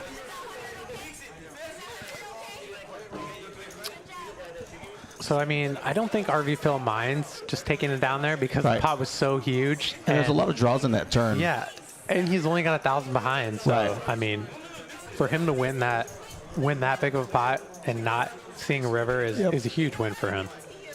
3 biggest VPIP percentages, OFC, Mustafa, and Habib, respectively. Here's what's crazy. Based off this table, the lowest VPIP is 29%. Yep. That's crazy. So, action players here. No fold 'em, hold 'em. no fold 'em, hold 'em here. Not at Poker House Dallas. You're maybe there's probably like 10% of the pots that are like heads up after the pre-flop. Yeah. Or like get to the flop. I mean, like we said, 5 players is Texas heads up. well, But okay, that happens though when you have like a few loose players at the table and they're calling a lot. It brings other people in, so it kind of creates like a train of calls, ripple effect. So some nice hands here. Nguyen picking up the ace king, DW in there, king queen off. Kim's got the jack 10 suited, one of my favorite hands. Yep. I wouldn't be surprised if this is a low flop if Habib takes some aggressive action. For sure. And these players are kind of sharing the high end of the deck. There we go. We'll see if This is a really good board for Habib. He's just gonna bet right out here. I wouldn't be surprised if he leads. He checks to Nguyen, and Nguyen might check back here with this many players in the hand, take a free card. Yeah, like Danny Mark said, a lot of these players bet one pair or a hand like ace king multi-way. Right. So you don't always have to see bet your ace king. Yep. When you miss the flop. DW taking a stab here.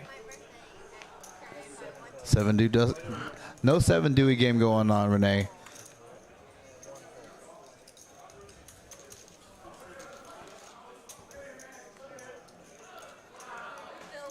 And cooler river card there for DW. Thinks he rivered a pretty nice card there with his king. Unfortunately for him, though, running into Nguyen. Yep. It's out kicked.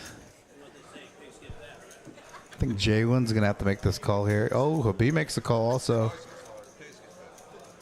Right? He calls? Yeah, it looks like he's gonna make the call. His instincts were correct.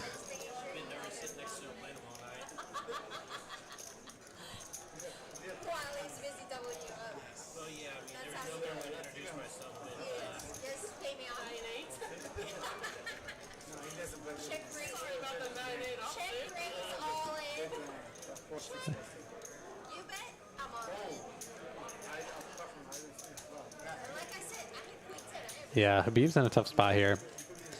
His instincts are right that it's a tough spot though with Nguyen behind him because Nguyen's going to connect with this card a lot.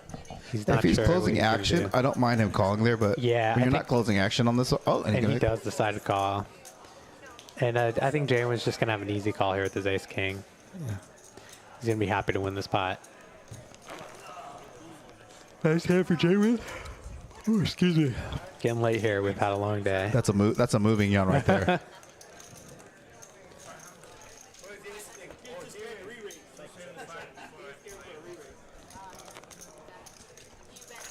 Nguyen slowly creeping back. Yeah, he's on the comeback trail too. He's on the comeback trail. He's got a nice looking stack there. All right, let's take a look at these pre-flop raise percentages. No one doing a ton of PFR pre-flop. Jose Nguyen the most, about 20% between both of them. Let's look at win cumulative.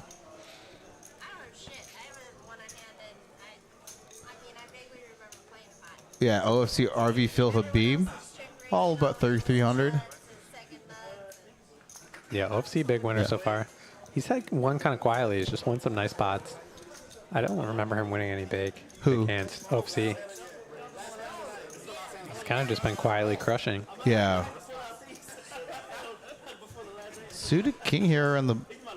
Wouldn't be surprised if RV Phil calls here. Yeah, I think we are going to see him call. I don't blame him. I'd play this hand versus OFC. Yeah. And he's going to 3-bet. I like the aggressive action. Now, a few, I'll say a few years ago, but back in the day, like suited kings are like great hands, but now, based off mathematics and theory, like suited kings in late position are pretty strong hands.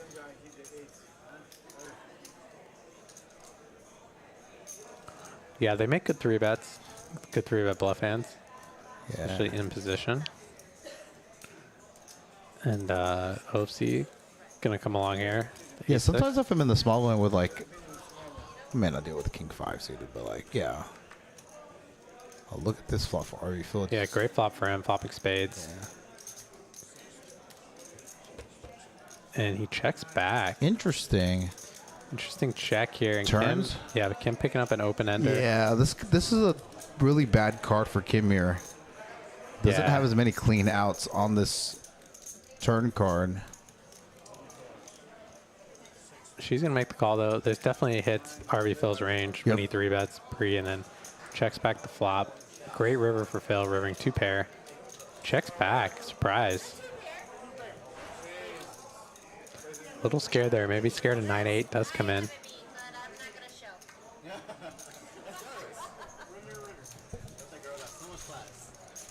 Nice hand, Bill. Nice hand. Nice readers.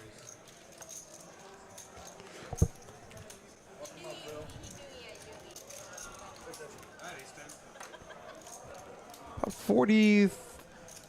30 minutes left in the actual stream. About a little over 30 minutes left in the stream. We did get started a tad bit late because of Kim's birthday surprise that we put on together for her here at Poker House, seat 1.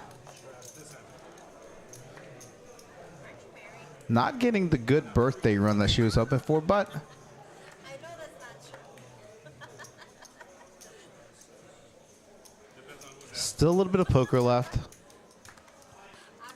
And you're taking your shot tomorrow, Hayden, at 5/5/10 here from 4 to 8 p.m. Yes, sir. Again, for those I'll of you be in the mix. chat, tune in tomorrow. We're going to be running a 5/5/10. Again, J1's going to be in the mix. OFC. Mustafa's in the lineup tomorrow. Hayden's in the lineup. J-Rock going to be making his Poker House debut tomorrow. Joe Sebring's played in some of our streams. Going to be just as action-packed tomorrow as it was tonight.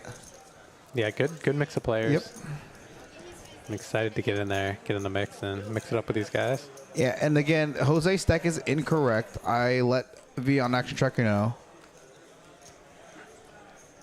Interesting flop here. Both players with an overpair. Jay Nguyen flopping a straight draw with his 8s.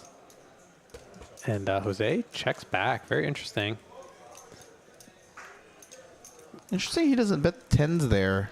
Yeah, like I mean, a player like Jay Nguyen could put a lot of pressure on his overpairs. He has more like sets in his range, like hands like 6-5 suited. Yeah. He's got hands like 7-8 suited.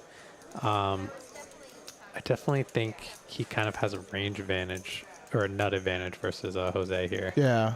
I think he definitely has more sets. I don't think Jose 3-bets hands like 6s, 5s, and 4s. Right. But Jay Nguyen would definitely open and call 3-bet with them. Yeah, but So- 10s do need some protection though on the turn, especially. Yeah. I don't mind it because it disguises his hand and it also allows like Jay Nguyen to bluff, him to get some value. J1 could be putting Jose on a hand like Ace King, Ace Queen, especially after he checks flop. Yeah, and I wonder if Jay Nguyen's thinking if he needs to turn his hand into a bluff here. All right. Yeah, so Renee is saying that this isn't a 3-street hand with 10s, and I agree, Renee. So like you could either bet the flop and plan to check back the turn, or check the flop and plan to, bluff catch on later streets. Both good options. But a problem with betting the flop could be if you get check raised, you're going to be in really tough spots if Jay Nguyen just continues barreling. And this river goes check, check, make sure. Makes sense.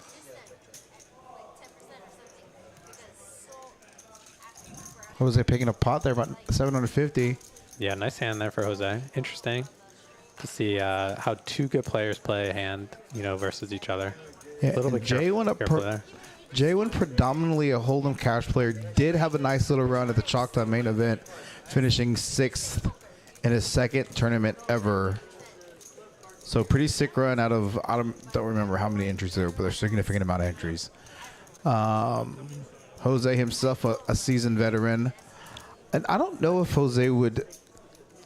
Do you think Jose would classify himself as like a cash player or a tournament player? I mean, I know he's got over 1.5 million in Hendon mob earnings, but... I think he's a tournament player Okay. at heart. I think and when he plays cash, he usually prefers PLO cash. Right. So I definitely know from talking to him that he thinks that like Hold'em cash is like his weakest, game out of the three, I guess you could say. Oh, he's doing but he pretty plays decent it very well. So, good players are usually very critical and self-aware of where their weaknesses are. Yeah. And, I think he's pretty aware of his strengths and weaknesses. But I personally think he plays Hold'em very well. He makes a lot of good decisions. Yep. Yeah, so as we see, he made a great call earlier, so he's clearly got game. That was a sick call. Yeah. I still remember. Maybe he thinks from a technical standpoint, he's not as sharp as maybe someone like Nguyen or someone that like primarily plays like no limit Hold'em cash games.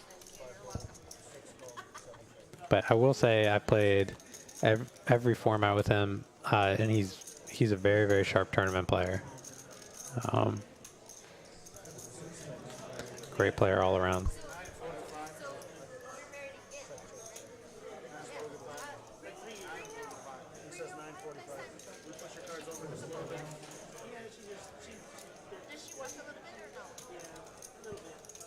Kim's inviting everybody to the house.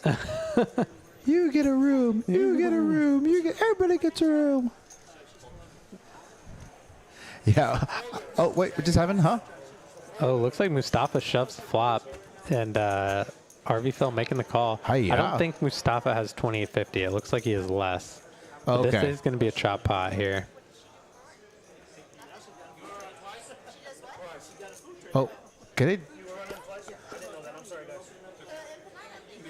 Yeah, she's gonna have to back of action. She's gonna have to enter the cards manually for the turn and river.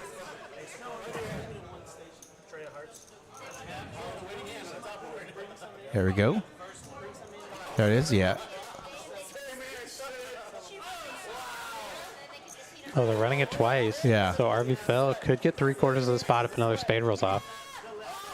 Oh, and they're going to chop it up. Yeah. Little chop pot there.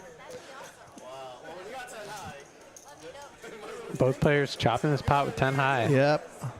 Texas poker is alive and well, especially in Dallas.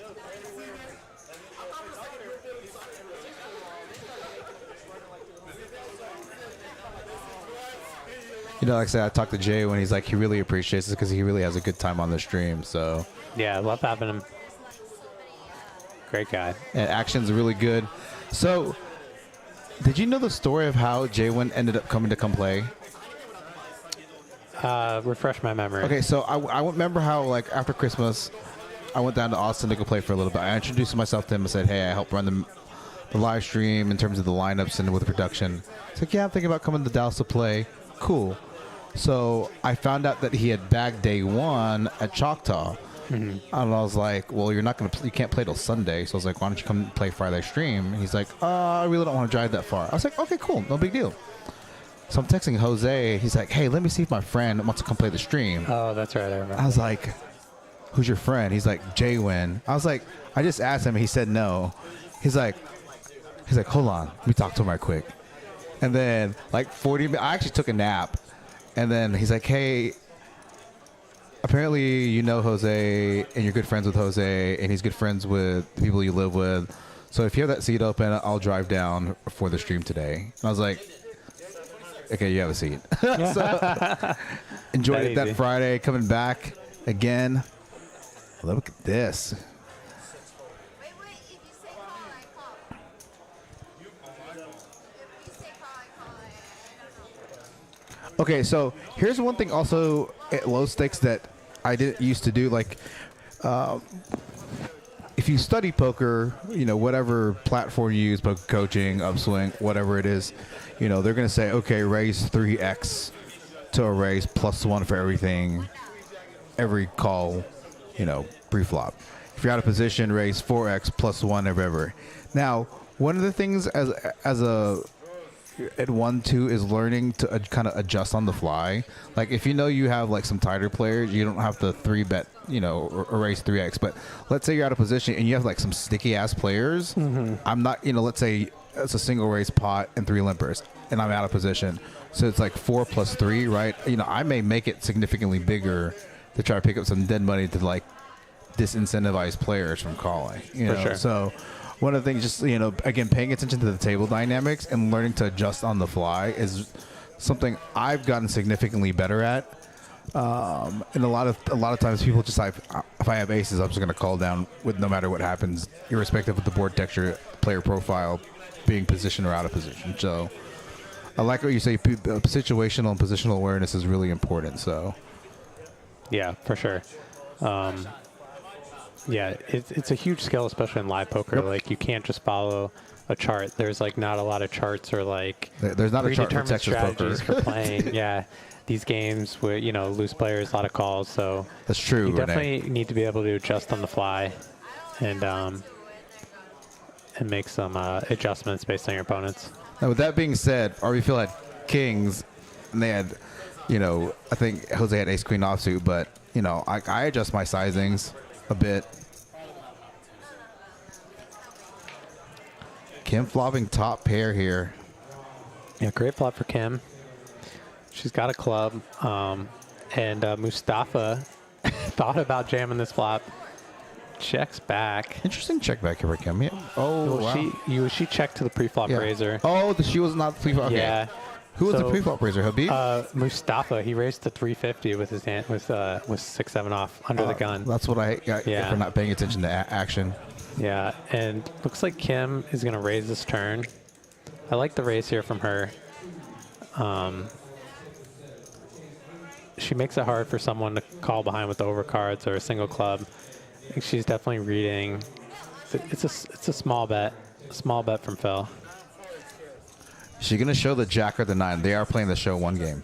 She's probably going to show the jack of clubs. Yeah, I like her showing the jack of clubs here too. I don't know if she showed it already. Oh, yeah, he's... Oh, so they both showed each other a card. She showed him the jack of clubs, and he calls with the 4 showing. What a hand! What a poker hand! They both turned to one she card. showed it. Oh, shit! She showed it sorry. first, and he calls with the 4 up, and he's like you have a This is awesome. He's like you have a club draw. I'm calling you. My 4 is good. I like her showing the jack of clubs. She bet $10. I don't even think that's a legal bet. It's not even a legal bet. She's got to make it 25. Yeah, she's got to make it 25. She sold herself short there on the river. She definitely value cut herself. Could have made an extra $15. I'm not gonna lie. When somebody does something like that, I'm like, I don't even know what I'm supposed to do here. Like, do I call or do I fold? That's whenever I do, when someone makes a really small bet like that, like say you're playing 1-2 and they lead out for $2, I just treat it like a check. Yeah. So I just do what I would do if they checked. You know. Fair enough. Yeah. Barring some maybe other information that you pick up. Right. Yeah. That's.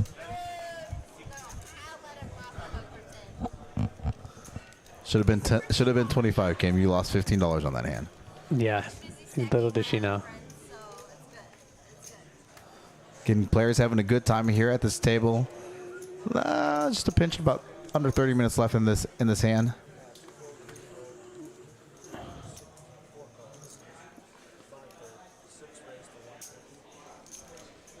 Oh, wow, Nguyen. Yeah, got another clash here.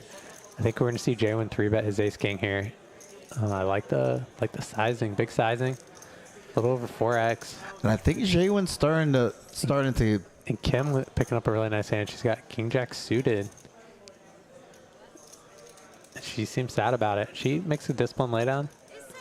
She might have called some other players there. Maybe not Nguyen. Yeah, but doesn't want to. Yeah, OFC, RV Field. I think she's going to be calling. For sure. And OFC giving Nguyen a lot of respect tonight. Laying down the 2 4s.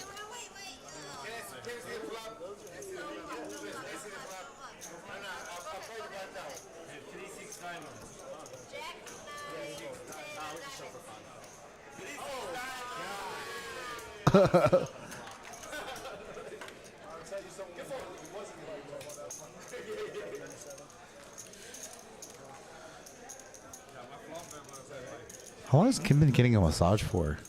Seems like at least an hour now. It's definitely over an hour. Okay, definitely over an hour. I'm going to timestamp it. I'm going to go back into the stream and see. And I hope those of you in the chat are having a good evening, watching some fun poker here. Some good Texas poker here at Poker House Dallas, Poker House Live. Again, Eddie the Asian Sensation in the booth. Hayden Fortini in the booth and me guest commentating. Now, a regular guest commentator here at Poker House.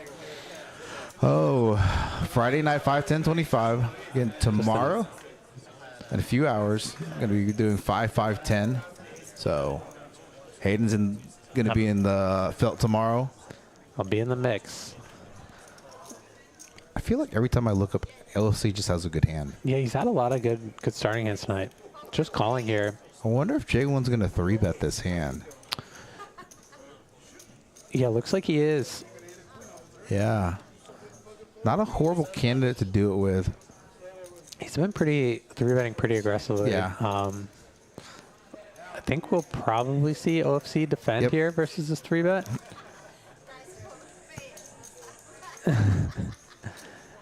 And yeah, DFW showing Mustafa's ace jack. Mustafa says you fold it.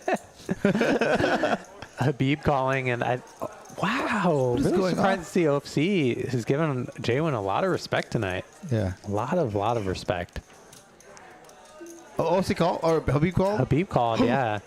Oh my gosh, this is a really bad flop for Habib. Flopping top pair here with a spade draw. Bet small. What do you think good size is here? 400? Yeah, and 3 to 450? It looks like he's going really small. It is a monotone board. I know that well-studied players it's super small like bet. 10% of the pot. And I love it. That's such a European bet. And Habib raised the 1400. So sick. Odd size raise. I'm not laughing at Habib, but just like Jaywin is just like, this is amazing. This is the greatest thing ever. Yeah, Jaywin's like, and that could be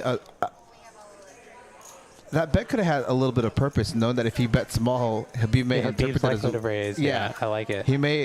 It's one of those sometimes like a block bet kind of thing. Sometimes 2 of hearts on the turn does not change anything in any capacity. Habib probably thinks he also has a spade in his hand. Yeah, Habib has a spade. He's not going anywhere. Don't blame him. He flopped very well for his hand, but unfortunately for him, I've used that before, just for the record, to like get raised. Yeah, I've done it on the. I do it. I don't do it in cash very often, but I've done it in tournaments on the river. Yeah. Where if I know it's an aggressive player that's going to raise a small bet, yeah. I'll do like 15% and just like raise. Oh. And did Jaywin just call? Yep. No, he went all in. Oh, he went all in.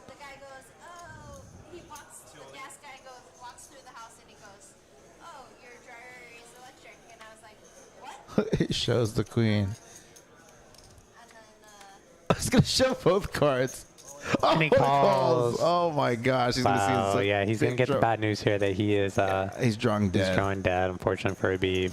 J-Win now. J-Win. But that small bet on the flop there, getting running, running really hot there too. Now the first time he played the stream didn't run all that great, but doing phenomenal tonight. Now the overwhelming chip leader, the biggest stack. Yeah, I think that's going to put him in the lead for most profitable player. Yep. So let's take a look at that in between hands. Phenomenal hand. That's the thing of knowing your opponents. With aggressive being, with Habib being an aggressive player here, you know, like that small bet on the flop induced a raise there from Habib. All right, let's take a look at these cumulative winnings now. What used to be OFC, J1 picking up some big pots as of late towards the back end of the stream, the last half hour or so. Up now 7,800. Now it doesn't show Habib as down 5K because we haven't entered his new, whatever he's rebuying in for. So that's why it shows him as like not on the screen, but he's down about 5K right now. So that's if you were to do the math, he's down 5K. So there you go. Just after getting back into the sand, Habib picking up 10s. Yeah, pocket 10s here.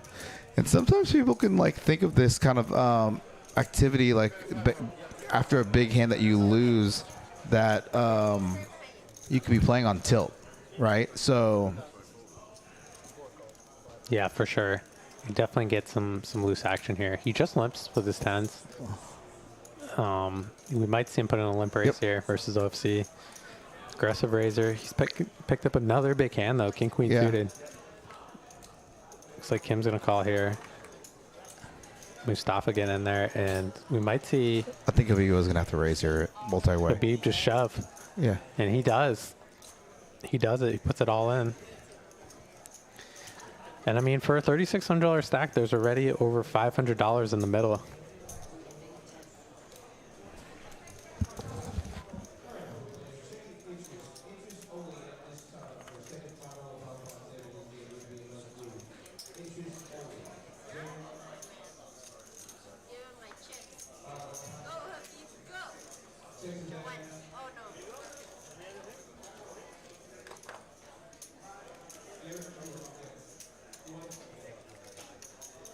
not on. So we got about 20 minutes left here. A little over 30 minutes, sorry, left in the stream. Yes, Captain under the pairs. I think the end of this week. So there's something that has to be done with linking it to the business bank account that apparently we were supposed to do it, I think, and it wasn't done. So like they turned off the super chat function until we did that. And so we did do all that, but it takes like a week or two to get like squared away. So I think Eric did that before he left earlier this week. So next week we should have access to super chat, knock on wood. So yeah, let's get the super chats back.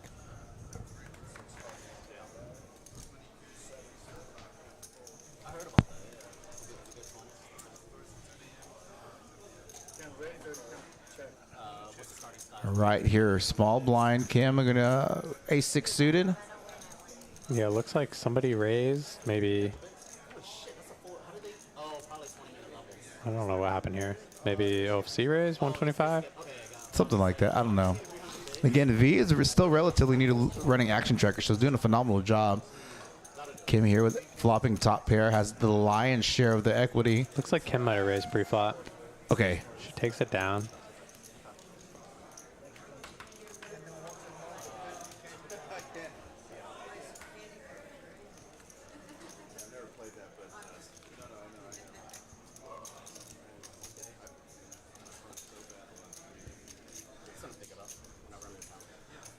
All right, we're in hand 81. Let's take a look at these stack sizes. Nguyen from Poker Coaching down to Austin from the Lodge. Now about 17.5. RV Phil, 15K. Couple small stacks now. Carlos has been relatively quiet. Hasn't had too many hands this stream. Habib, after reloading there, had about 4K. I don't think he reloaded. I think he had Jose covered that hand. So, yeah, Lego, we missed the opportunity to donate on that Congress stream. So that was, it is unfortunate. But Mustafa here waking up with the kings and the small blind. RV Phil going to make it 125 from the hijack. It looks like Mustafa going all in. I think he's got like about a $500 stack. I think that counts a little off. Okay. I think we'll see Carlos call. You're talking to Carlos, right? No, to you. Carlos, my best friend. I want you to come. I'm the junkie. Phil saying he wants RV Phil in. And RV Phil not obliging, folding. And Kim calling here in rough shape. So chip stacks off this hand. Yeah. Looks like it go in there. Yeah, looks like Mustafa shoving for only 500. Not a very good flop here. He is already all in. We'll probably see Carlos and Kim just check it down here. No real incentive to start bluffing at a dry side pot. Oh. Yeah. Oh. And Mustafa turning a nutted full house. These guys having fun on the stream, man. That's all it's all about. Action stream. I think lowest VPIP is Carlos, with Carlos and DW at 28%, and then both of those players with low have been pretty spot dead. So for the majority of the night. Now, hopefully here, chip stacks are off towards the end, so I'll make sure we get that squared up tomorrow again. You're doing a great job in the chat, doing a good job. So this is definitely she graduated really quickly from like 1-2-2-5 to 5-10-25. So she's doing a great job. Yeah. Though. She's learning very quickly. Yeah, at the beginning was kind of a weird scenario with the flip and the 3-blind game. So she's never done 3-blind game, and then obviously with the cord getting kicked out, that one kind of threw me off too. So.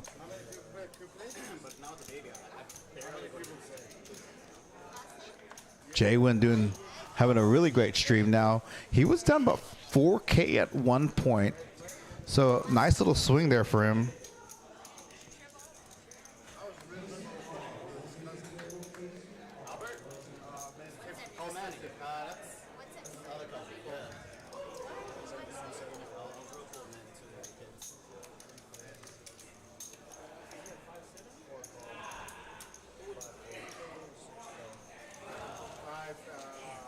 So Kim raising up here with the ace-10, getting calls from Habib and OFC.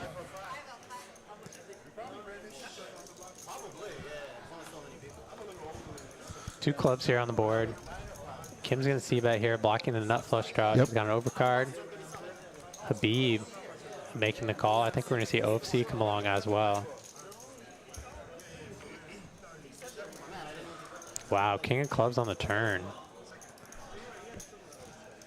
Good card for Kim to represent. She's got the nut flush draw.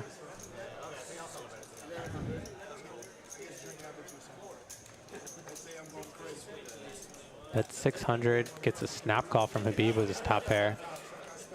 2,500 pot. 6 on the hearts on the river.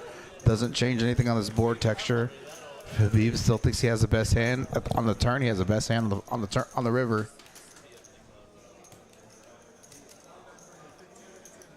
Yeah, he's got the 9 of clubs in his hand, so he's blocking some flush combinations. That being said, if he checks and Kim puts in a big bet, he is going to be put in a really rough spot.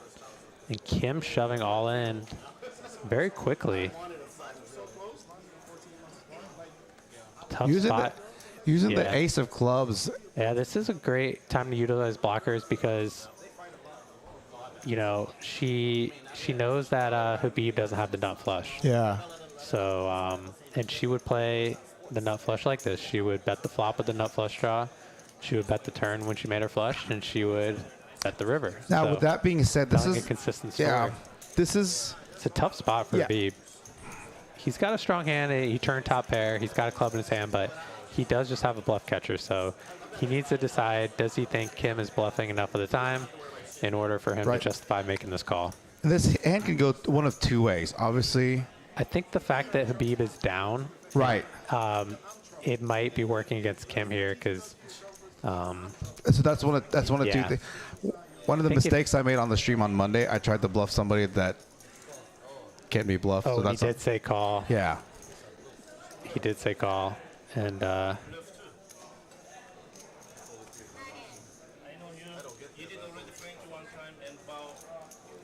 Oh yeah.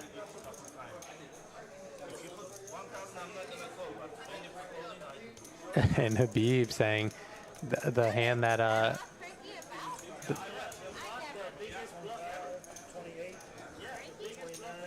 that was against Jay. Oh yeah. Yeah.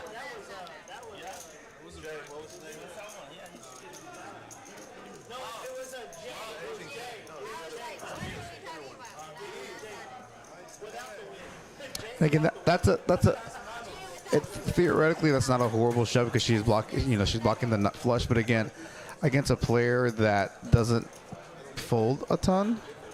I like the play. Yeah. I think it's a good bluff line. She has a great card in her hand to make the bluff with. Right. I don't think she's gonna pull that move against Habib unless she has like a perfect hand to do it. Right. I agree. You know, but I do think maybe he didn't seem like he's in a folding mood. Right. Given the past hands that happened, so I like the play. can't falter for it at all. Just unfortunate that didn't work out that time.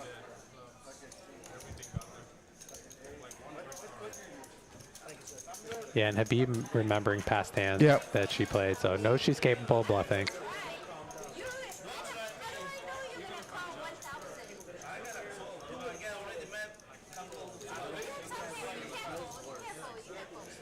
Now, let's say Habib was up. Do you think he still calls there? I think it's less likely. Yeah. And I also think because he rebought short, he's more likely to call. Right. Because it's for less. It's for a smaller amount. Right. So it's a tough spot. I like the play from Kim. And Habib just made a good call there. We've seen a few hands like that tonight. I think I like the bluff that Habib made earlier against Jose. Yep. And Jose made a really great call. So I think it was a similar situation. Look at this. Habib picking up another big hand just here. Calling here with the ace queen suited. And round 2, Kim and Habib.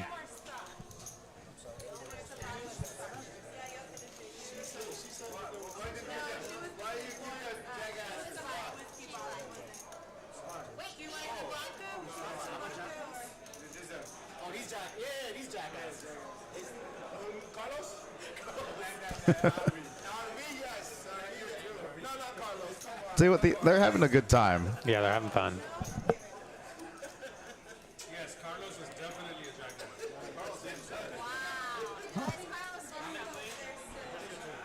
Definitely gonna see Habib call here with middle pair and backdoor. He's got a lot of backdoor equity. Kim in heaps of trouble here. Probably gonna have to give up on the turn. Yeah, club on the turn.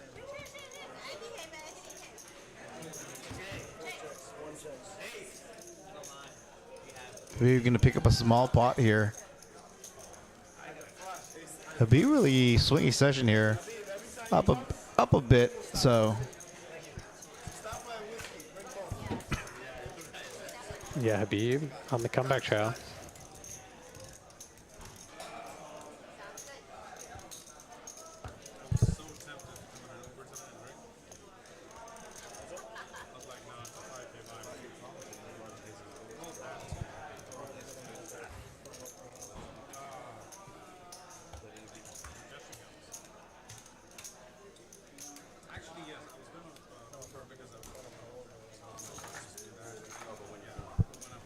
all right, hand 85 here as we come to the last few hands of this live stream, about 5-10 minutes or so out there live. Another 20 minutes or so for us here in the booth. Excuse me.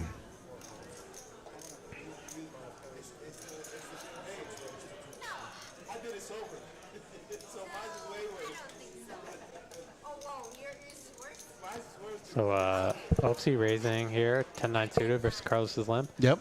And Nguyen decides to fold the 5-4 clubs.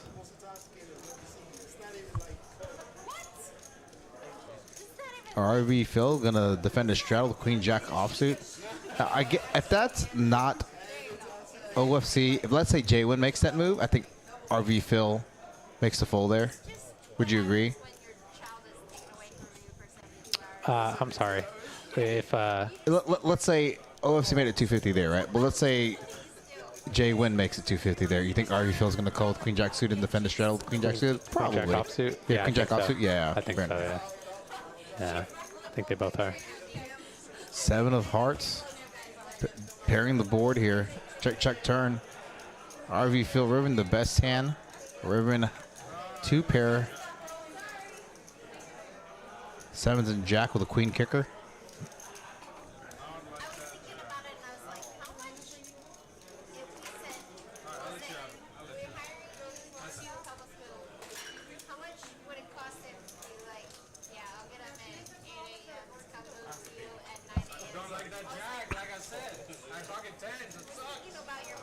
OFC telling another lie on the stream, saying he had pocket 10s.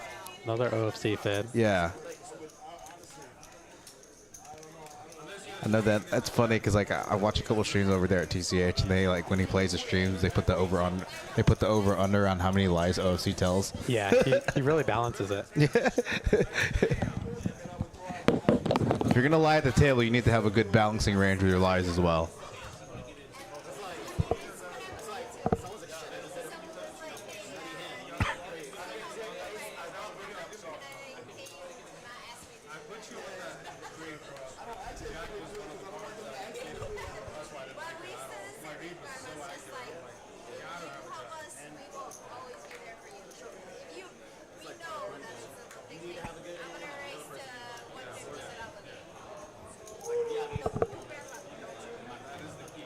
Kim's gonna make it 150 without looking. I think it's a single straddle pot.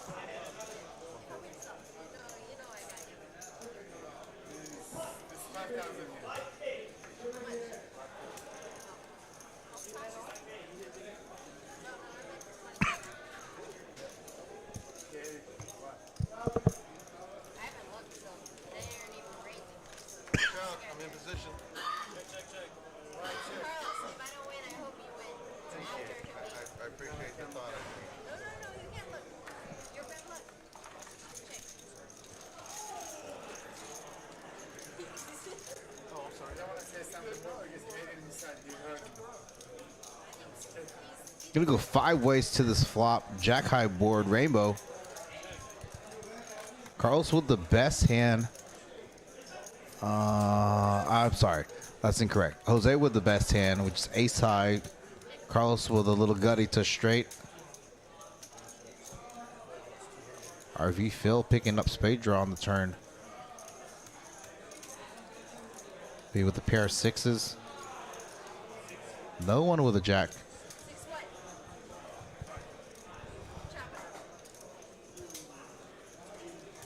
Chopper. Both Kim and Habib rivering 2 pair.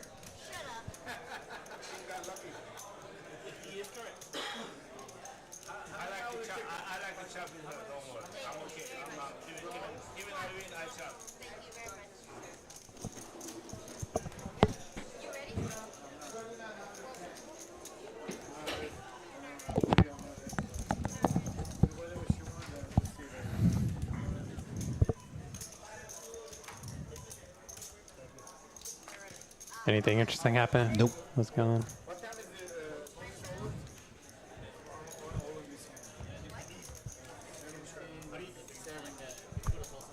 Ready to get some sleep. Yeah, me too. I'm ready. I think I'm gonna stay at Tammy's tonight, and then y'all can sleep upstairs tonight because the AC's not working downstairs, and we don't have hot water. Double whammy. Yeah, double bed, and I don't want to take back-to-back hooker baths. So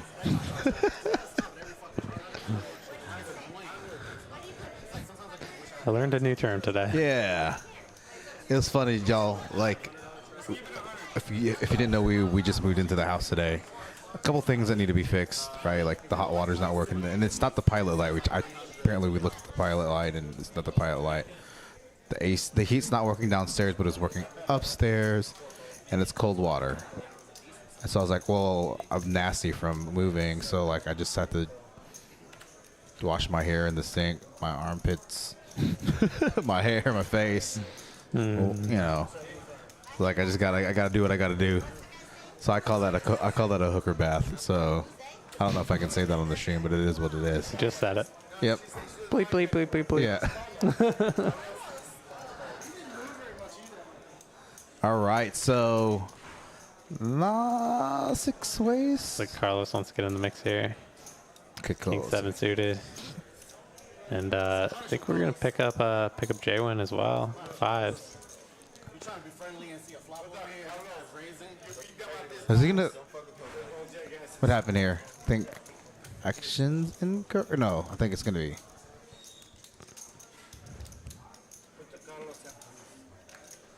Definitely Jose raised, and I think J-Win and Carlos called. Let's see what we got here. So we're gonna do 4 ways to this flop. We're getting action correct. 3 ways to a flop. Okay. Good flop for Jose. This continuation bet. Yeah. It's a pre-flop raiser. Bet's really small. 200. Yeah, I can see J-Win peeling at least one. Yeah, I like the call Yep. for such a small bet. Interesting here. It's interesting to see if Jose will double barrel here. I like the play. I think he's going to have a lot of like higher pocket pairs, and he Right. also has aces. Right. He kind of, Jaywin's hand is a little bit face up as like a smaller pocket Right. pair, I think.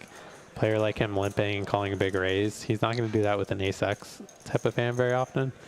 So I think he's going to have, you know, small pairs like he has, you know, pocket fives very often. And, you know, Jose has all the strong hands, and he just bet 300, which looks very, very value heavy. Right. 300 in the pot of 1600. So it's a really clever bet by Jose. And yeah, that's a really cheap amount as a bluff. Looks very value heavy and gets J1 to fold 2-5s. Yeah. Nicely done there by Jose. Impressed with his play.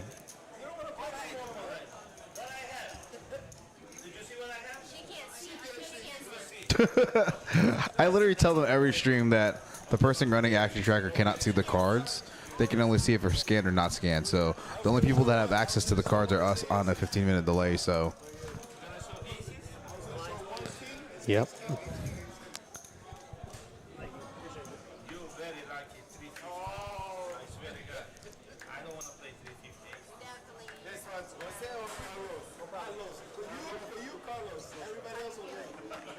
going to be wrapping up here next 15, 20 minutes or so.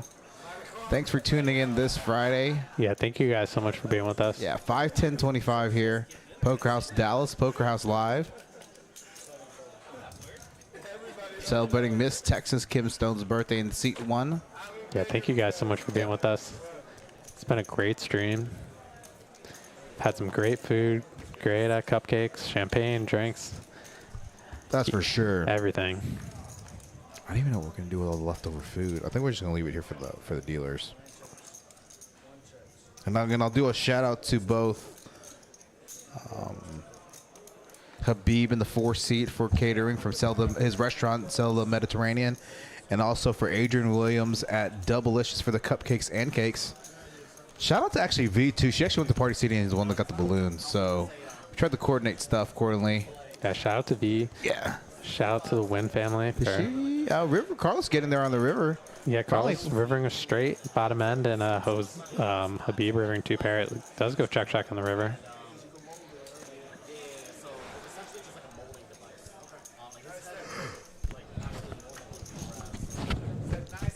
That moving's getting to me. I'm starting to like fade out a little bit here and there.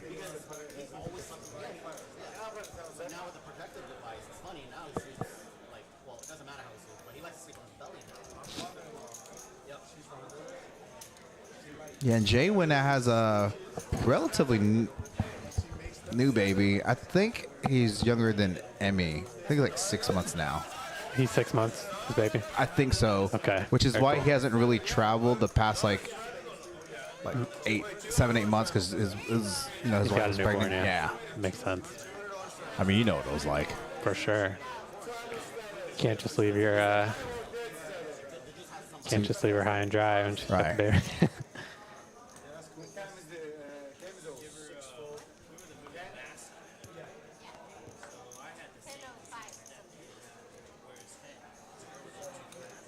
Is the 200 on? I don't know. I think Carlos put the 200 on. That's what it looks like. The straddle is on, so it's the 5, 10, 25, It's a 50, bead. 100 triple straddle on. Yeah, and Jose's got the 4-3 clubs. Gonna make the call here from small blind. Kim hates her life that she had to fold that. Oh, King Queen here. Offsuit. I'd like to see DW coming for a raise. Yeah, squeeze. But remember, he made he tried to squeeze earlier with a very, very good hand and got out, flopped or out turned or something like that. Yeah, I'll get the cumulative winnings here shortly. It looks like he's just gonna call. Interesting. I will say Jose's limp is a little suspicious. Oh, Faking Carlos. everybody out. I thought he was going to rib it. Yeah, decides not to rip it. He's gonna see a flop with his 10 deuce. And what a flop here. Jose with bottom pair, Open-ended straight draw. Mustafa Someone flopping say top all in? 2 Yeah, pair. yeah, okay, yeah. Yeah, and I think his count is still wrong. Mustafa? Yeah, it says he is all in for 7,200. Yeah. It looks like it's more like 1,400. That looks exactly like 1,400. So Habib here with middle pair. It's probably gonna. Yeah, he does get away from this one. And 1470. I think given the pot size, we're probably gonna see Jose make this call. He's got a lot of equity, even versus Mustafa's hand. All right. Jose gonna. Yeah, again. Yeah, hopefully she goes back. Yeah.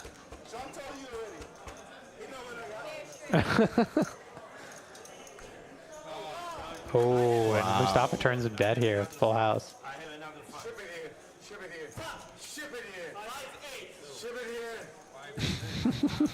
Should be here. That is incorrect. Those stack sizes are off, so it's gonna. These cumulative winnings are not correct, guys. So let's see here. Gosh, I hate to show you this cumulative winnings because Jose and Mustafa are going to be incorrect. It's going to show. Yeah, that's not correct. Mustafa. Hold on, real quick. Let me get chip stack sizes right.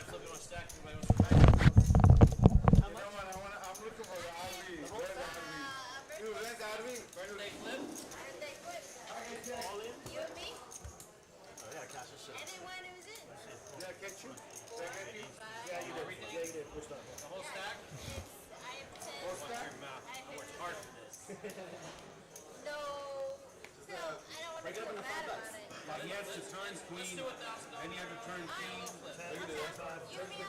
Hard work. Already paid for the movers.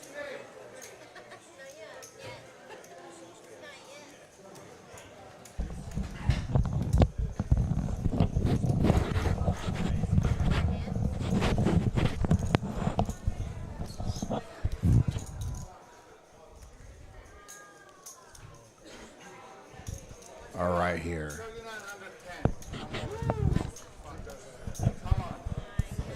Yeah, and so these, is this going to be? Yeah. He did not. Again, this is V's first time running this big a game. So for tomorrow, I just need her to just pay attention to the chip counts. I need to watch them more on the production side so I can go back and check them. But when I went over there, the stream ended, so.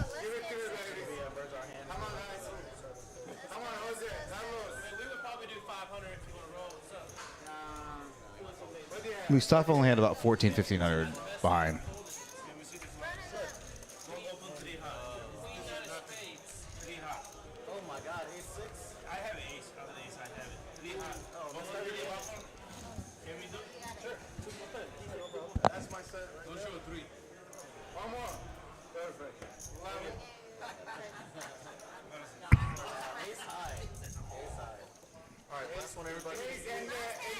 All right, so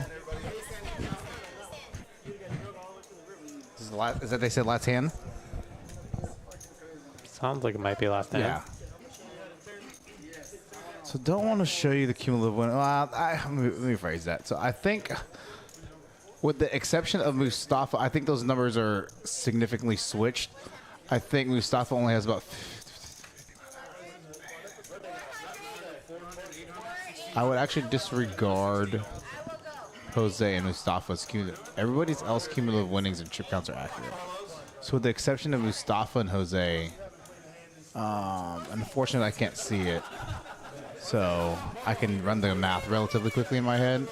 Once I see this hand, yeah, Jose has about 2K, 3K, 6K. Looks like there's a $400 straddle on. Look at this. Yeah, I think Mustafa actually has about.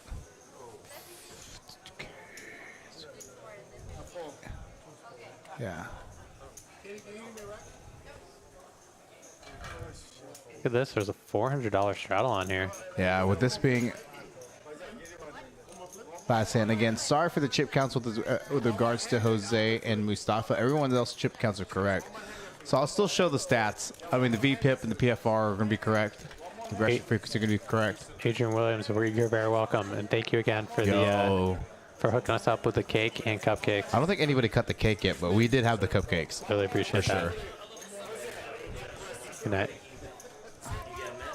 It was a good bluff.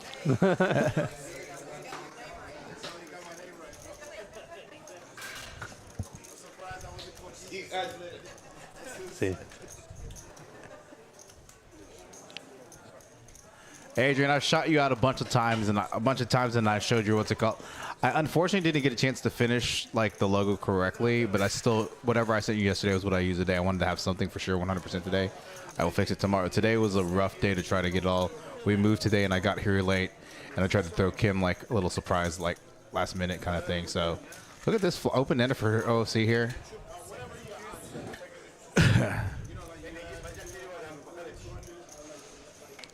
Hayden and I, Adrian, ate your cupcakes on stream. Because people were like, they were fantastic. You can't talk about cupcakes. And I was like, okay, I'll just eat them on the air. Everybody's racking up here. I believe the next hand's going to be the flip. So. And Kim making a hero call here at the King High.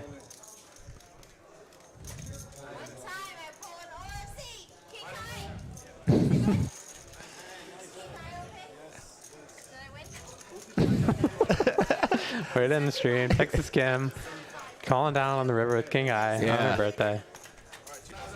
She was one of the bigger losers here.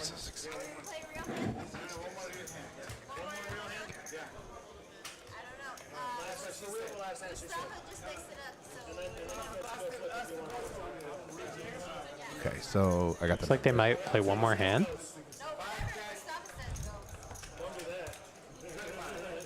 Unfortunately, I can't override the tracker because the tracker is in real time and we are on 15-minute delay here. So I believe by just looking at the chip stacks.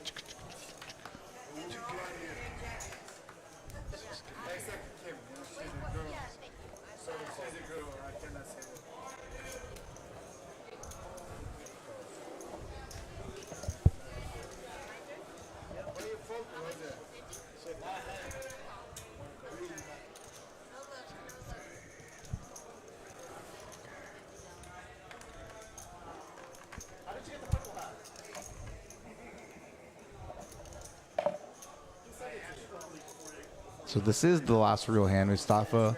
Again, Mustafa does not have 16K. Mustafa has about 4K, 4,500.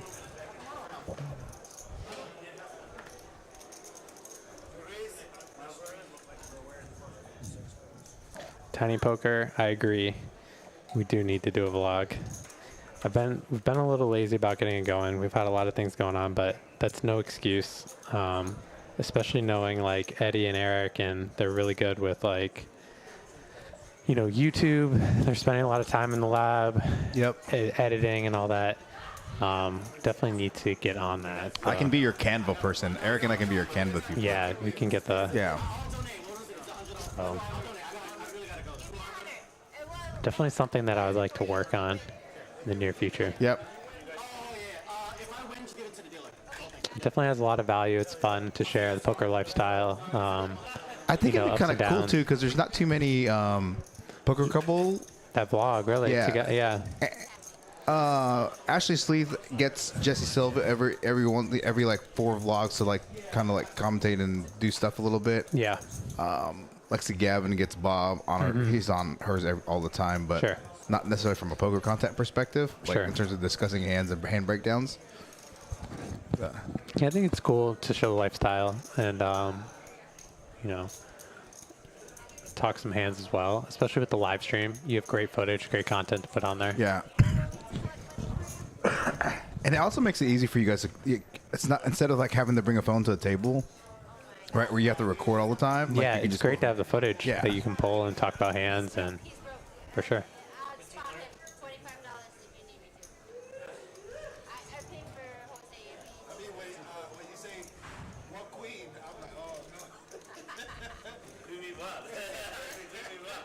So that was the last official hand. So I'm gonna pull up these stats real quick. So I ran the numbers approximately. Let's take a look at these. Stack sizes are correct for everybody except for Mustafa and for Jose. Jose has about 7K. Basically add 7K, subtract 7K from Mustafa. Okay. So Jose has about 7,200. Mustafa has about 8K. Or I think Jose actually has 8K and Mustafa has about 7K. Now with that being said, let's take a look at these cumulative winnings again. Disregard Mustafa and Jose in terms of win-loss. J1 is actually the biggest winner here, 6,600. Mustafa again has about, so he's still, I think, has an okay night. OFC's had a quiet night. RB Phil won some big hands earlier with some flop straights. Kim crawling back a little bit, down about 6K. So fortunate run for the birthday girl here. Didn't get too much going, but Carlos also down a significant amount. And again, Jose not down that much. So gonna end this flip and end this stream with a flip. Thank you very much for tuning in. Let's take a look at these VPIP percentages real quick as we close the stream.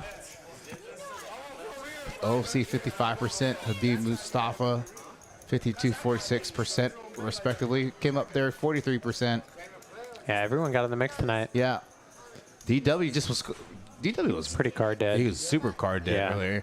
And then misplayed that queen's hand or king's hand earlier, so that got him in trouble. Where he just pretty much min-clicked it multi-way. He lost some money on that, but he did get away at post-flop. Yep. So he did a good job there. Could have squeezed and got some money pre-flop, or got a bunch of players to fold pre-flop. Here are the pre-flop raise percentages. Jose, Nguyen, Texas Kim. Not a ton of pre-flop raising. Again, DW, the two players with the two lowest VPIPs. 5%, 5% DW, Carlos respectively. So that's it as we end. What is this? Okay, this is the flip here. So yeah, look at this. So J1 had to go because he had somewhere to be, but he's gonna play. He's gonna play after stream. No, he's playing the flip even though he's not here. He put $100 in. So who won this hand? Mustafa won the hand. What did Mustafa have? I don't know. We had a straight. Looks like. Oh, he flopped. I just look at who wins. Whoever has the plus $800 is the one who wins. Yeah. Whoever has the plus. I didn't even read the hand like Mustafa with the hand. I thought the board was reading different, so that was a weird thing. All right, so that's it for us in this stream. So I do want to give a shout out again. It's going to go a little quiet here for just a second as I'm going to thank two people here specifically. Again, thank you for Habib who was a player seat for the catered food for night sale, the Mediterranean. Check him out off Beltline and Addison. Here he is right here.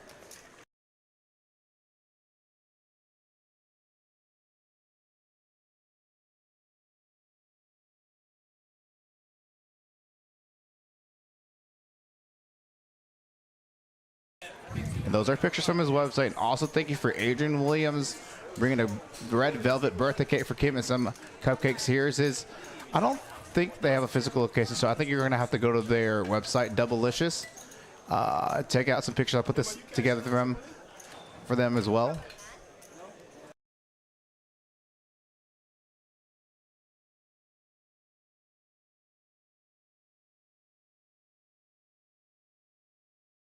They were delicious. Yeah, super delicious. So I want to go back to us here in the booth. Again, it's Hayden Fortini, myself, the Asian Sensation, here this Friday night, 5-10-25. Match the stack. Kind of a quiet game throughout. Not too many big pots. There was a couple of 10K pots, stream, but nothing significantly crazy. So with tonight's stream.